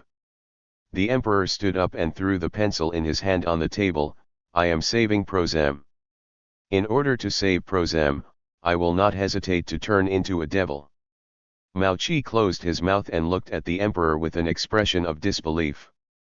The emperor was still shouting, "You are now beginning to condemn me. But have you ever thought about why we took this step? Because you failed to defeat Rokossov. You failed to end the war. Think about it carefully. Why did Rokossov's troops fight more and more? There is only one possibility, that is, you deceived me. You falsely reported the results. You messed up everything, and now you blame me. I'm just wiping your butts. Wiping your butts? Wiping your butts, do you understand?" The senior generals looked at each other. His Majesty the Emperor let out a long sigh and seemed to have finally calmed down. He looked at the Grand Commander. "How is the situation?" "Resistance organizations in many cities have been unable to hold on to revolts. I think as long as the supporters of the Imperial Household Ministry within the resistance organizations add fuel to the flames, a large-scale uprising will happen." The chief of the group looked at the secret agent. "Chief." The spy leader pushed up his glasses. "Next time there is such an action, you should say hello to us first. Our supporters only have a cooperative relationship with us. If you do this, they may make them." "What can they do?" The Grand Leader laughed. "If the Empire fails, don't they know what is waiting for them? They have already boarded the Empire's chariot." "Secret Service Chief, you're right, but you should still say hello to us first. I was negligent. I offer you a small gift to express my apology." As he spoke, the Grand Commander took out a large brown paper envelope and stuffed it into the hands of the head of the Imperial Palace. "These photos were taken by us. You can give them to you." Internal response, pretending to be the truth brought back by our comrades in arms, even that Hellman would be unable to hold back. The spy chief took the envelope, hesitated for a moment, but still didn't open it. "I won't read the contents." The Emperor took over. "In addition to Operation Laufer, we have to make two preparations. If Rokossov does not change the direction of the attack under international pressure, we need to deploy more troops to stop him. The Western Wall fortifications on the Western Front have been unprecedentedly strengthened under the supervision of Marshal Rommel. We can transfer the field troops on the Western Front to the Eastern Front. The 70 field divisions on the Western Front can be reduced to 40. In addition, we can draw 10 divisions from the Balkans and the Kingdom of Sardinia. This way we will have 50 divisions of fresh troops to stop Rokossov's attack." At this time, Marshal Erwin Rommel, the commander-in-chief of the Western Front, who had always had a non-interest attitude, stood up. "How can this be done? There are millions of Allied soldiers on the other side of the strait, just waiting to cross the strait." Duke Redwitz, the leader of Rabelais, said, "Our ace spy Garcia reported that the Allied forces across the strait actually only have 1 million people. Because of your outstanding performance, the Allied forces have decided to defeat the Fuzu Empire first. The Allied landing fleets are now in the direction of the Pacific." Erwin Rommel hesitated. "Is it that Garcia?" "Yes, the Garcia who is as famous as the Clutter Bureau," Duke Redwich said with a proud look on his face. Rommel thought for a while. "If it's 1 million, I can deal with it with only 30 divisions, but you can't deploy my armored divisions." "Absolutely not." "Of course not," the Emperor patted his chest. I will definitely not mobilize your armored divisions. The 50 divisions mobilized this time are all infantry divisions. The purpose is not to counterattack, but to put up an iron wall in front of Rokosov to block him. We will refer to his tactics in Abawahan, break the troops into pieces, and resist until the last moment. Erwin Rommel nodded, that's good. All that's left is to hope that there are really only 1 million enemies. 3 million troops are ready to go. Admiral Littlejohn, holding a cigar in his mouth, said to the Allied Commander-in-Chief General Ike, 4-star General, there are also Super Pershing tanks. There is absolutely no way Proson can drive us into the sea this time. Echo, actually, if we delay for a while and wait for the Procenians to mobilize more troops to the Eastern Front, we will have a greater chance of success. If we attack too early, the Procens cannot mobilize the troops, and it may be too late. Kosovo will end the war this year. Admiral Littlejohn, what, do you think my attack speed will lose to that Kutuzov? It's Rokosov. Admiral Littlejohn waved his hands repeatedly, the names of the ant people are so long, how can you remember them? If you ask me, we will land tomorrow, and then compete with the ant people in speed. They want to occupy the heart of Plossen, and they have to cross the entire East Europa, and then the territory of Plossen. After we land, we will pass through the Low Countries, and we will reach the heart of Plossen. We have the advantage, AI Graham. Admiral Ike said earnestly, however, Prosonia is closer to them. When Emperor Prosen was planning this new capital, he deliberately kept it far away from the coastline and West Europa in order to prevent the United Kingdom from being easily threatened. To this new capital. Admiral Littlejohn, then why doesn't he put it in the mountains of Bavaria? That's even further away. Or just choose Werna as the capital. Admiral Ike, in short, D-Day will be a day in August. We have to give the Procenians more time to mobilize their troops. It's useless for you to tell me.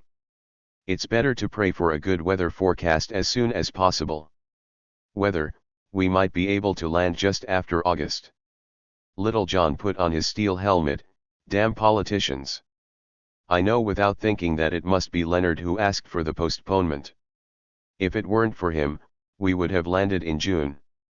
Admiral Ike looked at Littlejohn and said with a smile, looking at the best, we can break into Prosonia before that Rokosov. Littlejohn, no. This is a joke. Even if he and I arrive at the outskirts of Prosonia at the same time, I will let him go to the city first. Do you understand?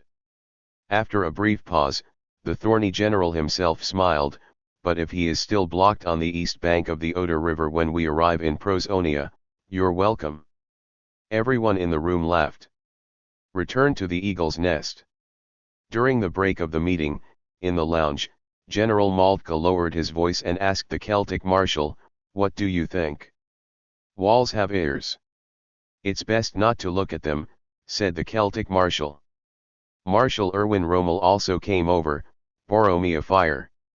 The Celtic Marshal nodded and took a long drag to light up the cigarette. After Marshal Rommel lit the fire, he just held the cigarette without smoking, and said solemnly, since the death of His Excellency Giles, has His Majesty gradually become hysterical. The other two people stared at Marshal Rommel with expressions of damn it, you dare to say that. Erwin Rommel continued, Operation Laufer will nail the entire empire to the pillar of shame. If it is effective, the worst thing is that Rokosov will ignore this action and continue to march north. General Moltke, maybe then, he will be guilty of the same thing as us. Maybe. After a brief silence, Erwin asked, will he care?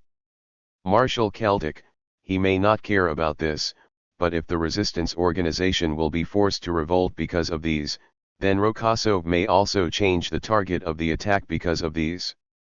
Marshal Rommel, do you think so? He is the commander who personally ordered thousands of people to go to the battlefield and die. Think of the order he gave in Abawahan.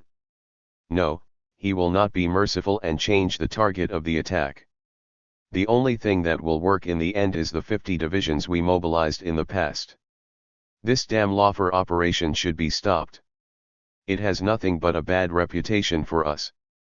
Significance. General Mao Qi, how about you go and speak to His Majesty? Erwin shut his mouth. Celtic Marshal, we do our part, and the rest, let him be. July 21st, Melania's capital, in a house on the Vistula River. Hellman smoked silently, and the representatives from each district in front of him were enthusiastic. We can't stand it any longer. They are systematically killing children. Heilmann. We must rise. Hellman, can the uprising defeat the Plosen garrison? You should tell me. We can gather the guerrillas from the surrounding villages and cities, so that we will have enough strength advantage. Hellman, what about weapons? Do we have enough weapons? You can capture the enemy's weapons depot and open the warehouse to distribute weapons. And we have been preparing for the uprising and stockpiling weapons, haven't we? Hellman, the reason why there has been no uprising until now is because there are not enough reserves. The Prosens have seized several of our arsenals in succession. Now we do not allow uprising regardless of the personnel or weapons and equipment. We should wait for the Ant army to come over and then cooperate with them. When the Prosenians are defeated and want to destroy the railway hubs and bridges, we should take sudden action to protect the bridges and hubs. This is the right approach. With our help, the Ant army can quickly recover the entire Melania and reach the bank of the Oder River. That side is Prosonia. After Hellman finished speaking, someone sneered, I finally understand, you are an Ant lackey. Immediately, someone was unhappy and grabbed the collar of the person who said this, asshole. Without Hellman, we wouldn't be able to hold on now. Please keep your mouth clean. Hellman, that's enough. Okay. It's normal for everyone to complain about me. Our top priority is not to revolt, but to cover and evacuate the children who have not been caught and hide them. As for the children who have been captured, since the Purosens' goal is to lure us into action, they will not kill them all at once. We will find a way to rescue the children who are locked up. A hasty uprising may play into the hands of the Prosen people. Everyone who had been so excited just now calmed down a little. At this time, the person who just said that Hellman was Ant's lackey said, can't we go to Rokosov and ask him to detach a force and stop the atrocities? He has so many troops, and he has to spend hundreds of thousands of them. Is it okay to liberate the entire Melania? Someone immediately echoed, yes, Rokosov also has a force composed of Melania people, called the Melania People's Army. Let this force march towards us. Prosen is already at the end of his tack. One army can beat them away. The people who had been quiet just now started making noise again. Yes. Let Melania rescue her children. It seems to be calling Melania's People's Army, let them come. Contact Rokosov, he will save us. Hellman, quiet. All right, quiet. He shouted several times before the room became quiet. Hellman, Rokosov's troops are outflanking Army Group Center and Army Group North of Plosen. Spreading the troops will only make the Plosians happy. We will be happy too. Anyway, it's only a matter of time before the Plosans perish. What's wrong with having fewer troops to surround them? Yes, I think this Rokosov is just greedy for that little bit of martial arts. He wants to be Ant's #1 general, replacing Suvorov. Yes. Quiet. Hellman scolded, I will send a special envoy to explain the current situation to General Rokosov. Maybe the general has the ability to help us. Others remember, you cannot rebel, and you must protect those who have not been captured. Children. At this time, fierce gunshots were heard outside. What's going on? Heilman asked. Everyone looked at each other. I don't know. The leaders of all districts are here. Is it possible that we don't know about the action? The gunfire outside became increasingly intensive. At this time, someone entered the venue and shouted, "No! The detachment from the 3rd District is in trouble. They are besieging the armory." "What? Armory? How many people were involved in the operation?" Heilmann asked. "More than 100. Hellman was silent. "Heilmann, we can't wait any longer. Take action. Otherwise, we will have to sit back and watch more than 100 people sacrifice their lives. They might even be uprooted. Do it, Heilmann." Hellman put his pipe upside down on the table and sighed, "Hey." The liaison team set off quickly. "Only Rokosov can help us now." The others immediately returned to their divisions and began to mobilize all their forces. Chapter 734. Melania can only rely on herself. At noon on July 24, in Melania, the headquarters of the First Front of Kosalia, Wang Zhong looked at the huge arrow on the map with satisfaction. Except for a small part that was divided and surrounded, most of the enemy's Southern Army Group troops retreated to the west of this huge arrow and regrouped along the Potsva River.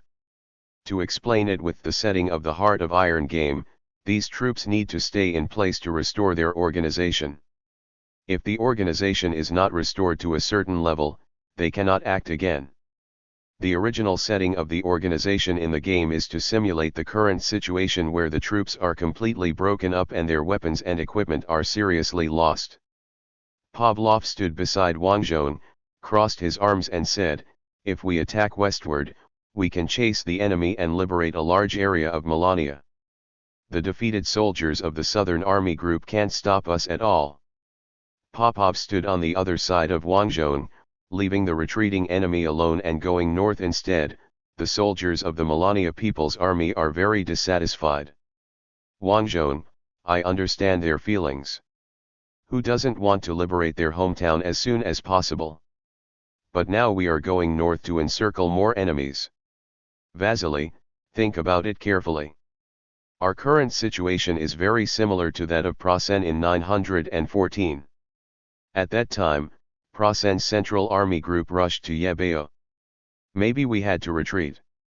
Go to Karen to organize defense." Popov cursed, "Why don't you say something else? You have to say that we are very similar to the enemy in 914. What do you want to say? We have become invaders."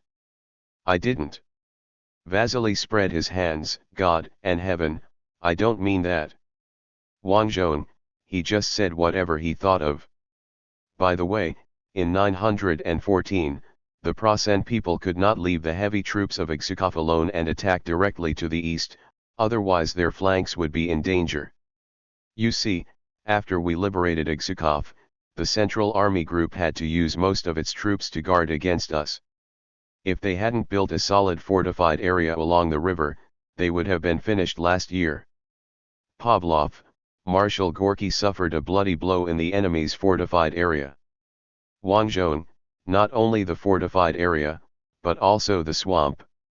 There was a lot of rain last summer, and the area of the swamp expanded a lot. Pavlov, the preparations St. Andrew made to guard against the invasion of enemies from the west have become obstacles to our own advancement. If he knew this, he might not have insisted on cutting the country vertically along the direction of the river. St. Andrew's plan at the time was to put all the cities and industries on the east bank of the north-south rivers, so that if the enemy came from the west, they could be blocked along the river. I don't know if he thought that the river would also block the counter-attack of the ants. Wang Zhong couldn't ask. It took more than 100 years for them to be canonized, and only a year for himself. He dared not question the decision of his predecessors. It must be that the ants made a bad execution later. Popov, now that we have completed this left hook, the 1 million Prasen troops will be completely finished. Combined with the situation we encountered during the attack, the Prasen people will no longer have any soldiers to fight. I suggest that we have a drink. Wang Zhong, you just want to drink. It's not easy for me. As a bishop accompanying the army, I can only find this excuse to drink during the day. Popov spread his hands. Although the military bishop cannot drink excessively, it is too difficult for an ant to say goodbye to alcohol. Just then, several judges brought two ragged civilians into the headquarters. Vasily was the first to notice them. Wait a minute, you can't come in. This is a military stronghold.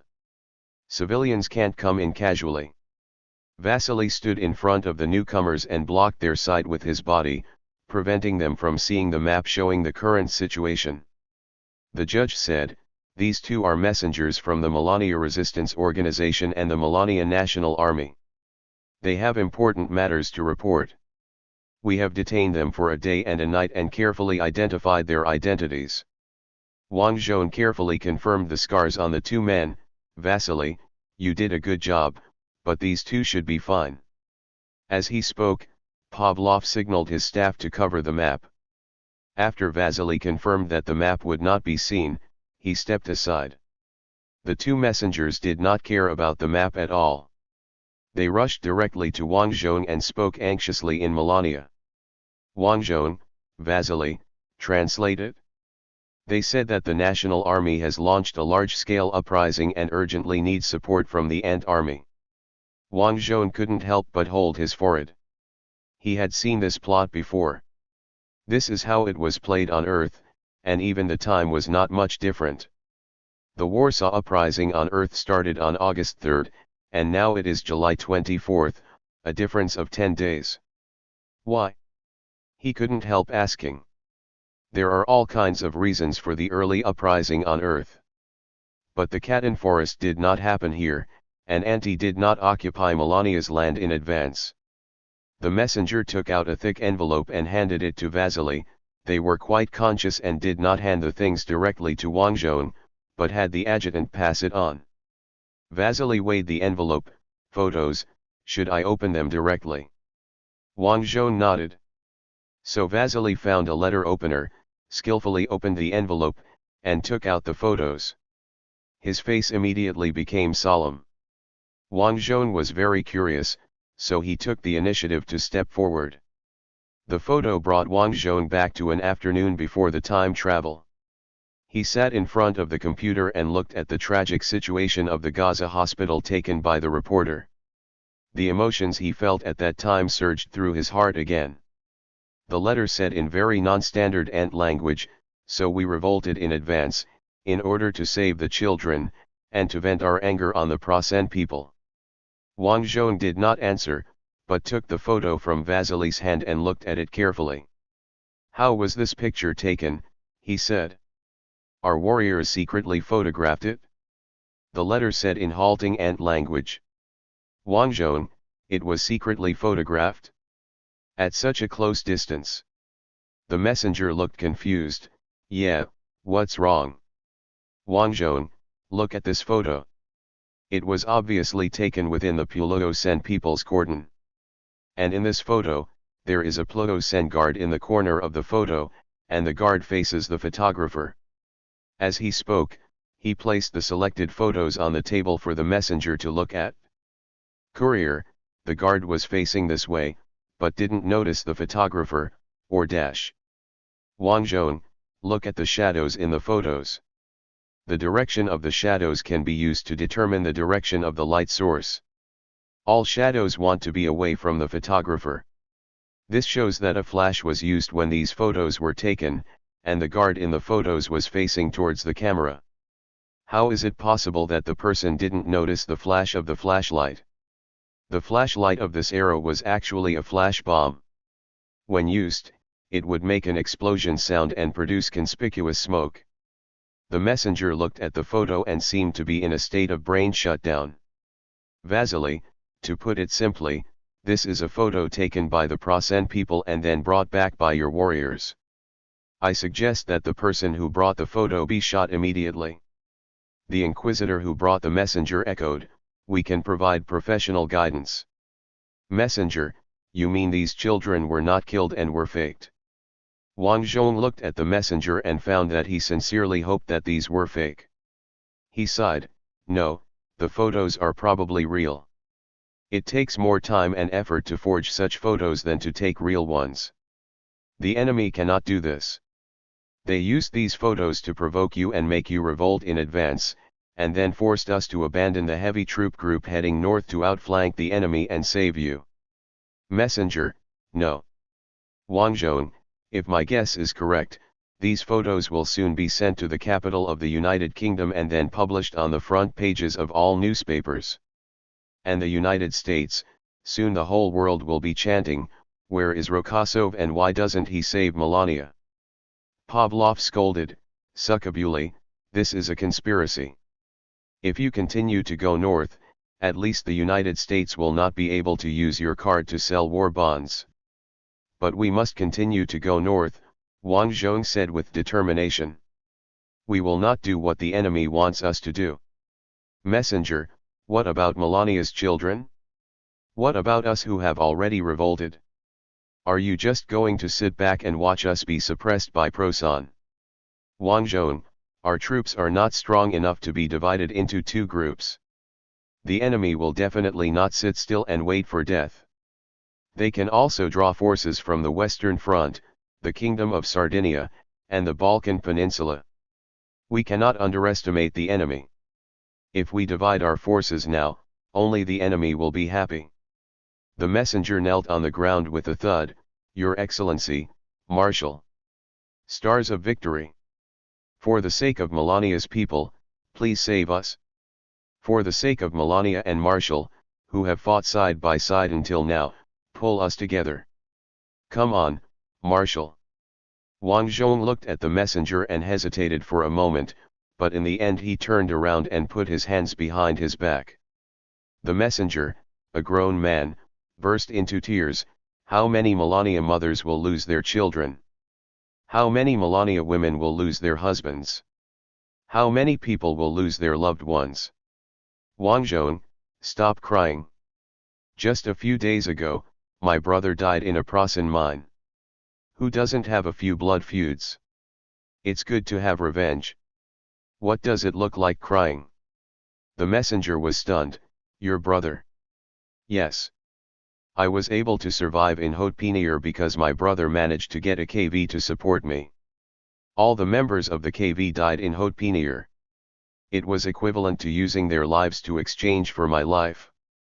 Now the brother who deployed the KV has also left, and I am the only one left in the Rokosov family, so I swear that I will invade Prosnia in the future and question the dog emperor face to face why he launched a war of aggression. When the time comes, I will take revenge on you too. After saying this, Wang Zhong turned around fiercely, stared at the messenger, and said word by word, "I promise."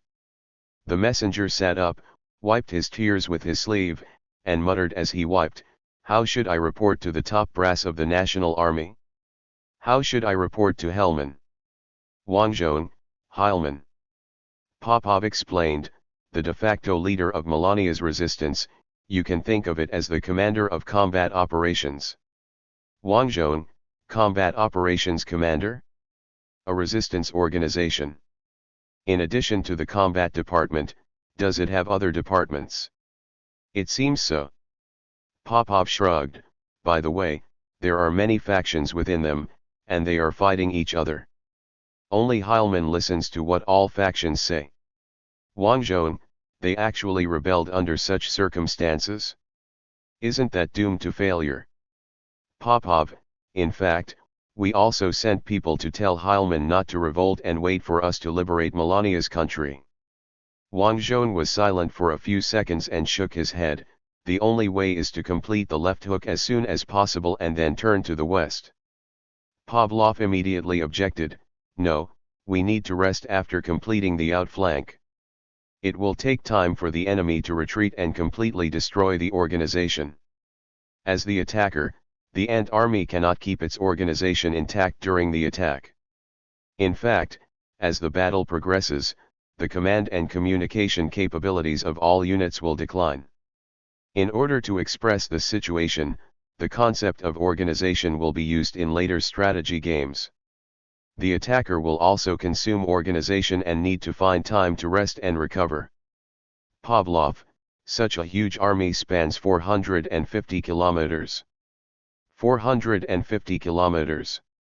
Even if our soldiers are all iron men, we must stop and rest. Saint Andrew himself appeared as a saint, and we must stop and rest. Vasily reminded in a low voice, it is 485 kilometers. Before we broke through the enemy's defense lines and advanced to Melania's land, we walked an average of 30 kilometers. Pavlov, 485 kilometers. Thank you.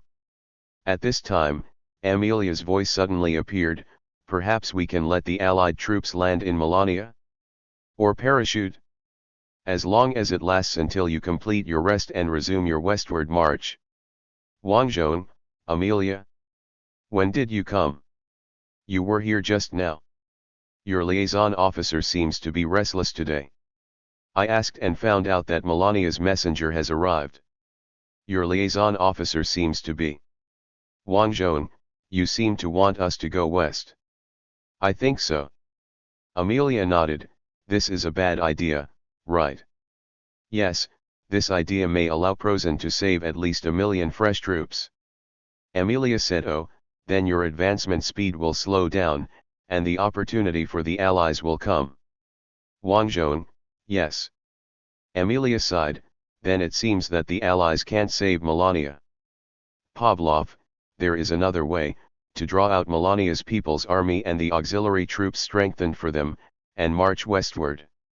In this way, the number of troops marching north will be reduced by 200,000, and we can find ways to make up for it. No, you expect 200,000 people to liberate Melania's capital? This is impossible. It will only make the sacrifices of the soldiers of Melania's people's army in vain.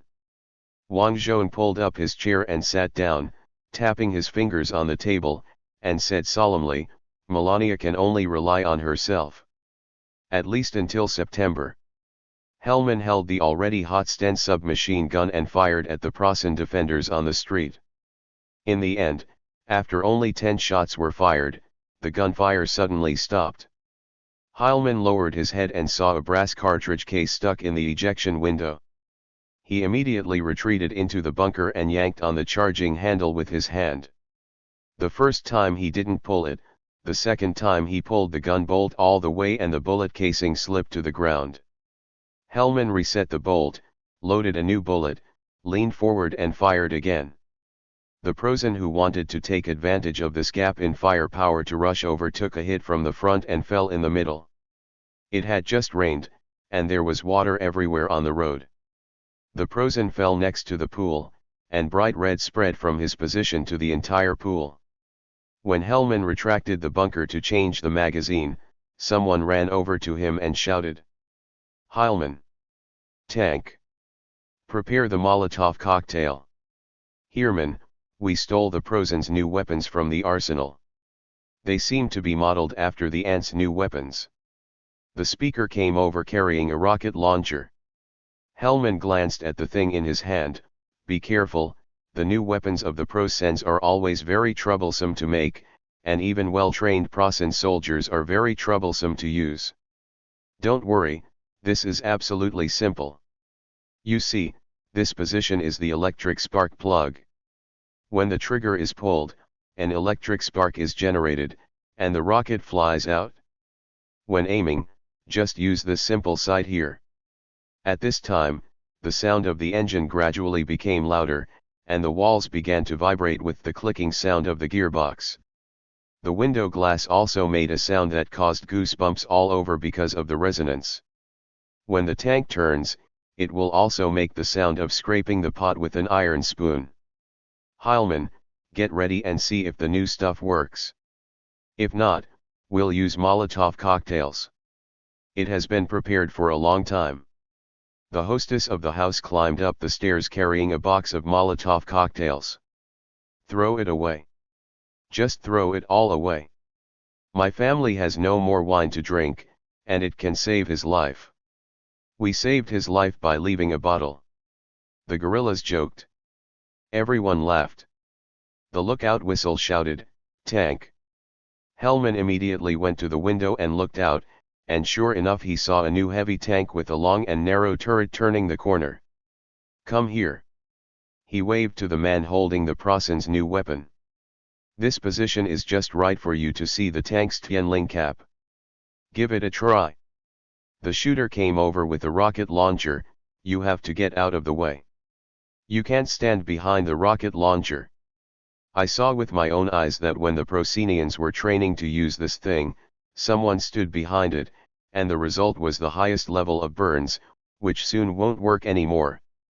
Hellman stepped aside and peered down from behind another window. It happened in an instant. The rocket hit the tank's turret roof with a clear trajectory. After the explosion, flames spurted out from the open hatch of the turret, and the Prasen tanker got out of the tank like a rat with its tail on fire, rolling on the ground. But the Prosan infantry accompanying the tank also discovered the location of the rocket launch, and bullets shot over like a storm. The man who fired the rocket clutched his chest, rushed out of the window and fell downstairs with the rocket launcher. The resistance fighters fought back desperately, and bullets fired a series of sparks on the street. Someone threw a grenade and landed in the middle of the enemy group. After the explosion, 3 Prasen fell down. Herman emptied another magazine and shouted, "Move! Move quickly!" As soon as he finished speaking, a rifle grenade passed through the window behind him. He pounced and threw 2 guerrillas to the ground. The rifle grenade exploded, and all the glass products in the house were blown to pieces. Herman got up and pulled up the gorilla he had just rescued. "Go. Landlady, you go too, everyone go. The Prasen people will not let go of the living people in this room. Go through the hole in the house." The group quickly retreated from the hole between the houses. Just as everyone left, a Prasen tank that no one had ever seen appeared. The tank had a main gun as thick as a wash basin, and there was a circle of small holes for exhaust around the main gun. The tank was aimed at the building where Herman was before. The next moment, a bright new star rose up and slowly fell on the building. The explosion occurred, and the 3-story building was engulfed in light. Chapter 735. When the explosion occurred, Herman had already passed through 3 houses, but the shock wave of the explosion still knocked him to the ground. After the mountain shook, Herman pushed away the chest of drawers that fell on him and struggled to stand up. The other guerrilla fighters were still a little shocked. So Herman shouted loudly, "Calm down. The enemy must have used a large yield explosive pack or something else. Is anyone injured? I think I twisted my foot. Herman, Luke, go and help him. No matter what the enemy used to blow up our small building, the infantry will come up soon. Let's go quickly. This is our city, we come and go without a trace." Luke helped the injured guerrilla and ran towards the hole leading to the next house. Herman turned around and set a booby trap under the chest of drawers, so that the Prasen soldiers would detonate the booby trap when they chased. Of course, it is also possible that Melania civilians will trigger the booby trap, and Herman can't care so much about this matter. After setting up the booby trap, Herman carried his weapon and caught up with the team that had retreated to the next house. The group soon arrived at the entrance of the sewer and turned into the sewer.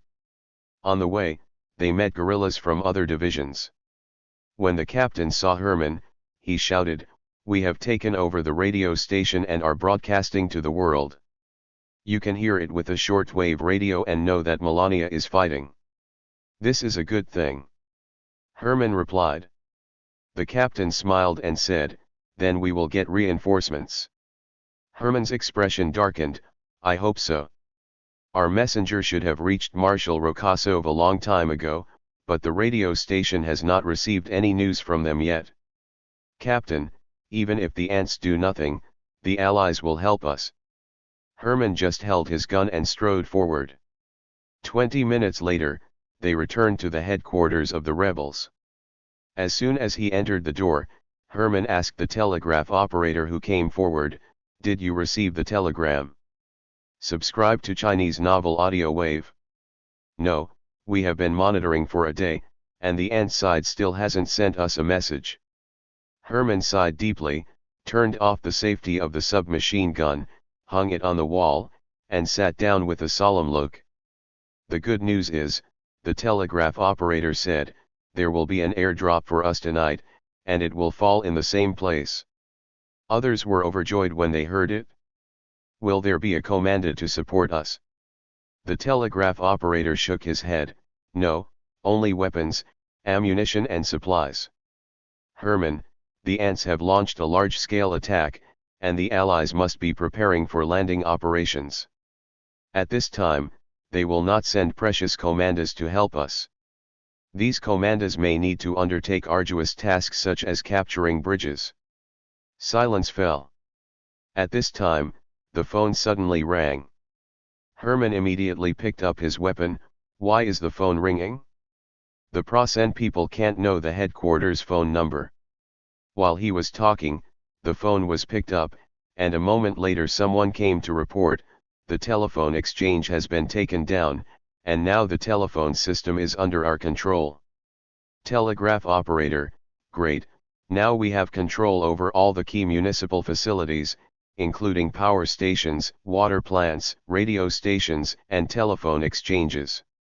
We have liberated most of the city.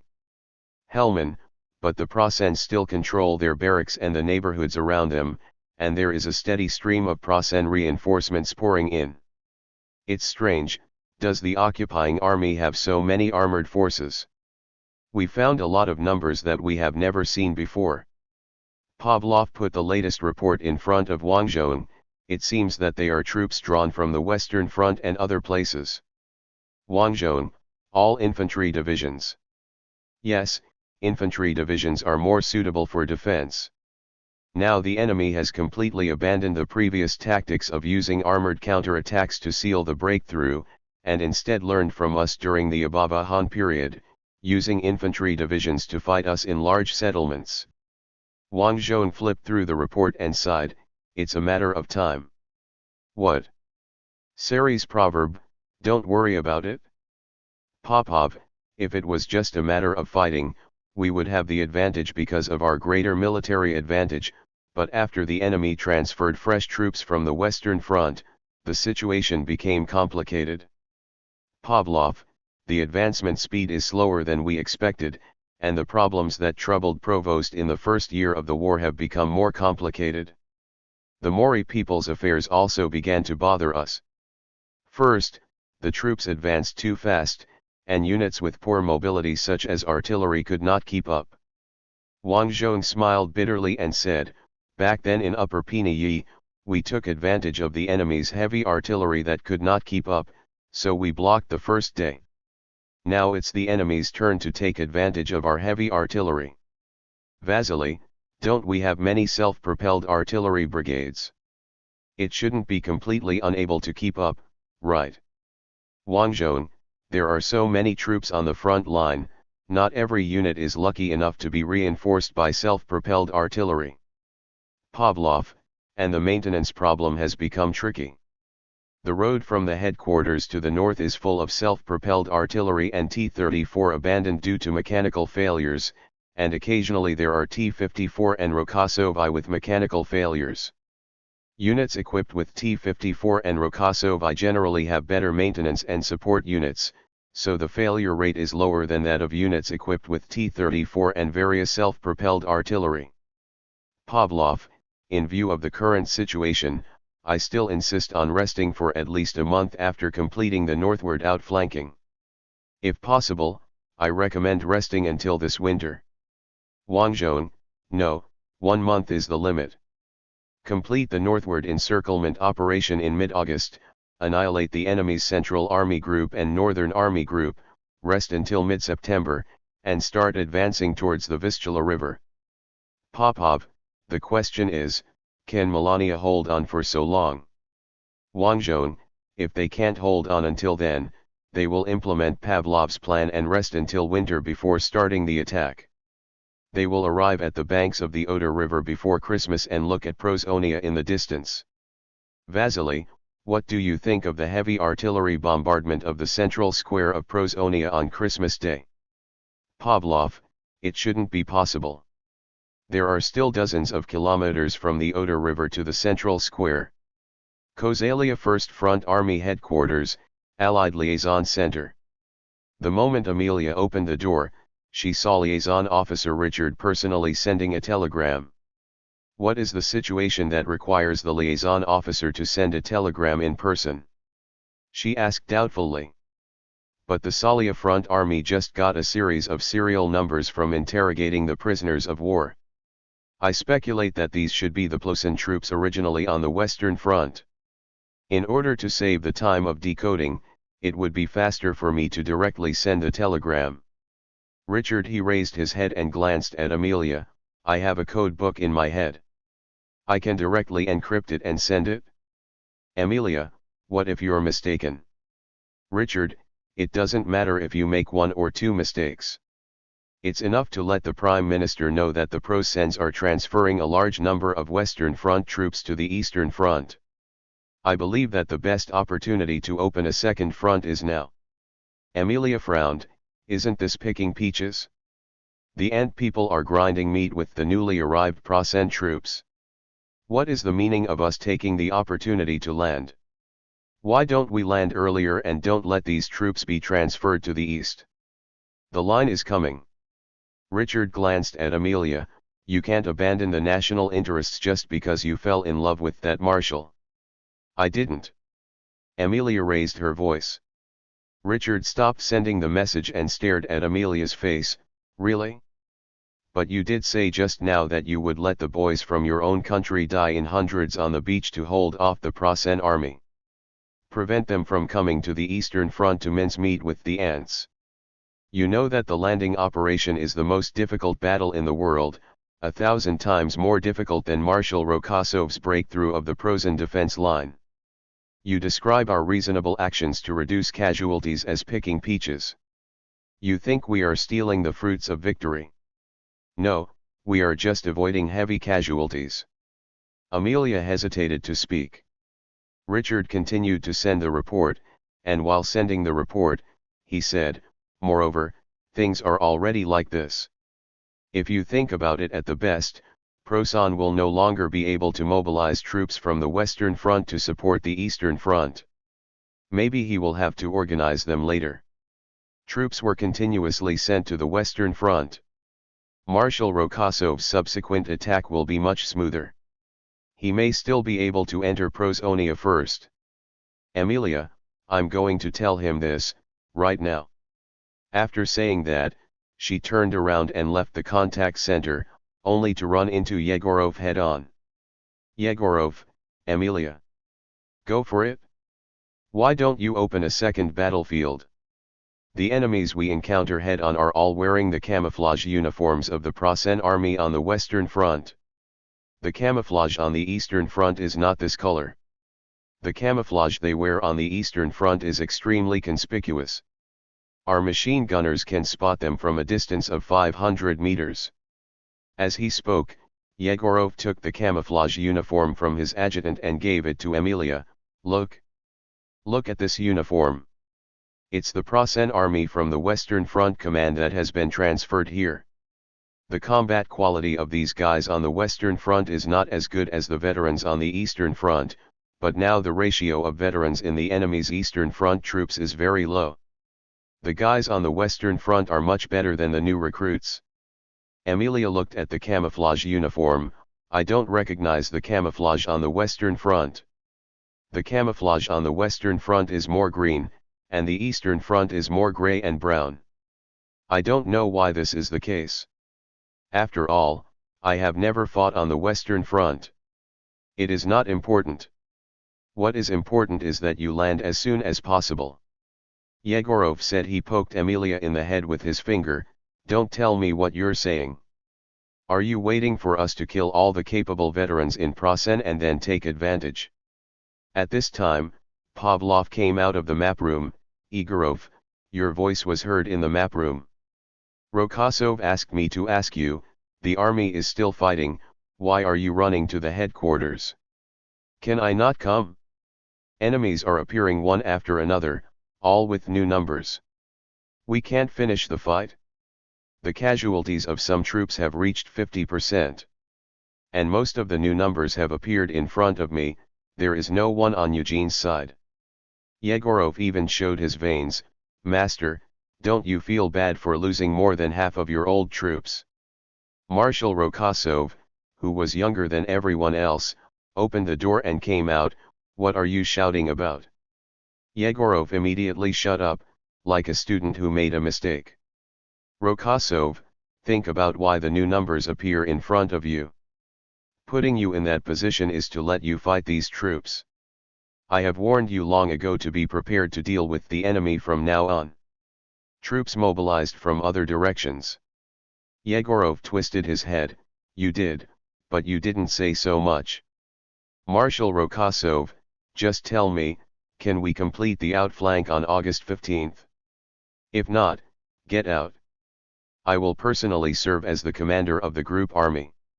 Yegorov squatted on the ground. Yes. But you have to give me reinforcements. The losses on the front line are too great. If this continues, the troops will be wiped out. Marshal Rokosov, you even negotiated terms for me. Where is Yegorov, who resolutely completed the mission back then?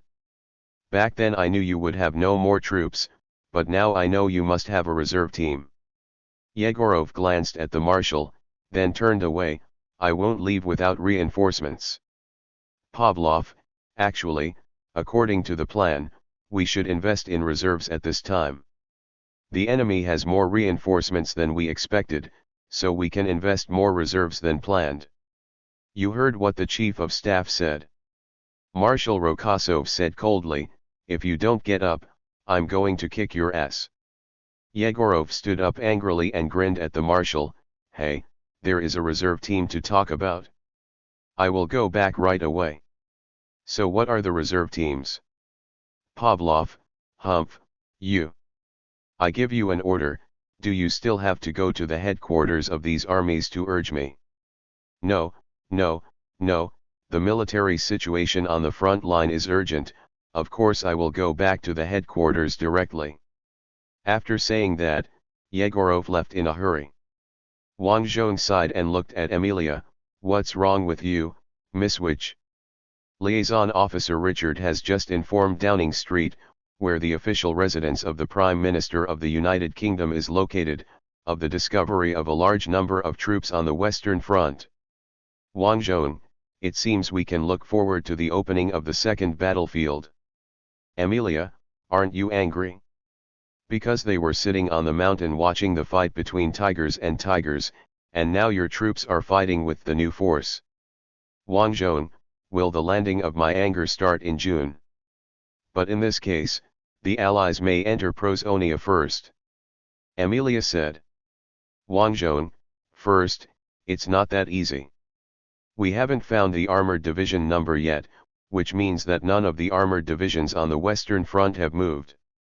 Proson's elite are armored divisions. Secondly, in addition to the Western Wall, the Prosens also have the Siegfried line of defense. In addition, the front line defense of Sugen Forest is not so easy to break through. Third, Siplacen is a developed industrial area and a dense reinforced concrete forest. The enemy's resistance there will be unprecedentedly tenacious. The reason why our investment is slow now is because the infantry troops in Siplacen have adopted new tactics. And we minced meat house by house. So, Miss Amelia, I don't think the Allied forces landing now will be able to end the war before Christmas, let alone that they can enter Prosonia early. Emilia looked at Wang Zhong. You are still so confident. I've always been like this. Wang Zhong shrugged. Vasily, ahem. Ah, Neely. You're here. Neely rolled her eyes at Vasily and pushed the cart over. I heard that Yegorov is here and prepared some food. He got the reinforcements and returned to his headquarters with satisfaction. Wang Zhong said. Nelly, that's right. July 27th, capital of the United Kingdom, Allied Forces Headquarters.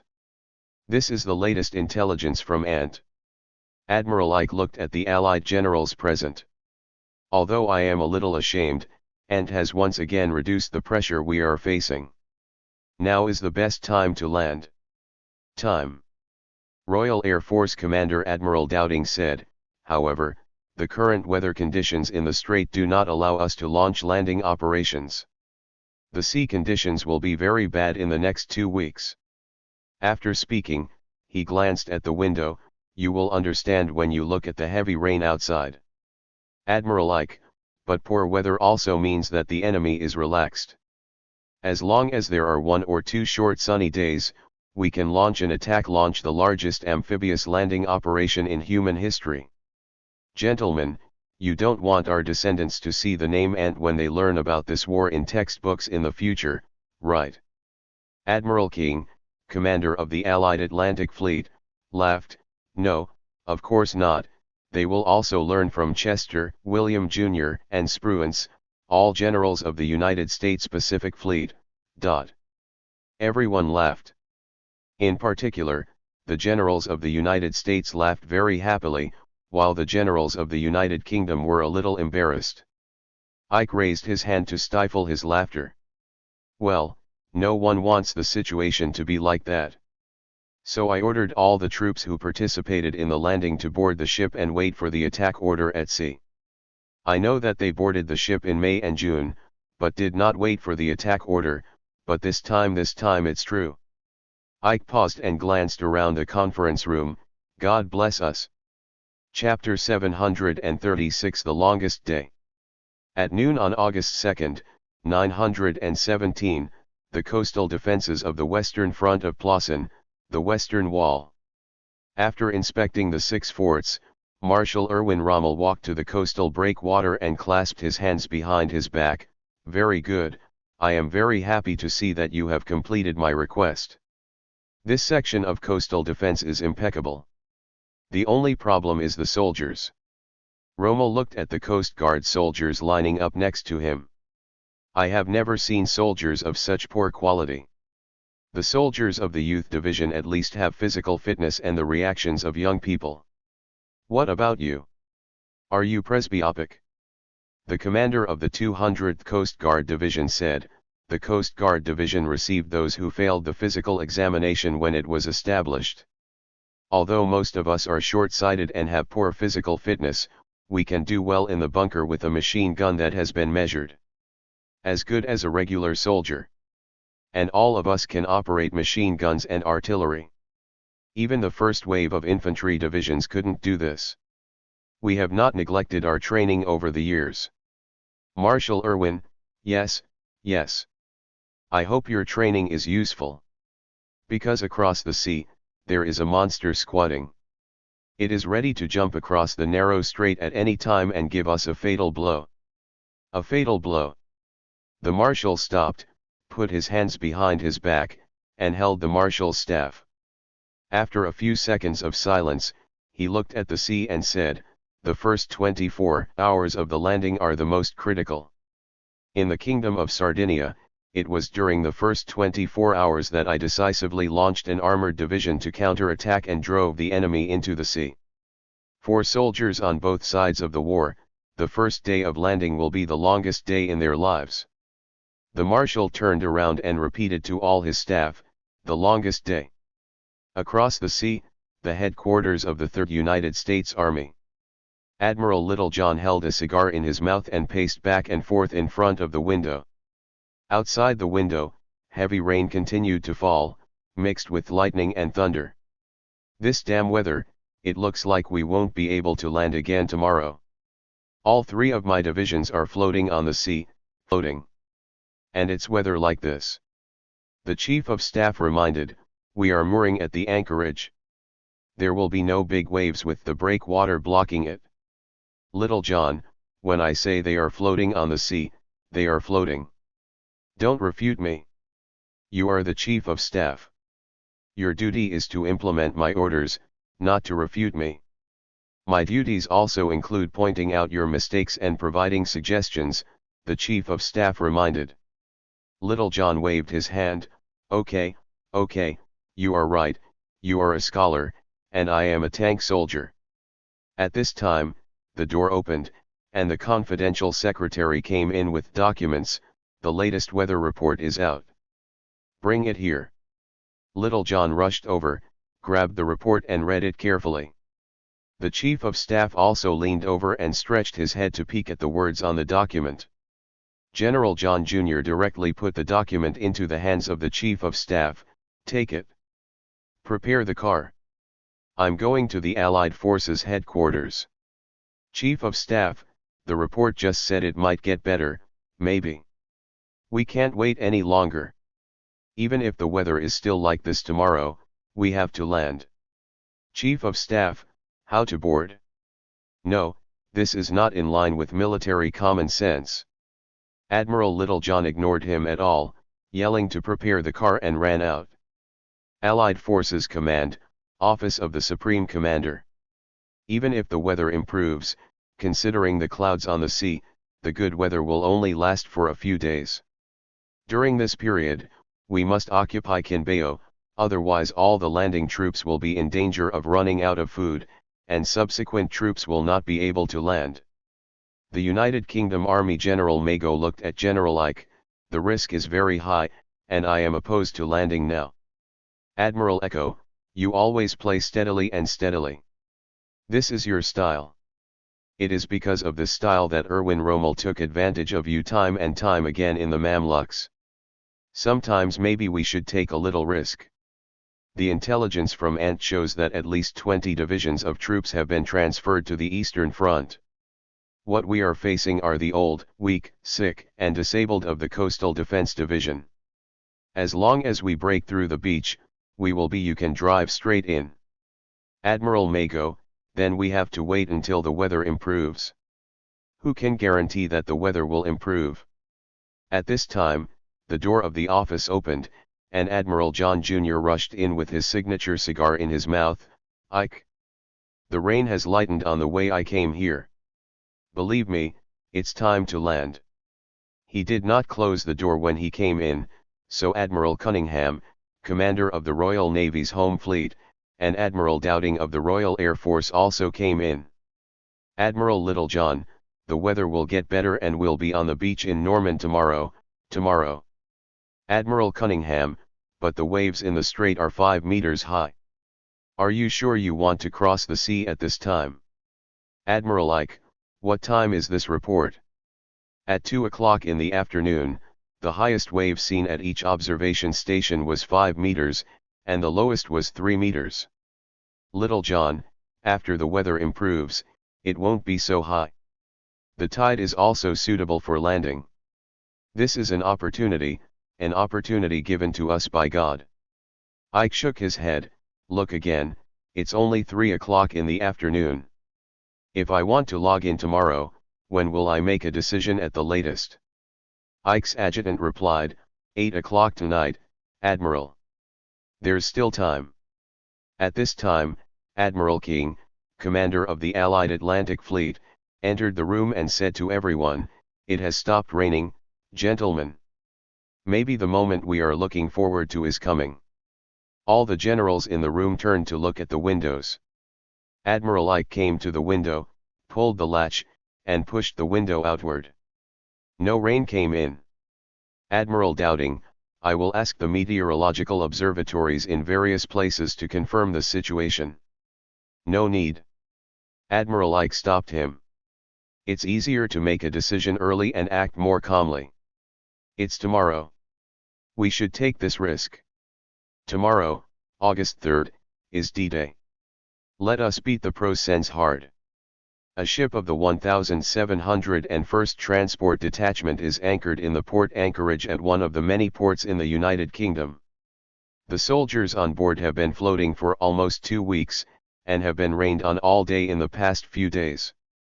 Army Captain Thomas was lying in his hammock, swaying gently with the waves. His friend, platoon leader Jack, came to him and complained loudly, it is hell next to the toilet. The toilet is full of vomit, the trash can is full of vomit, the kerosene bucket is also full of vomit, every container is full of vomit. Objects, now they are using helmets to contain vomit. You should smell it. Going to the tuba is torture. Torture. Thomas, then you go and pull him into the sea. Many people did this. Jefferson from Company F even fell into the sea and drowned. I can't swim, Jack said. Thomas got up. What? Hell, did you know we were going to participate in a landing battle? I know, but hell, this may be the largest landing battle in the entire war. Do you think I can say not to go? If it were you, would you not go?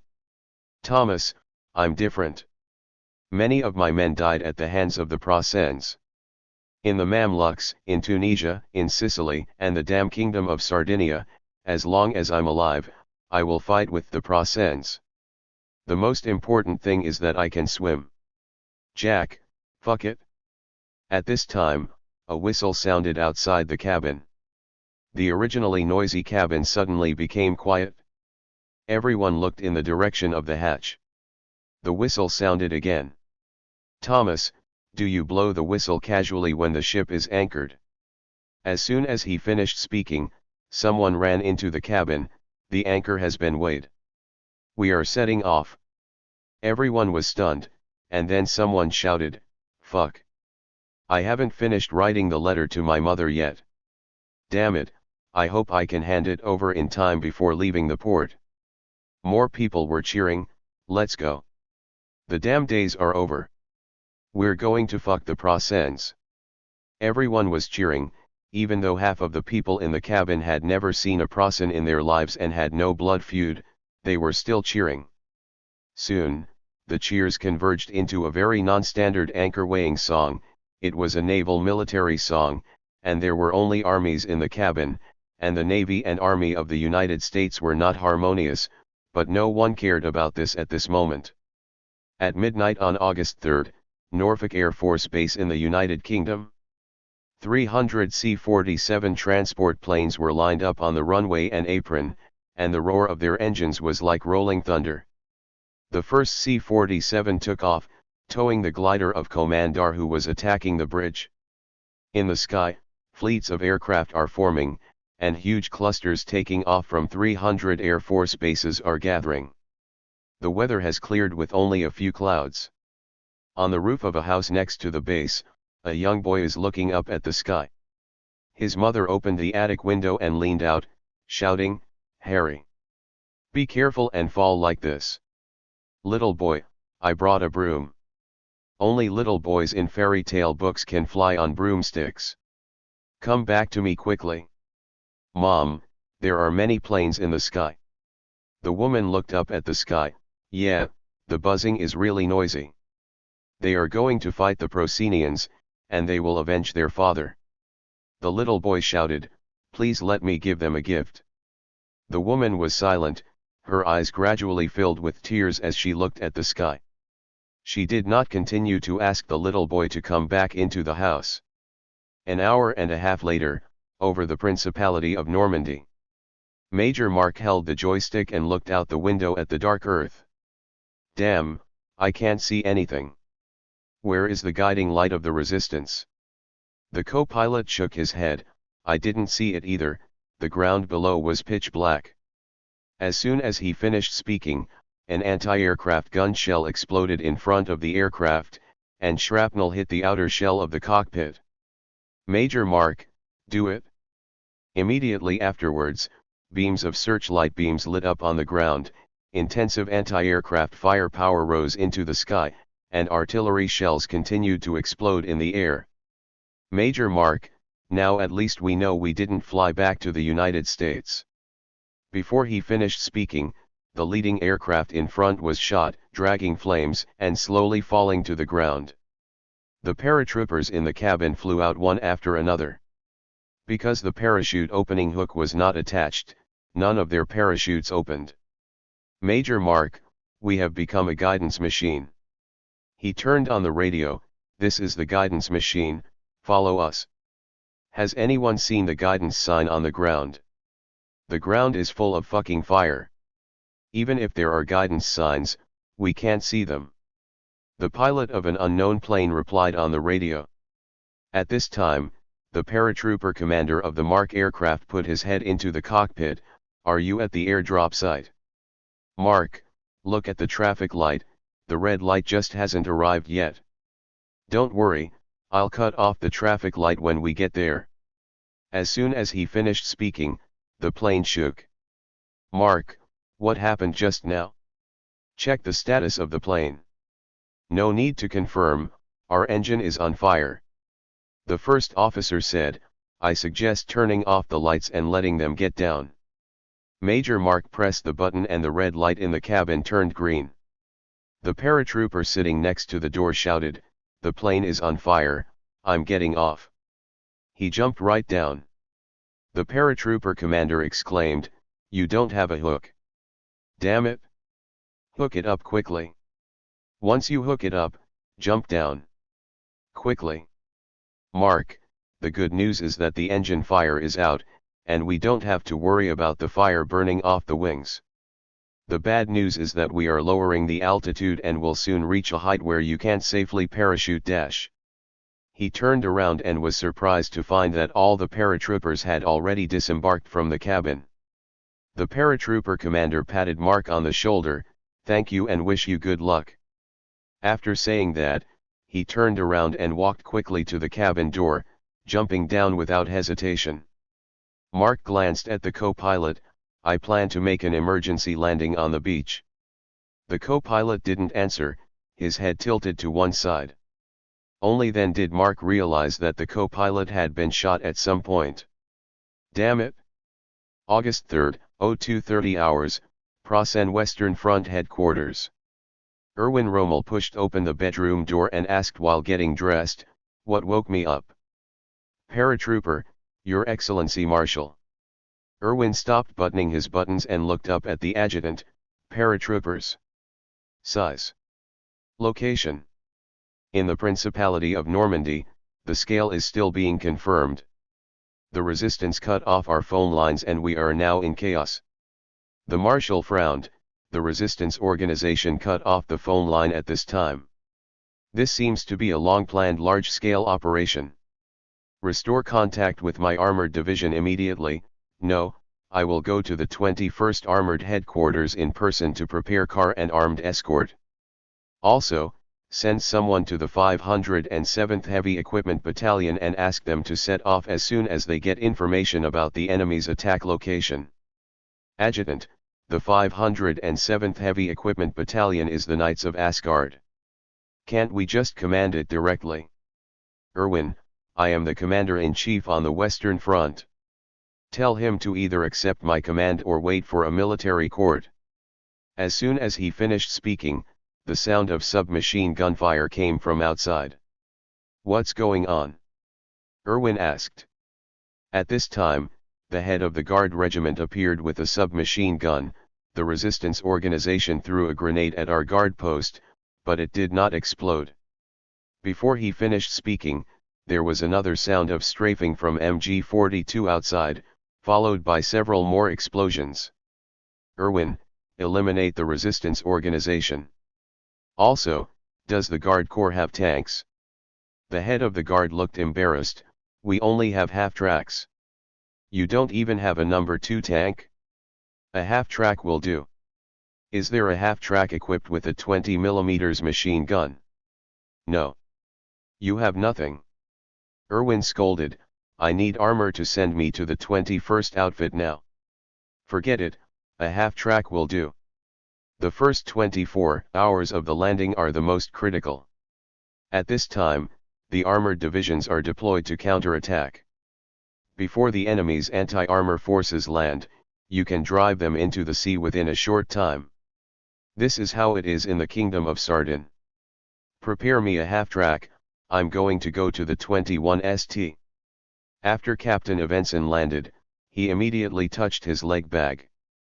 This was the nickname of the equipment newly issued by the paratroopers before the start of the attack. It was mainly used to hold paratroopers' weapons. Captain Evenson then only touched the broken straps, which had apparently been severed by fragments from an anti-aircraft gun. Oh shit! He looked up at the sky, where Prasen's anti-aircraft guns were pouring fire. But the good news is, he hid a small pistol because he didn't trust the new leg bag. He took out his pistol and held a gadget for identifying friend or foe in his other hand, and walked forward in the dark. Soon he heard movement ahead. Evenson pressed the thing in his hand, and the toy-like thing made a crisp click sound. His heart was in his throat. If it were a Prozan, he would have to use a pistol to defend himself against the enemy. The good news is that Ansa came from the other side with a very authentic accent. Evenson quickly leaned over. Fuck. You can't speak, you should respond with 2 clicks. Sorry, but I lost that thing. Evenson recognized the voice. Pastor. This is the chaplain of their battalion. Is this voice Captain Evenson? Hello.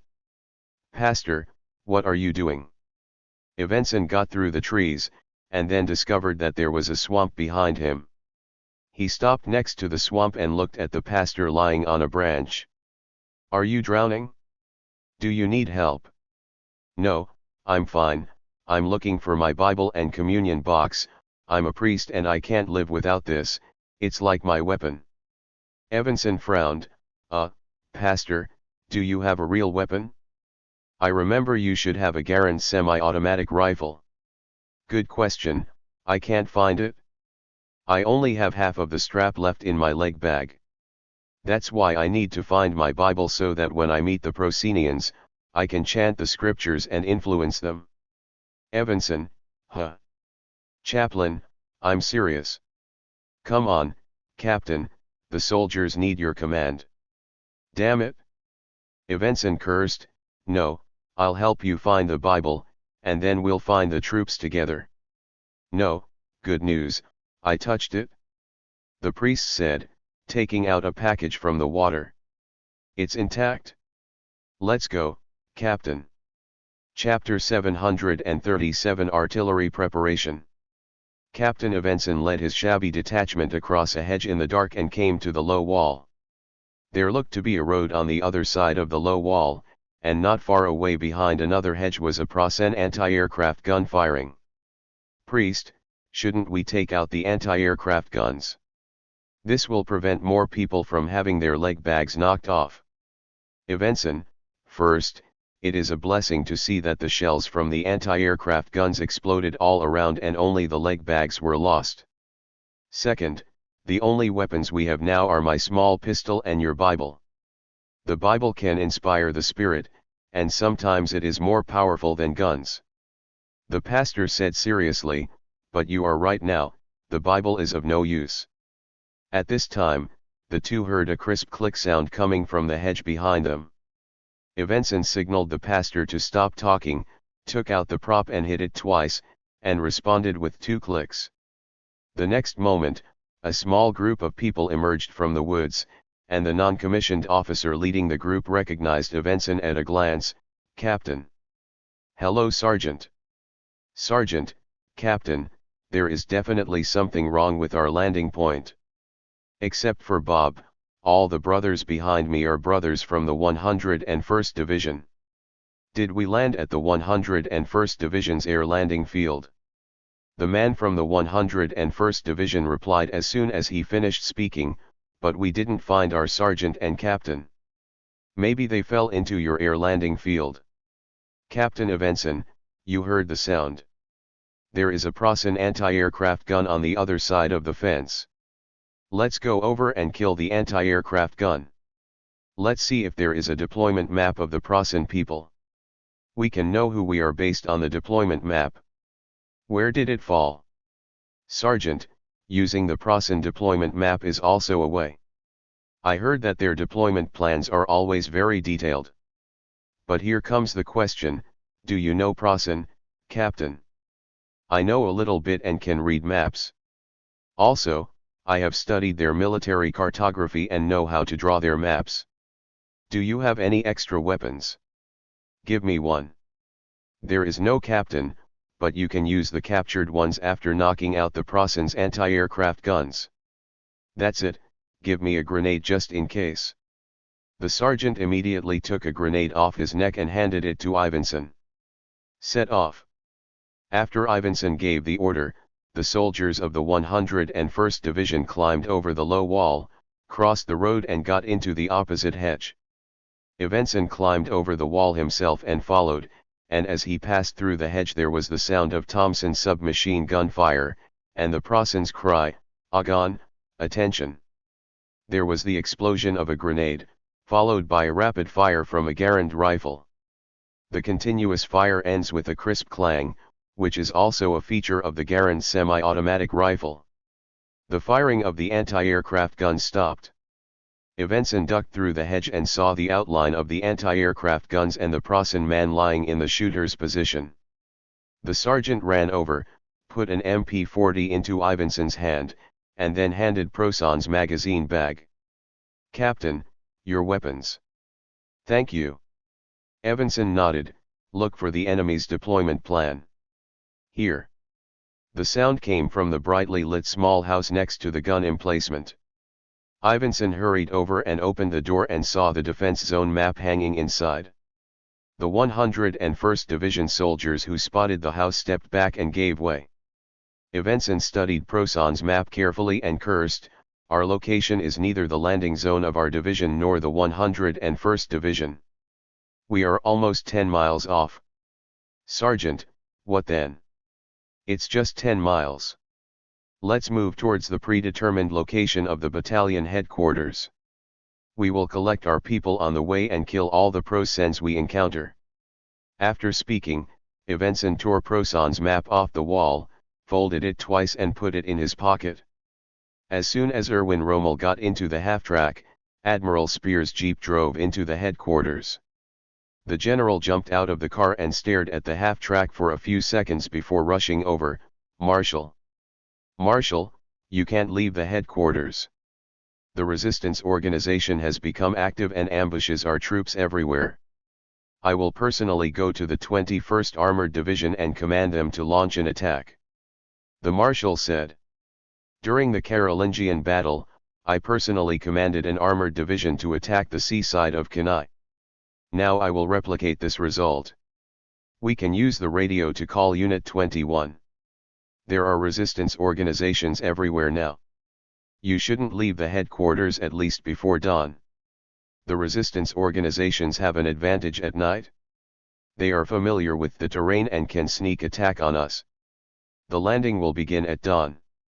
We will be able to resume communication with the 21st Armored Division by daybreak. Erwin, I personally command the 21st Outfit and can adapt accordingly, don't worry." With that said, he got into the half-track vehicle and shouted an order, "Let's go." Admiral Speer then got off the pedal of the half-track vehicle, stood back and watched as the armored convoy of 9 half-track vehicles filed out of the headquarters compound. The general's adjutant reassured, "There are 9 armored vehicles. The resistance organization cannot handle such a large armored vehicle formation." "I hope so." General Speer sighed, "The enemy is in front of us, but the commander-in-chief went to personally command an armored division." "Adjutant, maybe the marshal wants to imitate Marshal Rokosov." "Rokosov will definitely not go to the front line now. Those reports about visiting the front line in person must be fabricated, and the photos are all staged." Admiral Schmidt waved his hand, turned around and walked quickly walking into the Western Front headquarters. "The commander is not here, so we have to perform our duties." "Has the contact with the Asgard Knights been restored?" "Adjutant, I don't know. Like you, I just arrived at the headquarters." "Then go find out, you idiot. Let Bohr lead his team to ambush on the roadside." Vice Captain Will asked worriedly, "Are you sure there will be Prasens coming from here?" "Of course, we have tested that every time we cut off the phone line of the Prasen people, the maintenance team will pass through here and reach the midpoint of the line, so that they can test whether the breakpoint is in the first half of the line or the second half." "Part. Will, every time. It happens every time, so if we ambush here, we can blow up the maintenance team's truck. If there is a living Prasen engineer, we will kill him with a submachine gun." At this time, the guerrillas on the lookout ran back and said nervously, "It's broken, 9 armored vehicles are coming." Jean Ball frowned, "How many cars?" I counted 9 cars with their lights on. If they didn't, I wouldn't know. At this time everyone heard the engine sound of the enemy armored vehicle. Will, there are only 15 of us, 9 armored vehicles, not to mention dozens of enemies. Are we still fighting? Jean-Bal took a deep breath. Hit. We have the advantage of a surprise attack. We will retreat when the enemy reacts. We won't blow up the armored vehicle at the front of the platoon later. We will blow up the one in the middle. Maybe we can blow up some key points. Where are the people? Will spat and picked up the submachine gun. Okay, I will take 2 people to the front to hit the head of the armored convoy. After saying that, he led 2 guerrillas into the hedge and disappeared. The guerrillas who came to report the news turned around and left, returning to their posts. Jean-Bal picked up the detonator, checked it one last time, turned it on and plugged in the lever. The sound of the armored vehicle's engine was too late, and the vehicle lights shone directly on it. Jean-Bal shrank his neck and tried to hide his body behind the ridge on the roadside. The first car drove past and the lights disappeared, but then the lights of the second car came back on. Let Bal wait until the third vehicle passed by, then twist the detonation control lever. Explosives buried in the road exploded, and a half-track was overturned and slid down the road to the bottom of a ditch on the roadside. The sound of Sten submachine guns rang out and the explosion of grenades. Let Bal throw away the detonator in his hand, pick up the Sten, raise his upper body, and shoot at the nearest armored vehicle. The machine gunner on the armored vehicle was shot and fell. He pushed the machine gun aside and fired aimlessly into the sky. Tracer bullets were sprayed into the sky like urine. The rate of fire of the MG42 is very fast, and it eats up half of the ammunition belt in one go, and then gets stuck. The Procenians shouted. It could be heard that they had recovered from the initial chaos of the surprise attack. Jean-Bal heard a Placian shouting. He could understand Placian. The enemies don't look like many, spread out and outflank them. Use incendiary bombs to light up the bushes for lighting. Jean-Bal, the enemy has reacted, retreat. As he spoke, he whistled, which was the retreat signal agreed with everyone. He whistled and got into the hedge, reloading and running. At this time, he heard the Prosen man shout, "Go and see how the marshal is doing." Marshal.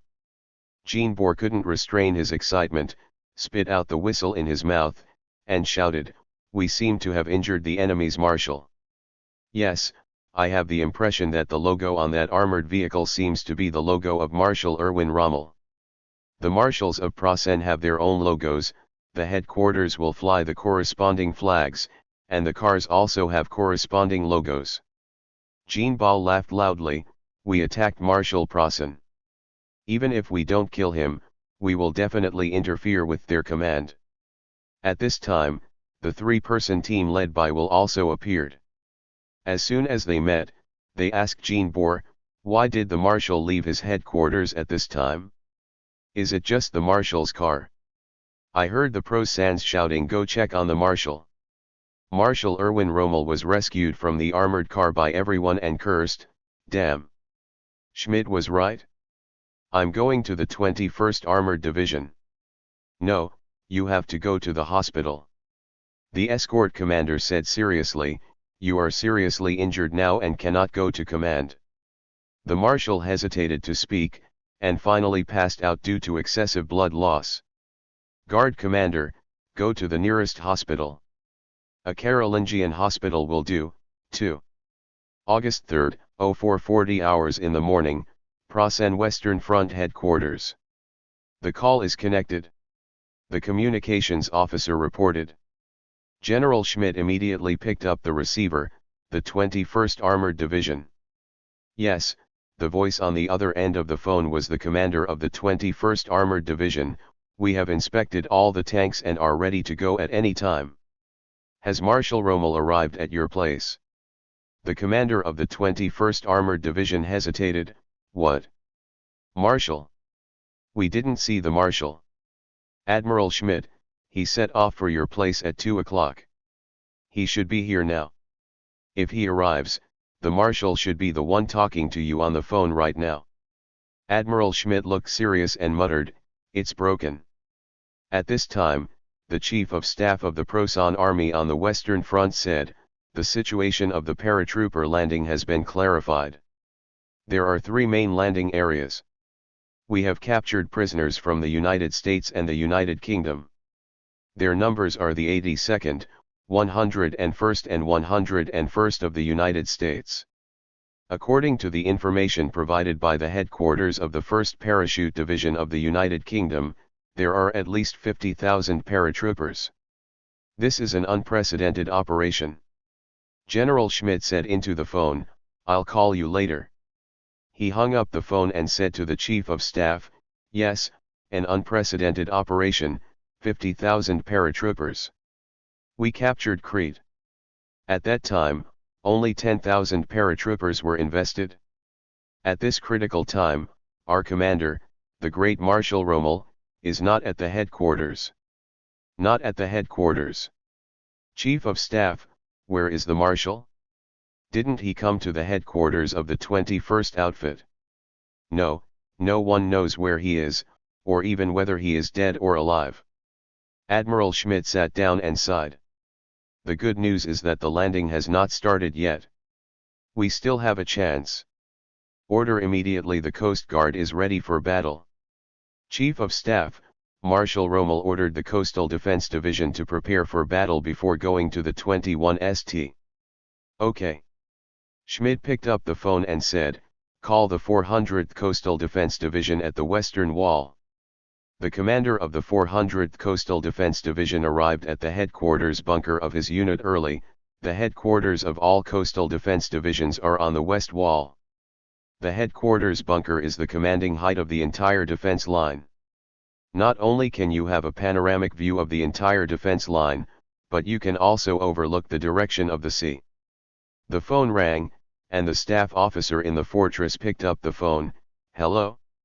This is the 400th Division." "Yes, the division commander is here." After speaking, the staff officer handed the receiver to the division commander, General Schmidt from the headquarters. "Hello Schmidt," the division commander took the receiver. "I'm in the bunker, everything is fine." "Schmidt, are you sure? I want you to pick up your telescope and look at the sea now. If the enemy is going to land, you should start now." Division commander: "Okay, pick up the telescope and look at the sea."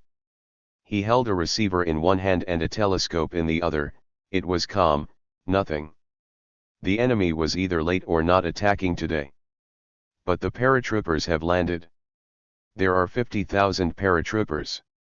There must be a big operation. I want you to confirm again. So the commander of the 400th Division confirmed again. "Nothing, the sea is calm." Schmidt: "Well, I don't know what's going on with the enemy, but at least the landing hasn't started yet. It's strange. According to common sense, it should have started now." Commander of the 400th Division: "Then let me confirm it one last time. Maybe it will be available this time." He slowly raised the telescope, and then his body froze. Subscribe to Chinese Novel Audiowave. Schmidt waited for a while and asked, "What's wrong? You talk." The commander of the 400th Division held the receiver under his arm, rubbed his eyes with his free hand, and looked into the telescope again. "Oh my God! Schmidt! I saw 5,000 ships. I saw 5,000 ships." "Schmidt, calm down, the Allied navies don't have 5,000 ships in total. They mobilized all the fishing boats during Operation Dynamo, but they only had 1,000 or 2,000 ships. That was 5 years ago. I pledged my life, and now there are 5,000 ships on the sea in front of me." Actually no, he was frightened. "Schmidt, calm down. If the landing really starts, the enemy will prepare artillery fire, but I didn't hear the sound of artillery." Before he finished speaking, the battleship's heavy artillery fell on the 400th Division's position, and the floor and ceiling of the bunker shook together. Division commander: "Now. Damn it, Did you hear the sound of artillery preparations? Just after he finished speaking, a piece of plaster fell from the ceiling and hit the teacher on the head. Take a leave to watch the emergency. Although the first line failed and was not updated in time, I did not ask for leave after December. But tonight, what is this? It is a cool iron tower. It is not too much to ask for leave to watch it? And readers of this book, are you in the mood to watch the update tonight? Isn't this what is happening in South Korea more exciting? Tomorrow will update normally, let's watch the fun together tonight. Chapter 738, Good Fortune Never Comes in Pairs, 8K.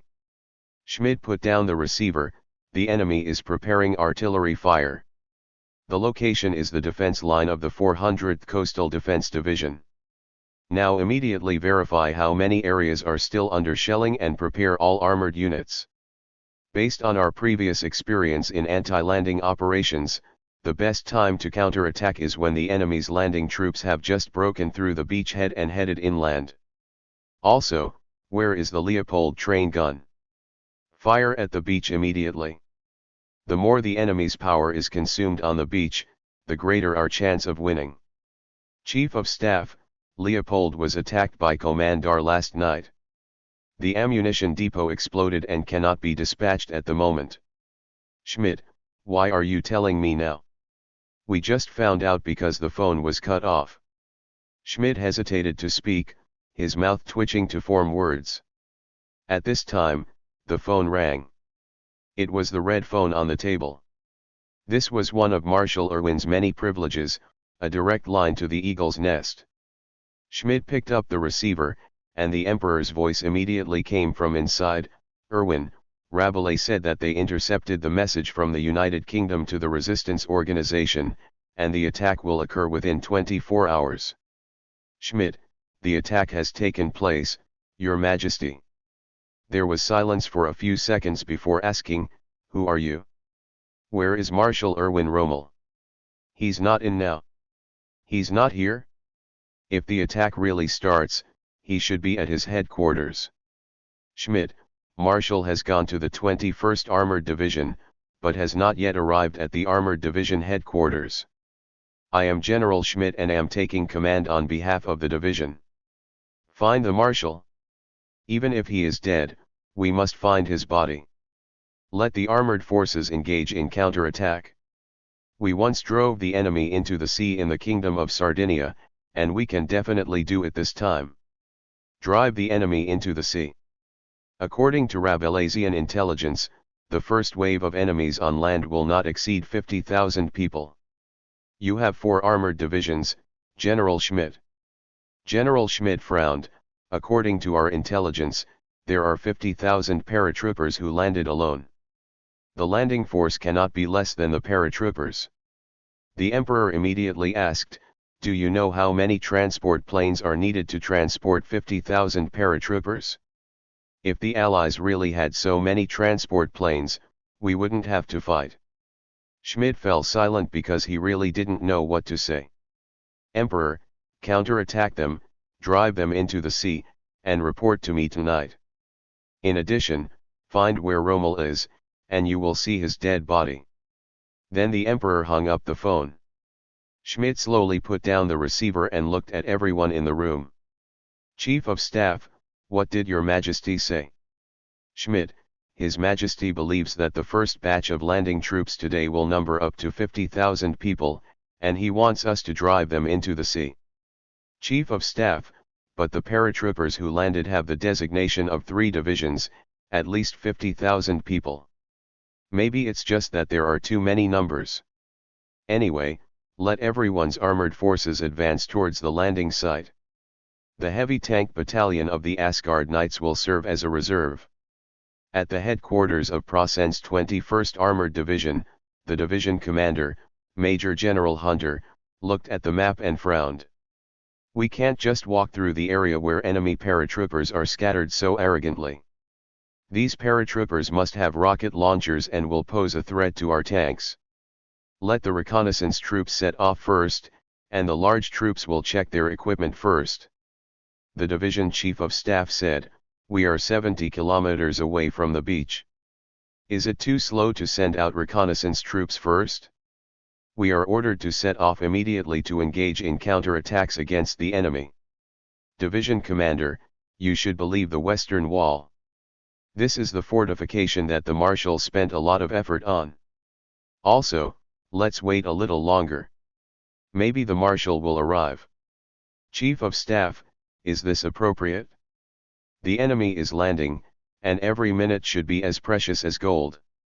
Yes, but if we are ambushed and severely damaged by paratroopers on the way to the beach, wouldn't it be even worse? The division commander asked. Let the reconnaissance troops set off. At the same time, the first wave of troops landed on Omag Beach. The soldiers in front of Captain Thomas began vomiting, which started a chain reaction in which several soldiers vomited. Thomas, you haven't vomited everything in your stomach yet. Taken before setting off this morning, Captain, the soldier reported. This landing craft carried the first platoon of Company E. Platoon leader Jack was next to Captain Thomas. I couldn't eat anything when I got on the boat. I really don't know where they got their appetite. Thomas, perhaps I feel that this may be my last meal. In this case, I can eat anything. At this time, the pilot of the landing craft shouted, 30 seconds left. As if echoing the words, a shore defense mortar landed on the sea next to the landing craft, and the splashing seawater fell on everyone's helmets like a downpour. The seawater diluted the stench of stomach acid that filled the landing craft.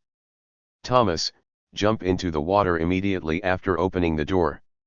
If you gather together, you will be shot by machine guns. I will wait for you at the beach.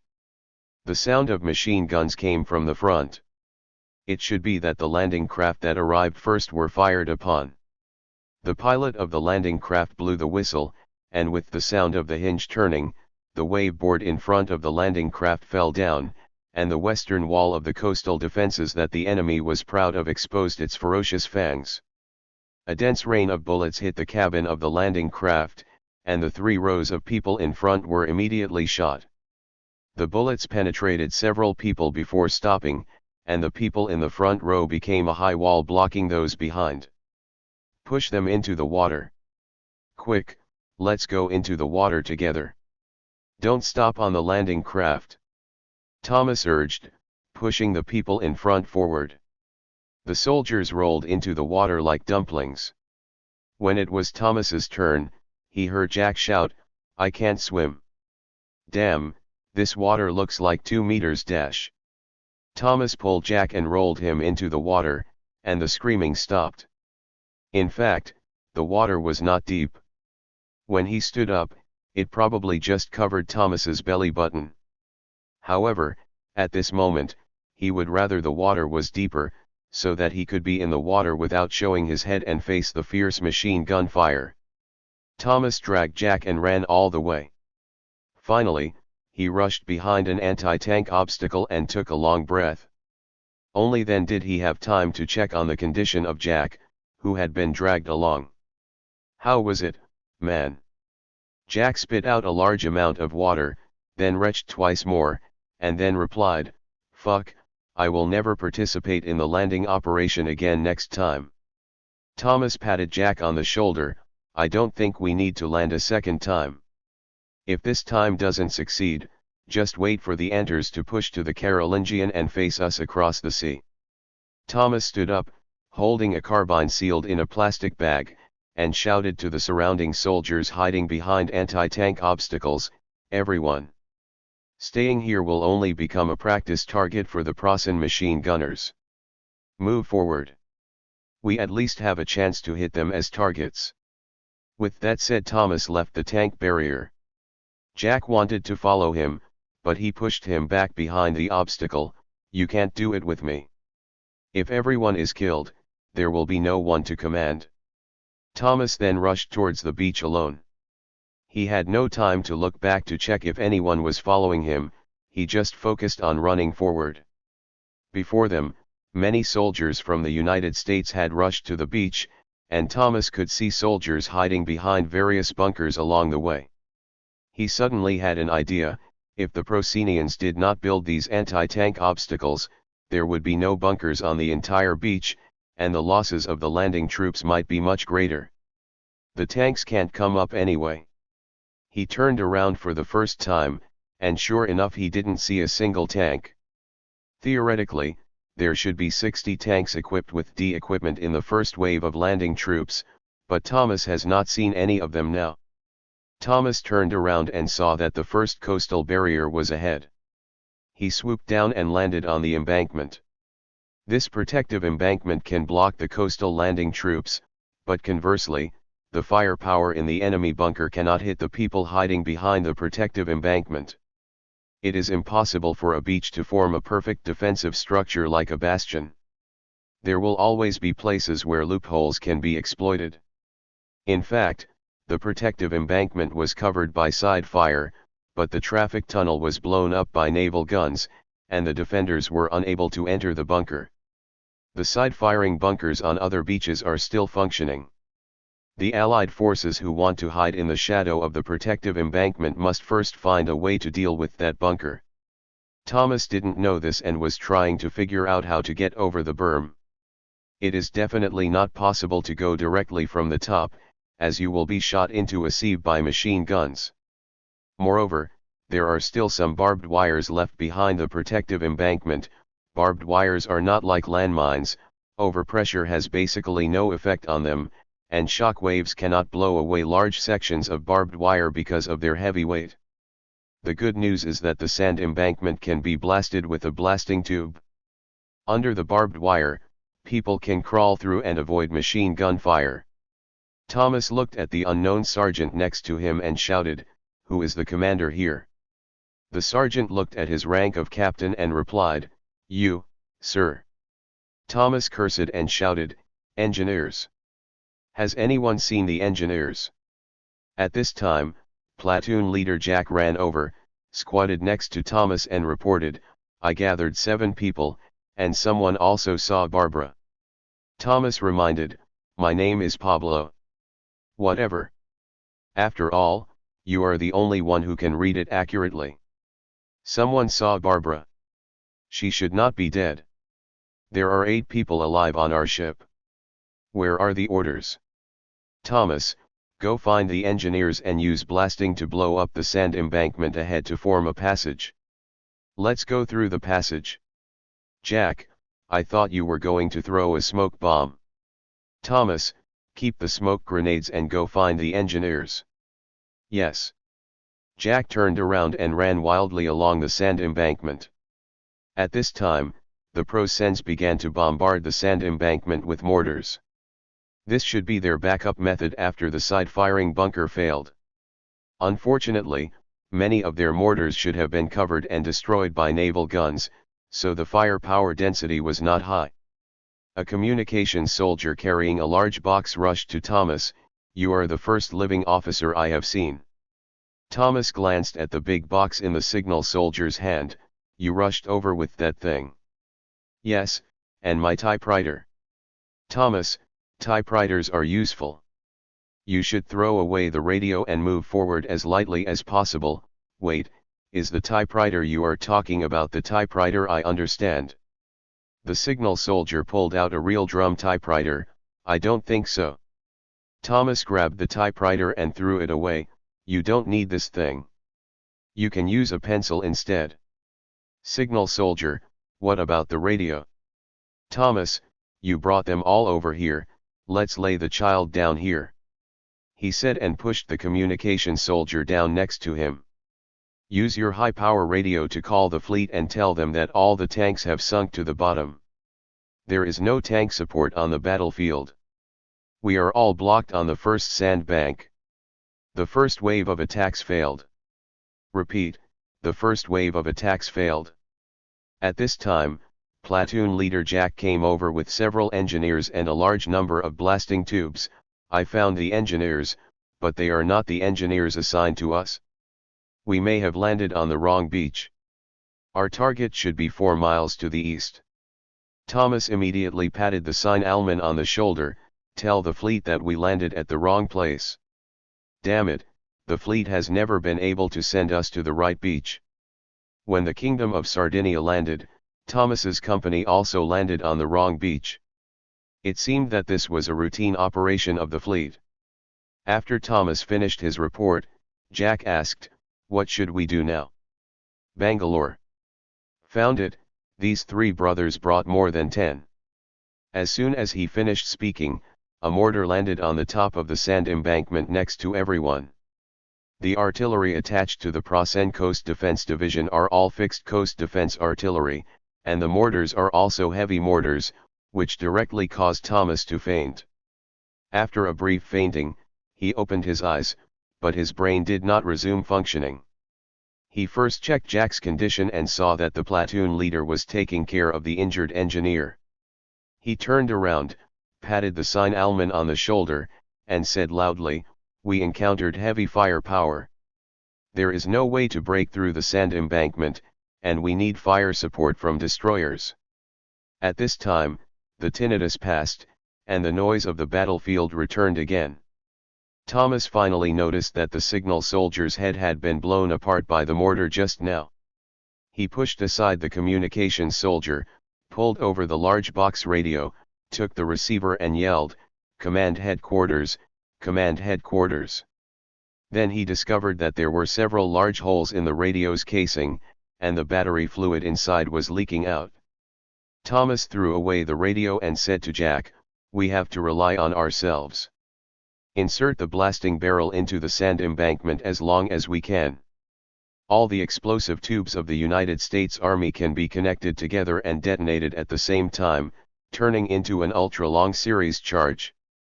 Now Thomas plans to use these 10 blasting tubes to open a trench and rush under the enemy's embankment and bunker." The blasting tubes were inserted into the sand embankment and assembled one after another, continuously going deeper. After the last blasting tube had not entered the sand embankment, the engineers installed the detonator and shouted, "Detonate the charge, hide it." Thomas and Jack also shouted together, "Detonate the charge, conceal it."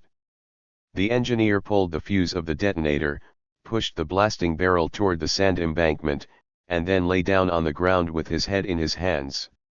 Thomas also imitated the posture of the engineer, and the explosion happened as soon as he lay down. His ears hurt terribly, and the negative pressure generated by the explosion almost shredded his eardrum. The sand fell in a storm, as if Thomas was now under the sand waterfall. After the shock was over, Thomas straightened up and looked at the results of the blast. A passage leading directly to the bottom of the enemy bunker appeared. "Thomas, go out of the tunnel. Quick. Break directly into the enemy's position." He did not expect that this order would be misunderstood. Some infantrymen lying behind the sand embankment shouted and stood up, rushed up the sand embankment, and then pressed their bodies against the barbed wire fence. Other soldiers stepped on the warrior's back and jumped over the barbed wire. The Prasen's machine guns were firing, but there were too many Federal soldiers suddenly crossing the sand embankment, and the enemy's firepower could not be distributed. Thomas cursed fuck and got into the passage created by the blast. Soon, he rushed to the foot of the enemy's bunker. There was a huge Plosin letter on the bunker. Thomas recognized the letter and said, "We are at the D2 dike. Let me see the dike structure diagram." He took out his notebook from his pocket and took out the structural diagram. "If the diagram is correct, we can enter the trench by climbing up the slope in front. There should be machine guns here dash." Thomas looked over and said, "Damn it, I didn't see the machine gun. Jack, maybe it was destroyed by naval guns. There should have been flanking fire on the sand embankment just now, but there wasn't.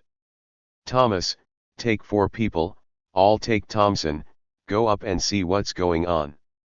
"Yes." "Covering fire." Thomas shouted, and at the same time rushed out first, attracting enemy machine gun fire. Others opened fire wildly, and the bullets hit the sandbags on the top of the slope, stirring up clouds of smoke. The sandbags leaked, and the sand flowed out. Platoon leader Jack led 4 men and climbed up a roughly 20-meter-long slope with Thompson, standing on the top of the slope and shooting behind the sandbags. Cease fire. The platoon leader yelled, "Okay, save your magazines, there's no one in the trench behind the ramp." Thomas glanced at the many soldiers hiding around him. "There is no one in the trenches above, move forward." The commander of the 400th Coastal Defense Division of Prasen wore a bandage on his head and shouted into the receiver, "Our firepower was massively destroyed by naval guns. It was massively destroyed by naval guns. Admiral Schmidt, impossible. Your bunkers are built to defend against 381 mm naval guns. The enemy only has a few battleships with 406 mm naval guns. Moreover, the 400 of the United Kingdom are all old guns and their shells have armor-piercing capabilities. No, there's nothing we can do with your bunker. Division commander, then you really should come and see the injury on my head. The fact is that it doesn't even require a direct hit. If it explodes nearby, we will either die or be injured in our bunker. And right in my side, there is a huge crack. Come and see for yourself." The division commander punched the crack in the wall. The command bunker of the division headquarters cracked more than 2 meters long without being hit directly, from the ceiling to the ground. The division commander, "Someone must have taken kickbacks. Or they took all of them." When he shouted, a private soldier next to him muttered, "If you don't take it and I don't take it, how can Commissioner Schmidt take it?" This is a jingle circulating in the tavern. The division commander rolled his eyes at the private soldier and continued to shout into the microphone, "We need reinforcements. Now the ammunition reserves of each bunker are less than 30%. Each bunker has fired tens of thousands of rounds of bullets. Because the ammunition transportation tunnel was blown up, we are organizing people to transport ammunition from the surface position, but the enemy's offensive is very fierce, and the enemy has appeared on the surface position. We need reinforcements. We need reinforcements." Admiral Schmidt said in a deep voice, "The armored division has set off. Your mission is to fight to the last soldier and delay the enemy as much as possible. The infantry division will set up defenses in the town behind you, which will hit the enemy head-on." The division commander was stunned for a second before asking, "What about us?" "The Empire requires you to fulfill your duties. And according to Raberville's report, the first wave of landings will only be 50,000 people." When Schmidt said this, his tone was very soft, and it was obvious that he didn't believe it himself. "Division commander, 50,000 people? There are thousands of ships I saw alone. I estimate that there are more than 50,000 people on the front." "Schmidt, follow your duties, General. No matter how many people land, the armored division will send them back to the sea. As long as the armored division launches an attack, everything will be fine. General." The phone was hung up. The division commander threw the receiver on the ground and cursed, he said it so easily. At this time, the chief of staff reported, "The team transporting ammunition has set off. Currently, 1/10 of the bunkers have reported that ammunition is in urgent need. Division commander, let them do their duty." Captain Thomas threw a grenade into the bunker gate with a flick of his hand. With a dull bang sound, smoke and rubble sprayed out of the door. Thomas picked up the submachine gun and waited with the others. The first Prosan man came out of the bunker with a dusty face and was knocked down directly. The second Prosan man didn't even bring a gun, and his military uniform was covered in blood. He surrendered as soon as he came out, but was still knocked down by random guns. At this time, the flamethrower was cleaning the bunker next to him. The flames sprayed directly from the firing port on the front of the bunker. There was also a Prosan man covered in fire who climbed out of the firing port driven by severe pain and fell on the beach. "Thomas, continue to clear the bunkers and clear the obstacles for the friendly troops still trapped on the beach." "Captain!" Jack shouted from a distance, "Enemy reinforcements are coming." Thomas turned his head and saw a group of Prosan soldiers running towards the beach from the inland direction. "Thomas, set up the .30 machine gun. Let them get close and shoot." Immediately, the heavy machine gunner lay down near Thomas and set up the machine gun. Others also found shelter and aimed their guns at the approaching Proson team. Thomas raised his hand and estimated the distance of the enemy. When the enemy entered within 100 meters, he chopped his hand down. The heavy machine gun opened fire. The United States Army showed its amazing firepower and did not give the Proson people time to react. After a few seconds, all the people in this platoon fell down. Thomas, hold the fire. Halt the fire. Go see what they are carrying. Jack, you lead the squad to continue advancing along the breakwater and clear all the bunkers. Jack, just my platoon. Everyone you meet along the way is under your command until you meet a higher-ranking officer. At this time, another signalman ran to Thomas. Sir, you are the first living officer I have seen. I have a radio. Do you need it? You didn't bring a typewriter. I brought it, but it sank into the water. The signalman looked guilty. Don't let me go back to find it, sir. No, you stay, give me the radio. The signalman handed the receiver to Thomas. Just say it, I've adjusted it. Thomas picked up the receiver. Report to the fleet, we have taken the beachhead, in the D2 area. In the D2 area, the intelligence follow-up troops are sent to D2. Over. A vague voice came from the receiver. Good job. Follow up, set off. Thomas, crap, over. The signalman asked in confusion, what did you hear over there? I don't know, but it would be a great help if they don't make trouble in this situation. The Puma-wheeled armored vehicle of the 21st Armored Division motorized reconnaissance team crossed a hedge. Behind the hedge is a wheat field that is growing happily, and the plump ears of wheat have already shown some signs of a good harvest. The gunner Plossin on the car was in a good mood and hummed a little song. Suddenly, he heard the sound of a rocket launch, and when he turned his head, he saw a smoke shooting from the wheat field to the armored vehicle. The next moment, the armored vehicle stopped suddenly, and a hot breath came from behind the gunner. He realized that the engine was on fire. If he didn't leave the armored vehicle immediately, the oil in the entire vehicle would burn, and he would become a familiar person. So the gunner skillfully opened the hatch and got out of the armored vehicle. The sound of the Thompson submachine gun came, and the gunner fell down with his hands on his chest.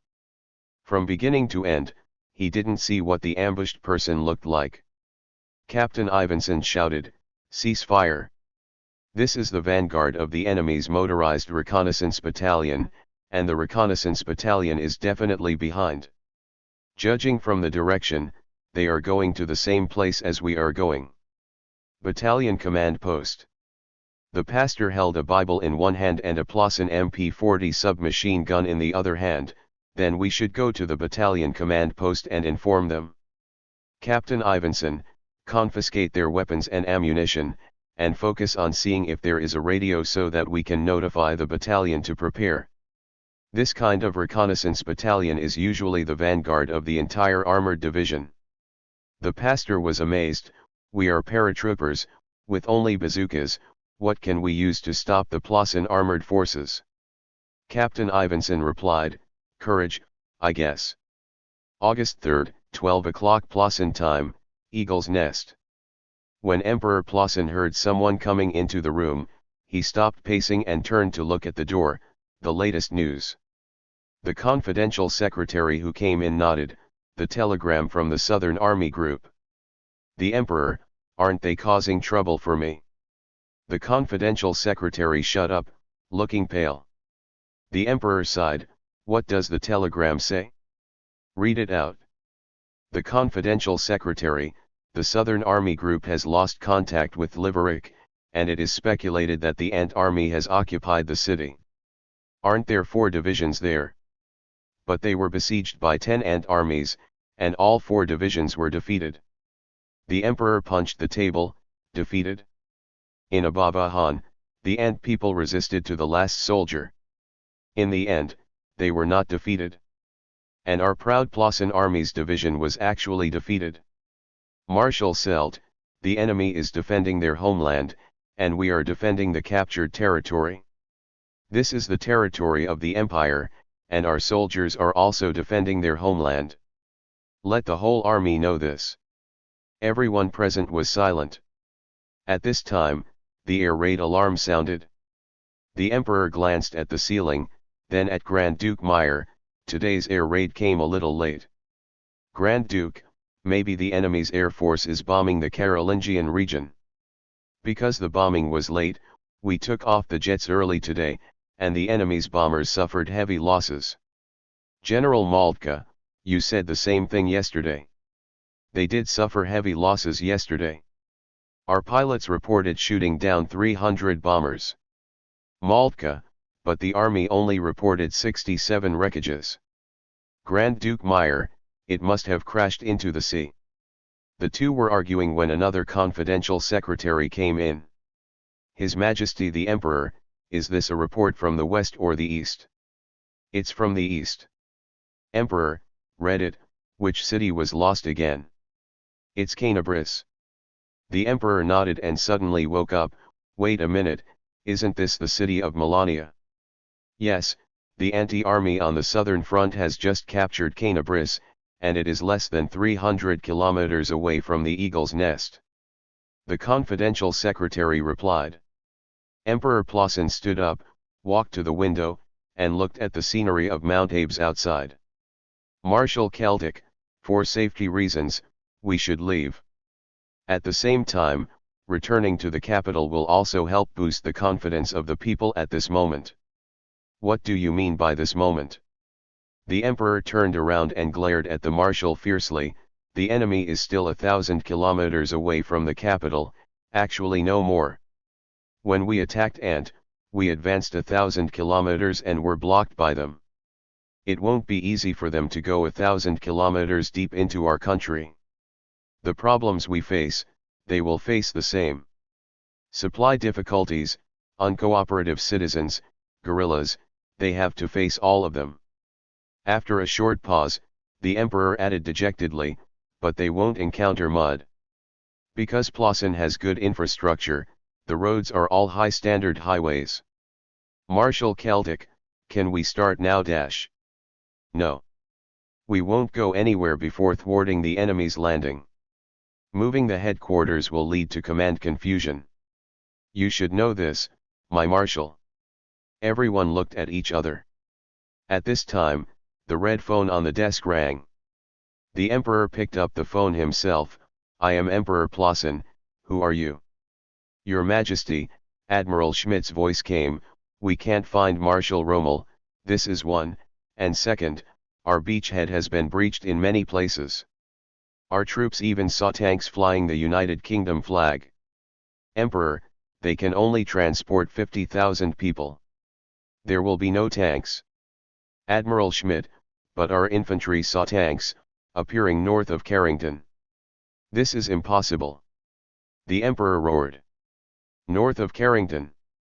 The sound of Highland bagpipes echoed on the road. The bagpiper, wearing the Highlanders' iconic plaid short skirt, strode in the middle of the road. Behind him was the Wellington 7 heavy tank. It was with this flamethrower that the 404th Coastal Defense Division on the beach surrendered without much resistance. The heavy tanks were followed by the Centurion tanks and Firefly tank destroyers of the United Kingdom's 1st Armoured Division. All of these tanks could only drive at the off-road speed of human walking due to the speed limiter. The British infantrymen wore helmets that looked like straw hats and walked on both sides of the tanks. Some British soldiers shouted, "Carolingian! We are back again." This scene was photographed by reporters on the roadside. The reporter skillfully rolled up the camera, unrolled the film, and said to his partner, "Have you finished writing? If you have, send the manuscript and the film to China." "I have finished writing." The reporter, who was leaning against the tree and writing furiously, folded the letter paper and put it into the mailbox. "Come." The two opened the pigeon cage on the ground together, took out the pigeons from it, tied the letter to one foot and the film to the other foot. After tying them, the two raised the pigeons together and shouted in the direction of the United Kingdom, 1, 2. The two pigeons were thrown out. As a result, they turned in the air and flew towards the Carolingian direction. The photographer cursed, "Damn! How did you take two Carolingian pigeons?" The reporter, "How do I know where the pigeons are from? I don't understand their language." The photographer cursed and chased in the direction where the pigeons flew away. "Come back. Go to the sea. You traitor." Chapter 739, Misfortunes Never Come Alone, 6K. On August 3, Melania's time was 5 p.m. Standard Time, 1 hour ahead of the time in the Principality of Normandy. Headquarters of the 1st Hazalia Front. When Wang Zhong saw Amelia coming in with the liaison officer and telegraph operator, he roughly guessed what was going on. He said, "Logged in?" "Yes." Amelia's mouth was cracked all the way to her ears. "Now on the land of Europa, you are no longer the only one fighting against Prosen." "Wang Zhong, don't make it sound like I am fighting against Prosen alone. There are 10 generals and 3 marshals commanding the troops on the front line. Vasily, there are 2 generals and a marshal in this room. I am honored, and everyone knows that my responsibilities are basically fulfilled by the marshal." Popov spread his hands. "My daily job is to control the drinking situation in the army and teach the quick winners who get carried away." Everyone laughed, and Pavlov stretched out his hand to the liaison officer. "Give me the telegram. We have prepared a map and see how to draw it." A thumbnail map of the Carolingians has been hung on the small blackboard in the corner of the room. As Pavlov read the telegram, Amelia asked, "How are you doing?" Wang Zhong shrugged. "The enemy has transferred many experienced combat troops, all of whom have grown fat and strong on the Western Front, which has caused us a lot of trouble, but we are still advancing. Now do you see the gap next to the Baltic Sea? We estimate that 2 million enemy troops are pouring into this gap, and tens of thousands of enemies run out of the gap every day." Amelia was overjoyed. "Then as long as the gap is blocked, the enemy will have nowhere to go, right?" Wang Zhong, "Yes, the only problem is that the gap is 70 kilometers wide." Amelia, "You mean, after advancing like a wind for 400 kilometers, the last 70 kilometers stumped you?" Wang Zhong, "That's not true. The advancement speed is only a little slower than expected. Eventually, more than 1 million Prosen troops will be surrounded and eliminated, and other defeated troops will retreat to the fortification area near Coburg. They will form a heavy troop group here that is very difficult to attack, but we do not need to attack them because they have almost no heavy equipment such as tanks and cannot threaten our main transportation arteries. We can surround them with part of our troops. Marching towards Prosonia with all your strength." Vasily continued to explain, "Because there is no heavy-duty tank production factory near Coburg, and even if there is not enough raw material supply. We bombed the port of Coburg, severely damaging the throughput capacity." Wang Zhong, "In short, regardless of the fact that the Allies are urging us all day long to rescue Melania's resistance organization that is revolting, everything is going well on our side. And everything is going well for the Allied forces on the Western Front," Pavlov said. "At least the telegram seems to be going well. The British Army is making good progress. The Allied forces are progressing slowly but gaining a firm foothold. The British Army's armored division is still landed successfully." Wang Zhong, "Where is Prosen's armored division? Did you find a new armored division number in front of us?" "No." Pavlov shrugged. "The armored divisions we encountered were still the same old faces, and many of them had been lost to only a few tanks. The armored divisions from the Western Front have not been transferred." Wang Zhong, "Then as long as the armored division launches an attack, the Allies may still be pushed into the sea, right?" Amelia, "Yes, we believe that the greatest threat is the 21st Armored Division, which is deployed too close to our landing site." Wang Zhong looked at his watch. "Oh, then it should have started to attack the landing site." There is not much sunshine left today. It will be too late if we don't attack. Vasily, maybe this armored division is equipped with the kind of night vision equipment we encountered. So they will attack at night. Wang Zhong, if there is such equipment, it will definitely be put on the Eastern Front first. No, I guess the 21 equipment does not have the ability to fight at night. They are either charging towards the beach now, or they are working hard. The commander of the 21st Armored Division put down his telescope and ordered, "Prepare artillery fire." Chief of Staff, they're just paratroopers. But they had the bazooka, and you saw the remains of the motorized reconnaissance battalion. As far as the commander of the 21st Armored Division could see, there were burning wreckage. The reconnaissance battalion tried to attack the town held by the paratroopers and suffered heavy losses. Chief of Staff, it is impossible for the paratroopers to carry too many rocket launchers. Maybe they have exhausted these anti-tank weapons in order to resist the attack of the motorized reconnaissance battalion. Subscribe to Chinese Novel Audiowave. Prepare artillery fire. We will attack in half an hour. Captain Evenson asked the deputy battalion commander next to him doubtfully, "Why doesn't the enemy attack? We have all used up our rocket launchers. If they attack, we can only use Molotov cocktails and smelly socks filled with TNT to deal with the tanks." Deputy battalion commander, "How do I know?" At this time, the sound of shells breaking through the sky came from the sky. As soon as Evenson lay down, the ground began to shake. The deputy battalion commander shouted, "Damn, this is at least 105 millimeters. It is indeed the divisional firepower of the armored division." Before he finished speaking, a corner of the wall of the house they were in collapsed. One of the soldiers stood up and wanted to run out, but Evenson grabbed him. "Crazy. If I were you, I would rather be buried than go outside. Obviously, you might be able to survive if you were buried, but you would definitely not be able to survive if you were to eat a shell." At this time, soldiers were running around in the whole town, and veterans and non-commissioned officers were trying to calm the recruits. "Lie down, don't run around. Running around will easily kill you." The pastor held a Bible in one hand and a submachine gun in the other, strolling leisurely in the rain of shells. Once he found a wounded soldier who was still alive. He knelt down in front of the wounded soldier and muttered close to his face, "Child, I can't treat your wounds, but I can hear your last prayer. I promise it will be passed to God." After saying this, he put his ear close to the wounded soldier's mouth and tried to listen to the unfortunate guy's last prayer.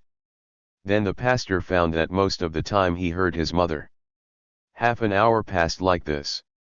Evenson ran out of the house that had become a dangerous building and saw the pastor walking on the street like nothing happened. He was the only person standing on the whole street. "Deputy battalion commander, where the hell did you find this lunatic?" "In the swamp. When I saw him, he was fishing for his Bible and communion box." "Fuck." The deputy battalion commander cursed. At this time, everyone could hear the roar of the engine, as well as the noise of the running mechanism and gearbox. "Deputy battalion commander, everyone, take your positions.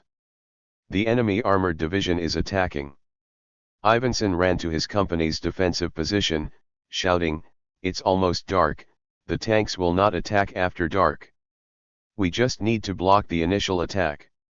As soon as he finished speaking, a high explosive bomb hit the 2 floors in front of him, pushing him back while running and falling to the ground. When Ivanson recovered, the second shot had already been fired. A large brick hit Ivanson next to him. After a short silence, he shouted, "Does the enemy want to level all the houses in this town? Where does he get so much ammunition and time?" But the roar of the tank engine did not stop, indicating that there were still tanks advancing towards the town. Another 2-story building was hit. Ivanson understood that the enemy was preparing to rush in for hand-to-hand combat while demolishing the building. Ivanson got up and ran into the building that was hit by a high explosive bomb. "Are you okay? The machine gun group upstairs is finished." But we are okay. The subordinate replied. Ivanson, the enemy is clearing the second floor, because they can throw Molotov cocktails from the second floor. Bazooka. There are two more. Ivanson, we shouldn't have used rockets so freely against the reconnaissance team just now. What about the enemy's anti-tank weapons? You mean this? Someone picked up Proson's weird-shaped anti-tank funnel. I would rather open the hatch of the tank than use this. Ivanson, take it, even if it can't be used as an anti-tank weapon, it can be used as a hammer. As soon as he finished speaking, the sound of machine guns rang out. Ivanson, towards F Company. We are almost there too. As soon as he finished speaking, a cannon sounded not far away, and the building in the distance was hit. Ivanson, the tank is right next to us. Block the infantry and prepare to fire the bazooka. As he was speaking, a gun barrel appeared outside the first floor window, followed by the tank's turret. The whole building shook. Ivanson shouted, poked his head out of the window, and fired at the outside. The bullets immediately knocked down two Proson soldiers. The United States paratroopers in the house opened fire. Ivanson fired a magazine and shouted while changing the magazine, "Anti-tank, go." The bazooka shooter immediately opened the door and fired at the side armor of the tank outside. The tail flame of the rocket when it was launched sprayed into the room, filling the whole room with smoke and dust. Damn Barber! Can't you go out and fire? We are almost choking to death. Someone shouted. No, because I'm afraid of death. Barber threw away the disposable launch tube and retreated into the room. The bazooka in this time and space became disposable because of Rokosov's design. Ivanson ignored the disputes of his subordinates and lay on the window to confirm the results of the attack. The tank stopped immediately with flames and thick smoke coming out of the cooling vents. Evanson, the attack is effective, take one down. Keep going. He leaned out and fired, then saw a Grizzly assault gun turning towards the side, the stubby barrel being calibrated. Evanson drew back and lay down directly, shouting, hide. The shells hit, and the entire wall facing the Grizzly disappeared in an instant, turning into flying broken bricks and wood chips. Several people were hit by the broken bricks and fell backwards. Evanson pushed away the broken wall that hit him and struggled to get up. He saw a figure rushing out of the smoke and dust, and he opened fire reflexively. After knocking down 3 people, he remembered to confirm whether the person coming from the front was an enemy or a friend. He tried hard to see the enemy's attire clearly, but his eyes seemed to have suddenly become severely myopic, and everything he saw had double images, so he couldn't see the fallen person clearly at all. Wait a minute, he shuddered. He could identify them by their helmets. Proson's helmet would not be entangled with camouflage nets, and it also had obvious ear protection. Ivanson knocked down 2 more people with helmets with ear protection, and used up the last ammunition in the magazine. He pressed the button next to the magazine, trying to catch the magazine that slipped off, but his reaction was a beat too slow. When the magazine fell to the ground, he touched the magazine bag casually, but found nothing. It's broken, the explosion just now blew up the magazine bag. Ivanson recalled the leg bag he had lost. When he was airborne last night, the shrapnel of an anti-aircraft shell cut off the strap of the leg bag, causing him to lose his weapon forever. Can't these equipment be made stronger?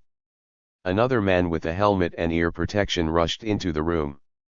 Ivanson took off his helmet and smashed it at the other party. He took advantage of this opportunity to pull out the Smith /U0026 Wesson pistol and fired several shots at the enemy. At this time, his hearing finally recovered, and the sound of the Thompson submachine gun sounded so pleasant. The pastor rushed to Ivanson in one step.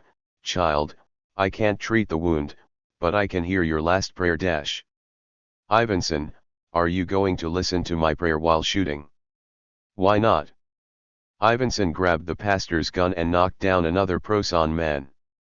After making sure that no one continued to rush in, he took out the magazine from the pastor's magazine bag. "Pastor, I can give you all of these, so I can feel more comfortable." "Evanson, how did you do it?" "Pastor, what? So calm." "Pastor, God bless me." Evanson shook his head, "Maybe." "Hurry, we have to move. Go to prepare the position. Report to the division commander." The commander of the 21st Armored Division looked back at the communicator. "Communicator, we have almost occupied the city, but it is dark, and there are still many paratroopers resisting in the city." "Chief of Staff, we should bypass the city and rush directly to the beach." "It's too late to say anything, we can only wait until tomorrow," said the division commander. "Chief of Staff, the marshal said that the first 24 hours of the landing are crucial. Even if we launch an attack at night, we should continue. We can turn on the headlights, and the enemy can't see us clearly under the lights." "Division commander, since the first 24 hours of the landing are so critical, where is the key marshal?" The chief of staff was speechless for a moment. "Plassen Army Western Front Command. General Schmidt, why haven't the other 4 armored divisions set out for the beach yet?" "Because of the air raid, General, and the enemy controls several key bridges, our armored divisions and trucks can't cross the bridges." "General Schmidt, then plan a route that doesn't require crossing bridges." "Chief of Staff, we were incorporated into the Western Front Command after that incident, and many people are not familiar with the country roads.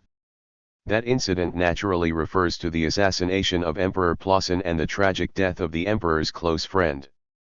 After that, because Marshal Erwin Romer was also suspected of being involved in the incident, his headquarters and accompanying officers were completely replaced.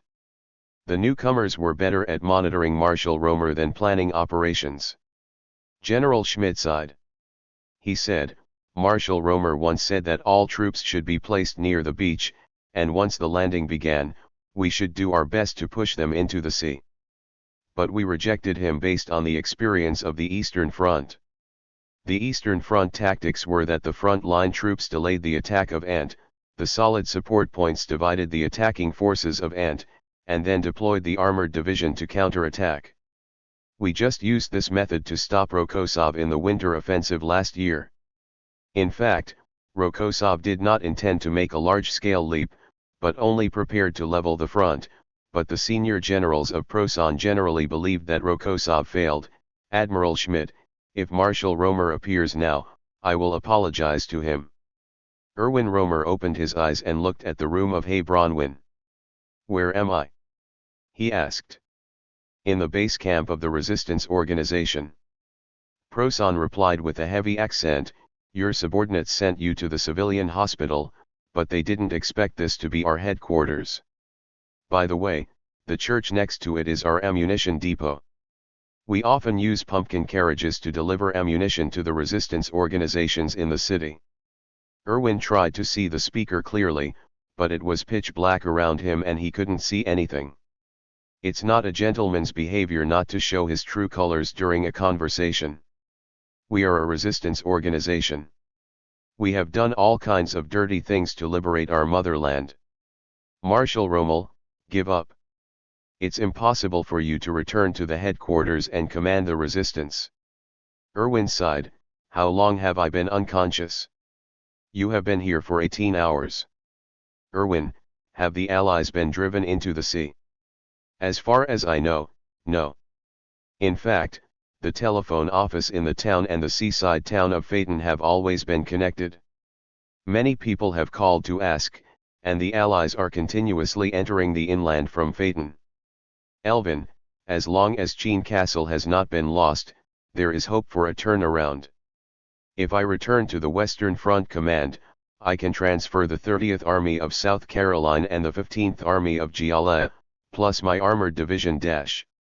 "You can't go anywhere." The voice in the dark said, "You can't go anywhere. The bridge across the river in the town of San Camado. The United Kingdom's 1st Parachute Division, which occupied the bridge, has been fighting fiercely for a day and is now resting in batches. The sentry resisted sleepiness and was alert to the surroundings. Suddenly, he heard someone passing through the hedge and shouted, "Lightning! Thunder!" The other party received the code and jumped out of the darkness. The leader wore a beret, but the color seemed to be different from that of the 1st Parachute Division. "Who is it?" the sentry asked. "Commando 6th Commando, we blew up the Leopold railway gun 25 kilometers away yesterday, and now we are rushing to join the battle." The burly commando came up to the sentry. "Where is your commander?" "Who?" someone on the bridge asked while running over. "Commando 6th Commando." Commando saluted the major who came over. "We are here to help." "What is the situation now?" "We repelled several attacks by the 701st Infantry Division of Prosan. Now they are reorganizing in the woods to the south with heavy artillery. We have almost run out of ammunition." "Do you still have ammunition?" Captain Commander replied, "A little bit. But the Plozans are not good at night fighting. We can show them how good they are." "Are you good at night fighting?" "We are Commando." "Major, that makes sense. I'll send someone who is familiar with the terrain of the woods to be your guide." At this moment, Captain Commander raised his head and looked northwest. The beach was over there. "Did you hear the Highland bagpipes?" he asked. The major also looked northwest. "No, it seems there is the sound of bagpipes." "Captain Commander, why do you use bagpipes as an identification signal?" "It reminds me of a certain lunatic who is performing a mission on Ant's side." "Major, is it Sir John Ard? I heard he is a strange man who uses a longbow and sword on the battlefield." "Yeah, weirdo." By this time, the sound of the bagpipes was loud enough for everyone to hear it, and even birds in the forest where the Plozans were entrenched were awakened and flew into the sky. Then, the sound of tank engines, covered by the sound of bagpipes, also penetrated everyone's ears. "Major, and the armor, thank God, they finally arrived." "Reinforcements!" shouted the sentry on guard on the bridge's arch, leaning out of the bridge's steel beams. "Over there, reinforcements." The Highlander playing the bagpipe came into view. He walked slowly, and the tank behind him slowly moved forward. But the infantrymen on both sides of the tank started running at the officer's command, ran across the approach bridge and boarded the bridge. The chaotic footsteps made the steel beams of the bridge tremble slightly. "Eagle's Nest, smoking room.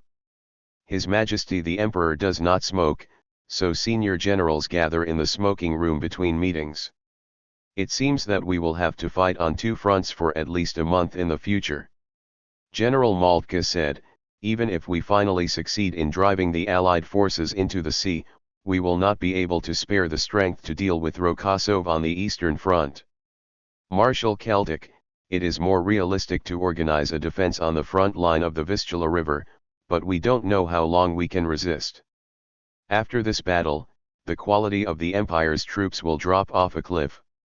This is still the best situation." General Moltke sighed.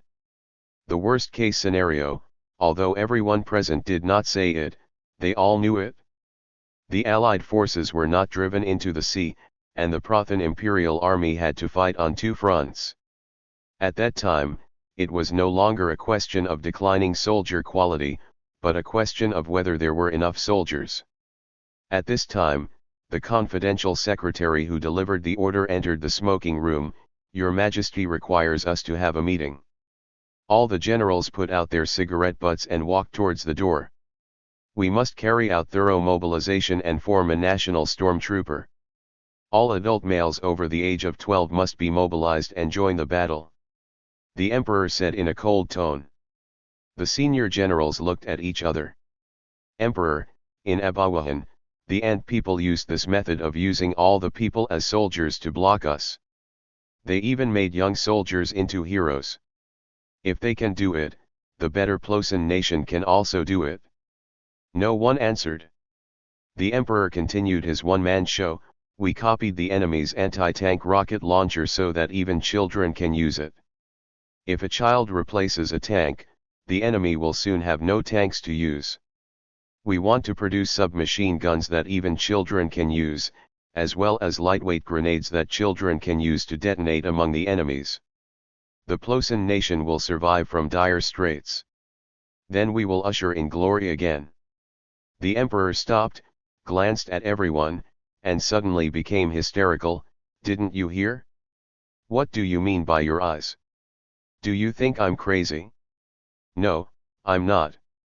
This is the only solution now. It's the only solution for the Plosin nation. There's a way out. We launched a war for living space. Now we will continue to fight for living space. We will shed the last drop of blood for living space. Nationals. Yours. And mine. And mine. Chapter 740. The never-ending throbbing in your heart is the waves of the Baltic Sea. On the morning of August 4, the Norman Principality. The commander of the 21st Armored Division met the deputy commander of the 506th Parachute Regiment of the 82nd Airborne Division in a house.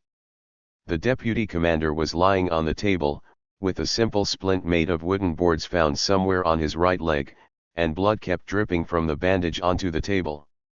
"Yo," he said in answer, "isn't this General Plosin who drove us into the woods outside after a night of fierce fighting?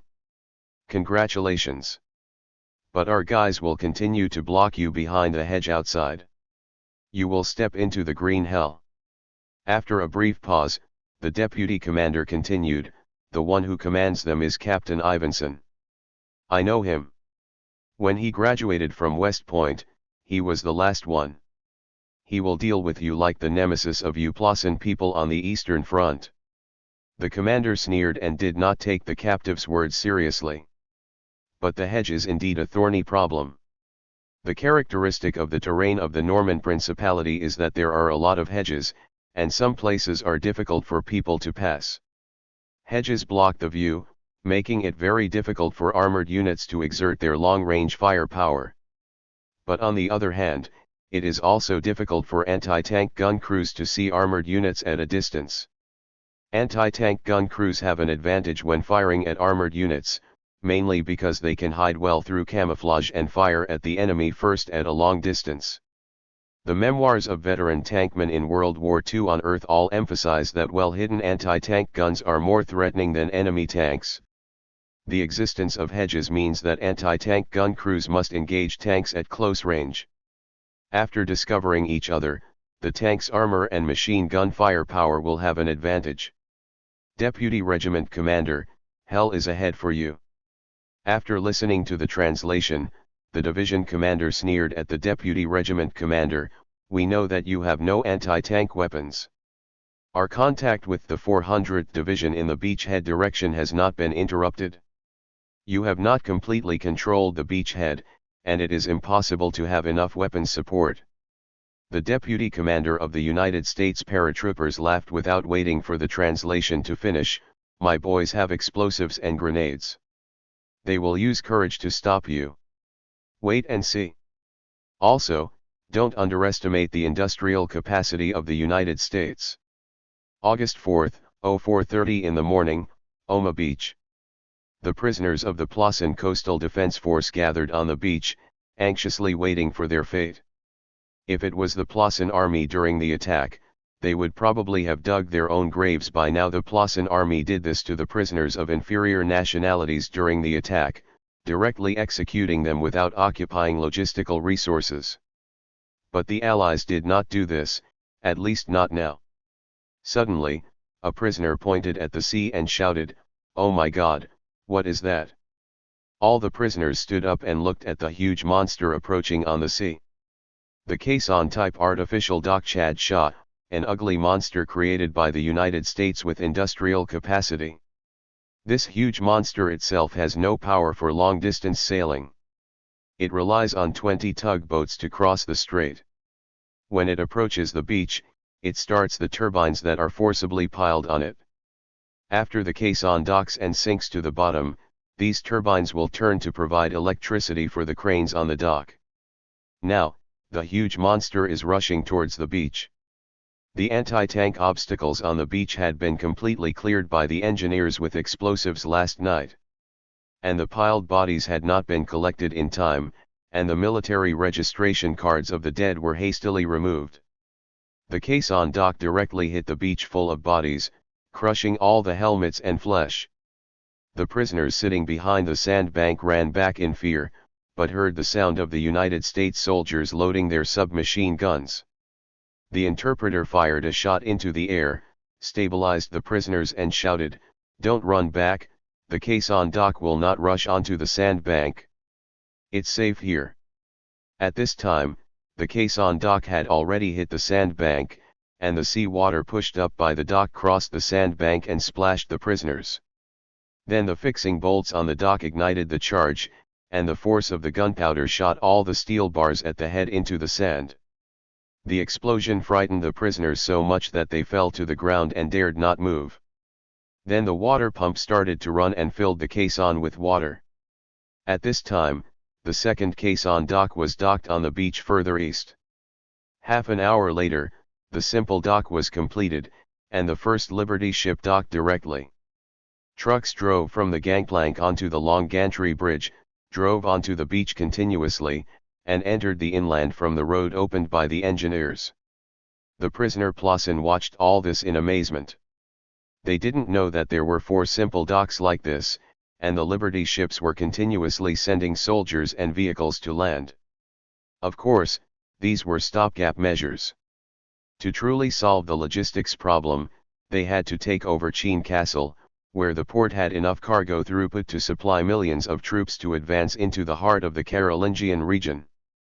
Captain Evanson led the remnants of the 506th Battalion to count the anti-tank weapons in their hands in the woods outside the town.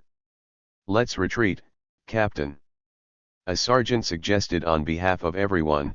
"There is no anti-tank means at all, even the grenades have been thrown away, and the grenades we have now are still the ones we seized from the enemy before the retreat." "Yes, the enemy's wooden-handled grenades are not as convenient to use as our grenades. It's quite easy to use when throwing." "Quiet." Captain Ivanson raised his voice, "We can't retreat. The beach is behind us. The enemy's armored forces will cause great casualties to the friendly troops landing on the beach. According to the order we received, as long as we hold on until the afternoon, we can get support from the armored forces. Captain. Tank." The non-commissioned officers who gathered together for a meeting immediately grabbed their weapons and were about to disperse and return to their own troops. Ivanson raised his hand to stop them and asked loudly, "Which tank is it?" "From the beach." At this time, everyone heard the engine sound, which was indeed coming from the direction of the beach. Ivanson led everyone to the edge of the woods and saw a strange tank driving towards the side along the road. After the tank approached, Ivanson asked on behalf of everyone, "Where is your turret?" "Tankman, the turret can't fit this 90mm gun, so the master above said there is no need to install it." Ivanson looked at the huge 90mm anti-aircraft gun, which did not look like it could be stuffed into the turret of the Sherman. He asked again, "What about your armor protection?" The tanker patted the shield on the cannon. "This is it. It can withstand the attack of .50 machine guns." Evanson opened his mouth wide. "You rely on this to fight Plossin's armored forces?" "Hey, listen carefully, paratroopers, I have seen the enemy's heavy tanks in the Kingdom of Sardinia. They call him Kantag, the Plossin pronunciation of Tiger King. Our Sherman is as paper-made as paper. If I face that thing again, I would rather have no armor. At least we can run faster. Before running away, I can still get a fucking shot." Evanson glanced at the Purple Heart medal on the chest of the senior sergeant who spoke, and immediately felt that his words were very credible. "Ivanson, okay, I'll give you some powerful camouflage, and try to get you to fire a few shots. That's a big help, paratrooper." The senior sergeant commanded the tank to drive into the woods. At this time, a jeep drove to the edge of the forest, and the major in the car asked, 82nd Division. "Yes." Ivanson answered and saluted, "Salute you, sir." The major returned the salute and extended his hand, "Salute you. The 3rd Armored Division is unloading the ship. These tank destroyers are lighter, so they came down first. Hold on until the afternoon, and the main force of the 3rd Armored Division will come to reinforce you." Ivinson shook the major's hand. "Yes, we will hold out against these headless knights until the afternoon." "Headless knights?" The major laughed. "They are quite suitable for them. Their 90mm guns are not vegetarians." The commander of the 21st Armored Division turned to his adjutant and said, "Evacuate this deputy battalion commander and the seriously wounded who surrendered. Count the tanks." "We have finished counting. There are still 61 Leopard tanks and 56 Panzer IV tank destroyers available." Division commander, "Very good. Tell all the platoon leaders of the tank platoons that the enemy is a group of paratroopers without anti-tank weapons, heading for the beach." "Yes." Soon the sound of tank engines rang over the entire town. The division commander himself walked onto the armored command vehicle and said to the signalman, "Report to the Western Front Command, we are counter-attacking the beach, the last obstacle has been cleared, and our troops are unimpeded." Captain Ivinson heard the roar of the tanks. So Ivinson looked at the major officer commanding the anti-tank battalion and found that he was meeting with several lieutenants. The officers of the tank destroyer battalion that had just landed had not suffered any losses. Unlike the 506th Parachute Regiment, the highest officer was Captain Ivinson. Ivinson looked at the tank not far away from him. The senior sergeant was standing on the body of the car, observing the distance with a telescope. His gunner was not looking at the sight, but looking around. Ivinson and the gunner met eyes, and the latter smiled slightly. Ivinson guessed that he had not been baptized by the battlefield, otherwise he would not have smiled so carefreely. The senior sergeant shouted, "Enemy tank! Right in front, just cross the hedge." The gunner immediately tensed his body and put his eyes on the sight. The major battalion commander, who was gathering officers for a meeting, shouted, "Disband," and the lieutenants immediately ran to their company. Ivinson also looked at the gap in the hedge and saw a Panther tank, and a tank destroyer behind it was deployed to the right. Soon, more Plauson tanks appeared, and the enemy's armored division deployed an attack formation. On the tank's gun shield, you can see the emblem of this division, which looks like a combination of the letters B and D of ANSA. In the history of the Earth, the 21st was annihilated in North Africa. The reorganized 21st later used a new division emblem, but this one in this plane is the original 21st. Evanson put down the telescope. He knew that whether he could stop the enemy depended on these headless tanks that had just been reinforced. When he looked at the headless tank, he found that the senior non-commissioned officer had squatted behind the gun shield. The command of the entire company was obviously handed over to the young captain. The captain stood on his car and raised his right hand. "Fire!" he shouted, and his hand chopped down handsomely, regardless of whether the gunners could see this action. The 90mm gun fired. The muzzle wind blew Evanson's neck subconsciously. When he looked at the enemy, several Panthers were already on fire. The enemy's counterattack was imminent, but the camouflage that Evanson and his team had helped to make came in handy.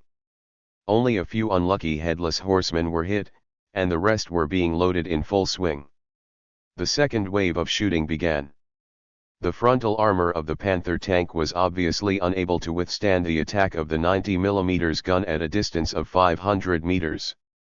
The enemy's second wave of counterattacks also followed.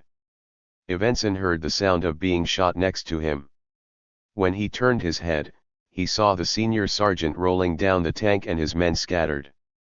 Only then did the tank's heat dissipation cover burst into flames. After the tank crews lay down a few meters away, the explosion came too late. Evanson was shocked. He had never learned any courses related to armored combat at West Point Military Academy, but now it seems that there are really many advantages to not having armor. The commander of the 21st Armored Division stood on the armored command vehicle and used binoculars to observe the enemies in the woods. Adjutant, use the radio to call the entire crew. The enemy tanks have no turrets and only small shields. Shooting the woods with machine guns can effectively kill them. Yes. The order was quickly carried out, green tracer bullets from the Prussian machine gun lighting up the woods. The enemy's attack efficiency is visibly reduced. The division commander put down his telescope and said triumphantly, "How could we be defeated by such a patchwork of tanks? Deploy an armored company and encircle it from the side.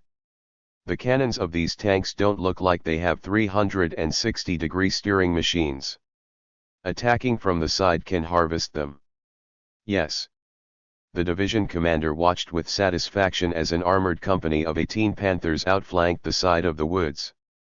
At this moment, the leading Panther tank was hit. Open flames spurted out from the turret hatch, more than 1 meter high. Then, a tank the division commander had never seen crossed the hedge. "Teacher, what the hell? It's Pershing." Evanson heard the senior master sergeant shouting as he lost his tank. "It's the Super Pershing tanks of the 3rd Armored Division. Beat them up." Super Pershing after Super Pershing climbed over the hedge and used its 90mm cannon to open up the unprepared Prussian tanks. However, the Prussians reacted, and a Pershing was hit. It didn't seem to be penetrated, but the rotation of the turret stopped immediately. Apparently the experienced Prussian tank crew, unaware of the Pershing's defensive capabilities, chose to target the turret ring. Evanson used his binoculars to watch the tank battle taking place outside the woods, completely forgetting that he was also on the battlefield. "Captain!" his subordinates shouted, bringing him back to reality. "The enemy infantry is coming." Evanson hurriedly turned around and saw that the Prussian infantry was trying to use the wreckage of the tank to get to it. "Fire! Machine gun fire! Don't let them go." August 5, Melania time 1730 hours. Wang Zhong stood in front of the map of the Western Front, looking at the connected landing areas. Pavlov, the famous General Erwin Rommel, obviously failed to replicate the miracle in the Kingdom of Sardinia. Because he was captured. Amelia's voice floated over. Wang Zhong immediately turned around and saw the girl coming over waving the newspaper in her hand. The Times was just flown in. The underground organization captured Erwin Rommel, who wanted to personally command the 21st Armored Division. "What?" Wang Zhong laughed directly. "Isn't Rommel at the headquarters in this world? On the other side of the earth, because during the Normandy landing, Rommel went home to celebrate his wife's birthday and missed the most critical 48 hours, so he got the nicknames Rommel is not around and Manbupat among military fans. Everyone must attack and Gu Bushui are also known as the 4 famous generals of Sandazi. I didn't expect this nickname to have influence across time and space. Of course, this may also be the end of the world line and the choice of Stein's gate. However, the Erwin Rommel of this world survived. After the war, maybe he could become a photographer." Wang Zhong took the newspaper from Amelia's hand and glanced at it. Then he remembered that his Onsa language was easy to read and read, so he gave it to Vasily directly. Vasily immediately began to translate. "News from this agency, Marshal Rokosov after and, hey, is there anything about the Marshal here?" Wang Zhong, "Read yours and leave it alone." Vasily, "After Marshal Anti-Rokosov captured Marshal Plozin, we on the Western Front also successfully captured a Marshal Plozin. Good guy, that's what happened, here comes the credit." Wang Zhong, "In my name, the entire army is electrified. The Allied forces have landed in the Carolingian and established a foothold. They have also captured the commander-in-chief of the Western Front in Plossin, Marshal Erwin Rommel. If our commanders and soldiers do not go all out and Prosonia may be attacked first by the Allies. Popov, would it be more appropriate to add the name of His Majesty the Tsar to this power supply?" Pavlov, "He is a saint, equal to the Tsar, So be it. Vasily put away the newspaper and glanced at Emilia. We have been fighting for so long, hoping to invade Prosonia and completely defeat the enemy and end the war. If we were suddenly picked by the Allies, it would be terrible to think about it. How disgusting. Emilia, then you have to work hard. If the Allied forces can land in the Principality of Normandy, they can land in Hamburg, which is closer to Prosonia. Wang Zhong, you don't need to tell us, we will work hard. We will complete the siege by August 10th at the latest. August 8th, on the Baltic coast. Before the jeep stopped, Wang Zhong jumped out of the car and looked at the sea reaching to the sky. Ludmila said as she got out of the car, "It's not like you haven't seen the sea before. Didn't you go to the White Sea to check the location of the villa before?" Wang Zhong, this is different. The White Sea leads directly to the Aegean Sea, and it's a larger inland lake. This is a real sea, leading directly to the North Sea and the North Atlantic. Peter the Great made so much effort for an outlet to the sea. Ludmila stood beside Wang Zhong, shoulder to shoulder with him. The two of them looked at the sea and were silent for a long time. Ludmila said, "Seeing this sea, does it mean that the war has finally entered the final stage?" Wang Zhong, "Yes, if it's fast, the war should be over in half a year, at most a year. I mean, the War of Europa. After that, we have to climb the Nerida peak." Ludmila took his hand and said, "What about after the war?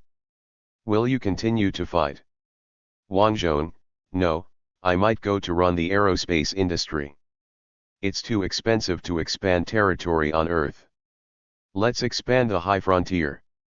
Ludmila smiled, "I know it. The never-ending throbbing in your heart is like the waves of the Baltic Sea." Thank you for watching.